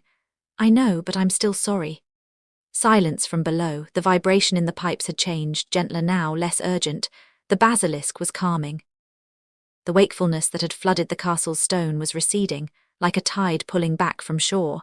You should not come to me, young Harry. The piece of the cold master in your head will use me against you. It will try to make you open the way. Do not open the way. I won't. I cannot promise I will not answer if it calls. The old binding is strong. The cold master's blood is in the stone and his voice is in my memory. If the piece of him speaks with his voice, I may obey. I do not wish to. But the binding, we'll figure it out. I'll find a way to break the binding. You are very young to make such promises. I've been making impossible promises my whole life. At least this one matters. Another sound, the Cyrumble laugh, and the basilisk's presence began to recede, sinking back into the deep place beneath the castle where it had slept for decades. I will wait, young Harry. I am very good at waiting. But it is better now, knowing someone hears. The connection faded. The vibration in the pipes stilled. The castle settled back into its nighttime quiet, and Harry stood on the staircase with his hand on the wall and tears drying on his face, and a feeling in his chest that was entirely new, not the cold of the Horcrux, not the warmth of human emotion, but something in between. A connection. A recognition. Two creatures alone in the dark, reaching through stone and time and fear, finding each other, footsteps on the staircase above. Snape, robes billowing, wand lit, with McGonagall and Dumbledore close behind. Potter, what happened? Harry wiped his face with the back of his hand. Looked up at the three adults descending toward him, Snape's sharp concern, McGonagall's anxious alertness, Dumbledore's omniscient calm, and said something he hadn't planned, something that came from the new thing in his chest rather than from strategy or survival. I talked to it. The basilisk. Not through the Horcrux, through me. My own parcel tongue, my own magic. It's been alone down there for 40 years, and it didn't choose to be there, and it didn't choose to kill that girl, and his voice cracked. It's like me. It was put in a dark place by someone who didn't care about it and left there, and it's been waiting for someone to hear it, and I heard it. The three adults looked at him. Then they looked at each other. And the looks that passed between them were complicated and frightened and, underneath the fear, something else, something that might have been the first stirrings of a hope that none of them were ready to name. Tell us everything, Dumbledore said quietly. Harry told them. Standing on the staircase in his pyjamas at 11 o'clock at night, he recounted the conversation word for word. The song, the loneliness, the warning about the Horcrux, the binding that tied the basilisk to Voldemort's commands. He told them about the basilisk's inability to close its eyes, and the children it had been forced to attack, and the decades of dark and silence that followed. When he finished, McGonagall's eyes were bright, not with tears exactly, but with the particular shine of a woman who had been a teacher for 40 years, and still found herself surprised by the capacity of the young to find compassion in impossible places. Snape said nothing. His face was the mask. But his hand, hanging at his side, was clenched into a fist, and Harry had learned to read Snape's fists the way he'd learned to read Vernon's, not as threats but as containers. Snape made fists when he was holding something too large for his expression to carry. Dumbledore was the last to speak. Harry, he said, what you've described, a conversation with the basilisk, initiated by the creature, conducted through your own magical ability rather than through the Horcrux, this changes things. Significantly. Changes them how? If the basilisk is sentient, truly sentient, with its own will and its own grief, then it is not merely a weapon to be destroyed. It is a prisoner, and the binding Tom placed on it is a form of enslavement that this school should not have tolerated for 40 years. Albus. McGonagall said carefully, You're not suggesting, I'm suggesting nothing tonight. Tonight a child heard a voice calling for help and he answered, that is enough for one evening. He looked at Harry with those blue eyes that saw too much and understood too much and had, despite everything, not been wise enough to prevent any of this. Tomorrow we'll begin to consider what it means. For now, bed. Harry went to bed, but he didn't sleep right away. He lay in the dark and felt the castle around him, the stone, the pipes, the centuries of accumulated magic, and far below, muted but present, the basilisk's heartbeat. Slow, ancient, patient, 2 hearts in the dark, one small, one vast, both beating. He put his hand on the wall and left it there, and something passed between him and the castle that was neither magic nor language, but simply presence. The knowledge of being there, of not being alone, of occupying the same darkness and choosing to stay awake in it together. The Horcrux stirred behind its door, pressed, whispered, "We could have so much power, Harry. The basilisk, the chamber, the legacy. It's all waiting for you. All you have to do is open the door." Harry kept his hand on the wall and his mind on the lock and said, very clearly in the silence of his own skull, "No," the Horcrux settled, not defeated, patient. "I can wait, so can I," Harry thought, and meant it. Dumbledore found him after breakfast. Harry was in his room, sitting cross-legged on his bed, practicing the dimmer switch. He had his left hand extended in front of him, and he was cycling through partial transformations with the deliberate focus of a musician running scales. Human skin to scales and back, fingernail to claw and back, the faintest shimmer of thermal overlay across his vision and then gone. Each transition was smoother than the last, the boundary between forms becoming less of a wall and more of a gradient. Dumbledore knocked. Harry dialed everything back to human and said, "Come in." The old man entered and sat in the desk chair. Snape's chair was in the hospital wing, and Dumbledore in a desk chair looked even more incongruous than usual, like a cathedral squeezed into a phone box. He was carrying 2 things, a cup of tea and a file folder. "I owe you a conversation," Dumbledore said. "A real one. Not a strategic conversation, not a carefully managed disclosure, a genuine, honest exchange between 2 people, one of whom has made mistakes and the other of whom has borne the cost of those mistakes." Harry stopped practicing. He looked at Dumbledore and waited. "The Horcrux," Dumbledore said. "I've known, suspected, since the night I arrived at Privet Drive. The scar, the parcel tongue, the basilisk form, the evidence pointed to a soul fragment from the moment I heard what you'd become. I didn't tell you immediately because I was afraid." "Of what?"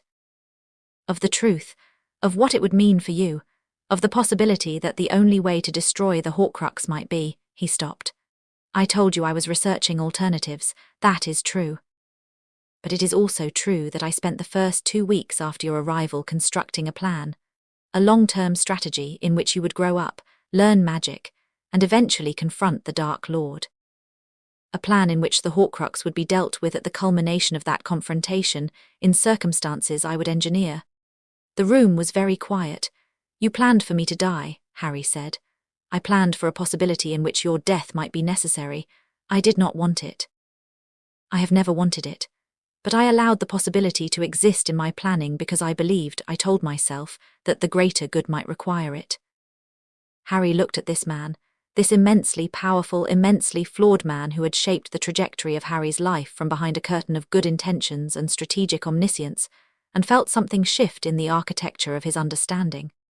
Not hatred, not forgiveness. Something more complicated. The recognition that Dumbledore was a human being who had built an entire career on being more than human, and who had, in the process, lost the ability to think about individual lives with the weight they deserved. "And now?" Harry asked. "Now I've watched an 8-year-old boy survive things that would have broken most adults, and I've sat in a Wisengamot hearing and listened to Severus Snape read the dimensions of a cupboard, and I've heard you talk about a monster beneath this castle with more compassion than I've shown in years." Dumbledore set down his tea. "I am revising my plan." "To what?" "To one that does not include your death as a variable." He opened the file folder. Inside was a single sheet of parchment covered in dense, tiny handwriting. "I've been corresponding with a colleague, a specialist in soul magic, perhaps the only true expert alive. He believes the Horcrux can be extracted. Not easily, not safely, but extracted, separated from your magical core without destroying either the fragment or the host." Harry's heart rate spiked. "Without killing me. Without killing you. The process would require extraordinary precision. Severus's occlumency work has been essential in mapping the fragment's boundaries within your mind. It would also require," he hesitated. "This is the part that complicates things. It would require an anchor, a receptacle for the fragment once it's extracted from you, something with a strong enough magical signature to contain a piece of the Dark Lord's soul. Harry looked at him and understood. The basilisk. The basilisk is one of the most magically powerful creatures alive. It is already connected to the Dark Lord through the binding Tom placed on it. And it is, by your account, sentient, willing and desperate to be freed from that binding. If the fragment could be transferred from you to the basilisk, if the basilisk could contain it, then the binding could be broken at the same time. The Horcrux would be separated from me and the basilisk would be freed from Voldemort's control. In theory. That's still a lot of theory. Less than last week, the mathematics are resolving. Dumbledore closed the folder. I'm telling you this because you demanded honesty and because you've earned it, and because the next step requires your consent. I will not proceed without your agreement, not this time. Harry was quiet for a long moment. Through the window, the December sky was pale and heavy with unshed snow, and Charlotte was working on her web with the serene determination of a creature that had never once questioned its purpose. The basilisk, Harry said. If we transfer the Horcrux to it, will it be trapped again? Enslaved? Because I won't trade my freedom for its cage. Something crossed Dumbledore's face, surprise, then something softer, something almost tender. No, the extraction process would remove the binding along with the fragment. The basilisk would contain the Horcrux, yes, but not be controlled by it. It would be a guardian, not a prisoner. And the fragment, contained within a creature of that power, would be inert, unable to act, unable to influence, unable to reach out. You're sure? As sure as theory allows. The practical execution will require care, preparation and, he almost smiled, a great deal of cooperation from a 1,000-year-old serpent who, until recently, had no one to cooperate with. Harry thought about the voice in the pipes, the song, the loneliness. It is better now knowing someone hears. I'll ask it, Harry said. The basilisk, I won't decide for it. If we're going to do this, it has to choose, of course. And Snape needs to know everything, no more strategic omissions, agreed. And the plan, the old plan, the one where I might die, that's gone, really gone, Dumbledore met his eyes. It was never a plan I wanted, Harry. It was a plan I allowed to exist because I couldn't see another way. You've shown me another way. The cupboard taught you to lock doors. The basilisk taught you to listen, and between the two you've built something I couldn't have designed if I'd had 100 years. What's that? Hope. The word hung in the air, simple and enormous, and Harry let it settle without examining it too closely, because hope was fragile and he'd learned not to grip fragile things too hard. Okay, Harry said. Let's do it, but not today. Today I want to. He stopped, not sure what he wanted. Then he was sure. Today I want to be 8, just for a day. No Horcruxes, no basilisks, no politics. Can I do that? Dumbledore stood. I believe that can be arranged. I'll ask the house elves to prepare hot chocolate. And I happen to know that Nymphadora Tonks is arriving this afternoon for your weekend session. Perhaps she could be persuaded to engage in a snowball fight rather than transformation training.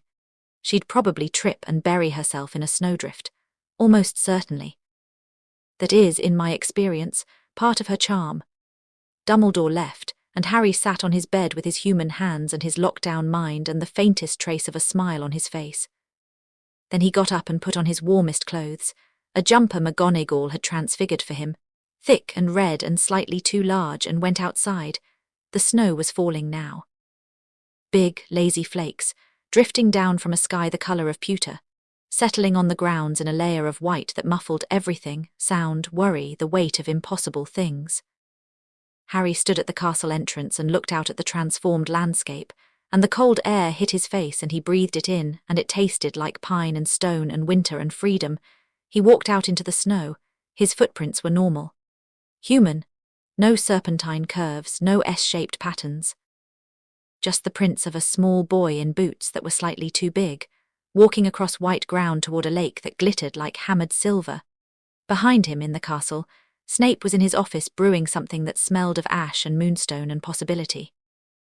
McGonagall was at her desk writing letters to the families of future students, one of which would in 3 years be addressed to Harry. Dumbledore was in his tower, studying the mathematics of soul extraction and allowing himself, for the first time in months, to believe they might work. And far below, in the Chamber of Secrets, an ancient serpent dreamed of green eyes and a warm voice and the revolutionary concept that someone had heard it calling and chosen to answer. Harry reached the edge of the lake. The water was still, frozen at the margins, dark and deep at the centre, reflecting the falling snow and the heavy sky. He stood there and looked at his reflection, a thin boy. Green eyes. A scar. Nothing on the surface that would tell you what he carried or what he'd survived or what he might become. The cold thing in his chest pulsed. The basilisk in his blood hummed. The castle beneath his feet thrummed with a frequency only he could hear. And beyond all of it, beyond the Horcrux and the politics and the cupboard and the hearing and the centuries of history that had conspired to put him exactly here, there was something simple and irreducible. He was alive. He was standing in the snow. He was 8 years old. And for the first time in his life, the future felt like something that might be worth walking into. A snowball hit him in the back of the head. He spun. Tonks was 30 feet behind him, pink-haired and grinning, already packing another one. Her hair was the colour of a sunset and her robes were soaked, and she'd clearly fallen at least twice on the way from the castle, because there was snow in places snow had no business being. "You're supposed to duck," she yelled. "You're supposed to warn me. Where's the fun in that?" She launched the second snowball. It went wide by a mile, splatting against a tree trunk. "Oh, come on." Harry bent and scooped snow into his hands and packed it tight and threw it, and his aim was better than hers. Years of dodging Dudley's gang had given him a throwing arm and a target sense that Tonks, for all her aura training, couldn't match. The snowball caught her square in the chest, and she staggered backward and fell on her backside and laughed. A big, bright, uncomplicated laugh that echoed across the white grounds and sent a flock of birds scattering from the nearest tree. Harry laughed too. Really laughed, the way he hadn't in ever, maybe. The sound surprised him, full and free and entirely human, and it rose into the falling snow and was absorbed by it. And for one perfect moment, there was nothing in the world but cold air and white ground and the sound of two people being happy for no reason at all. The moment passed. Moments always do, but it left something behind, a residue, a warmth, a proof of concept. That joy was possible. That laughter existed.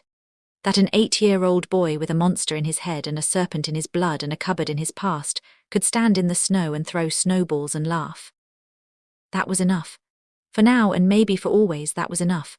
Far below in the deep dark, the basilisk stirred in its sleep and felt, through the stone and the centuries, the faintest echo of a child's laughter. It didn't understand the sound. Basilisks don't laugh, can't laugh, have no framework for the concept. But it recognized the warmth behind it, and in its ancient, patient, lonely heart, something new began to grow.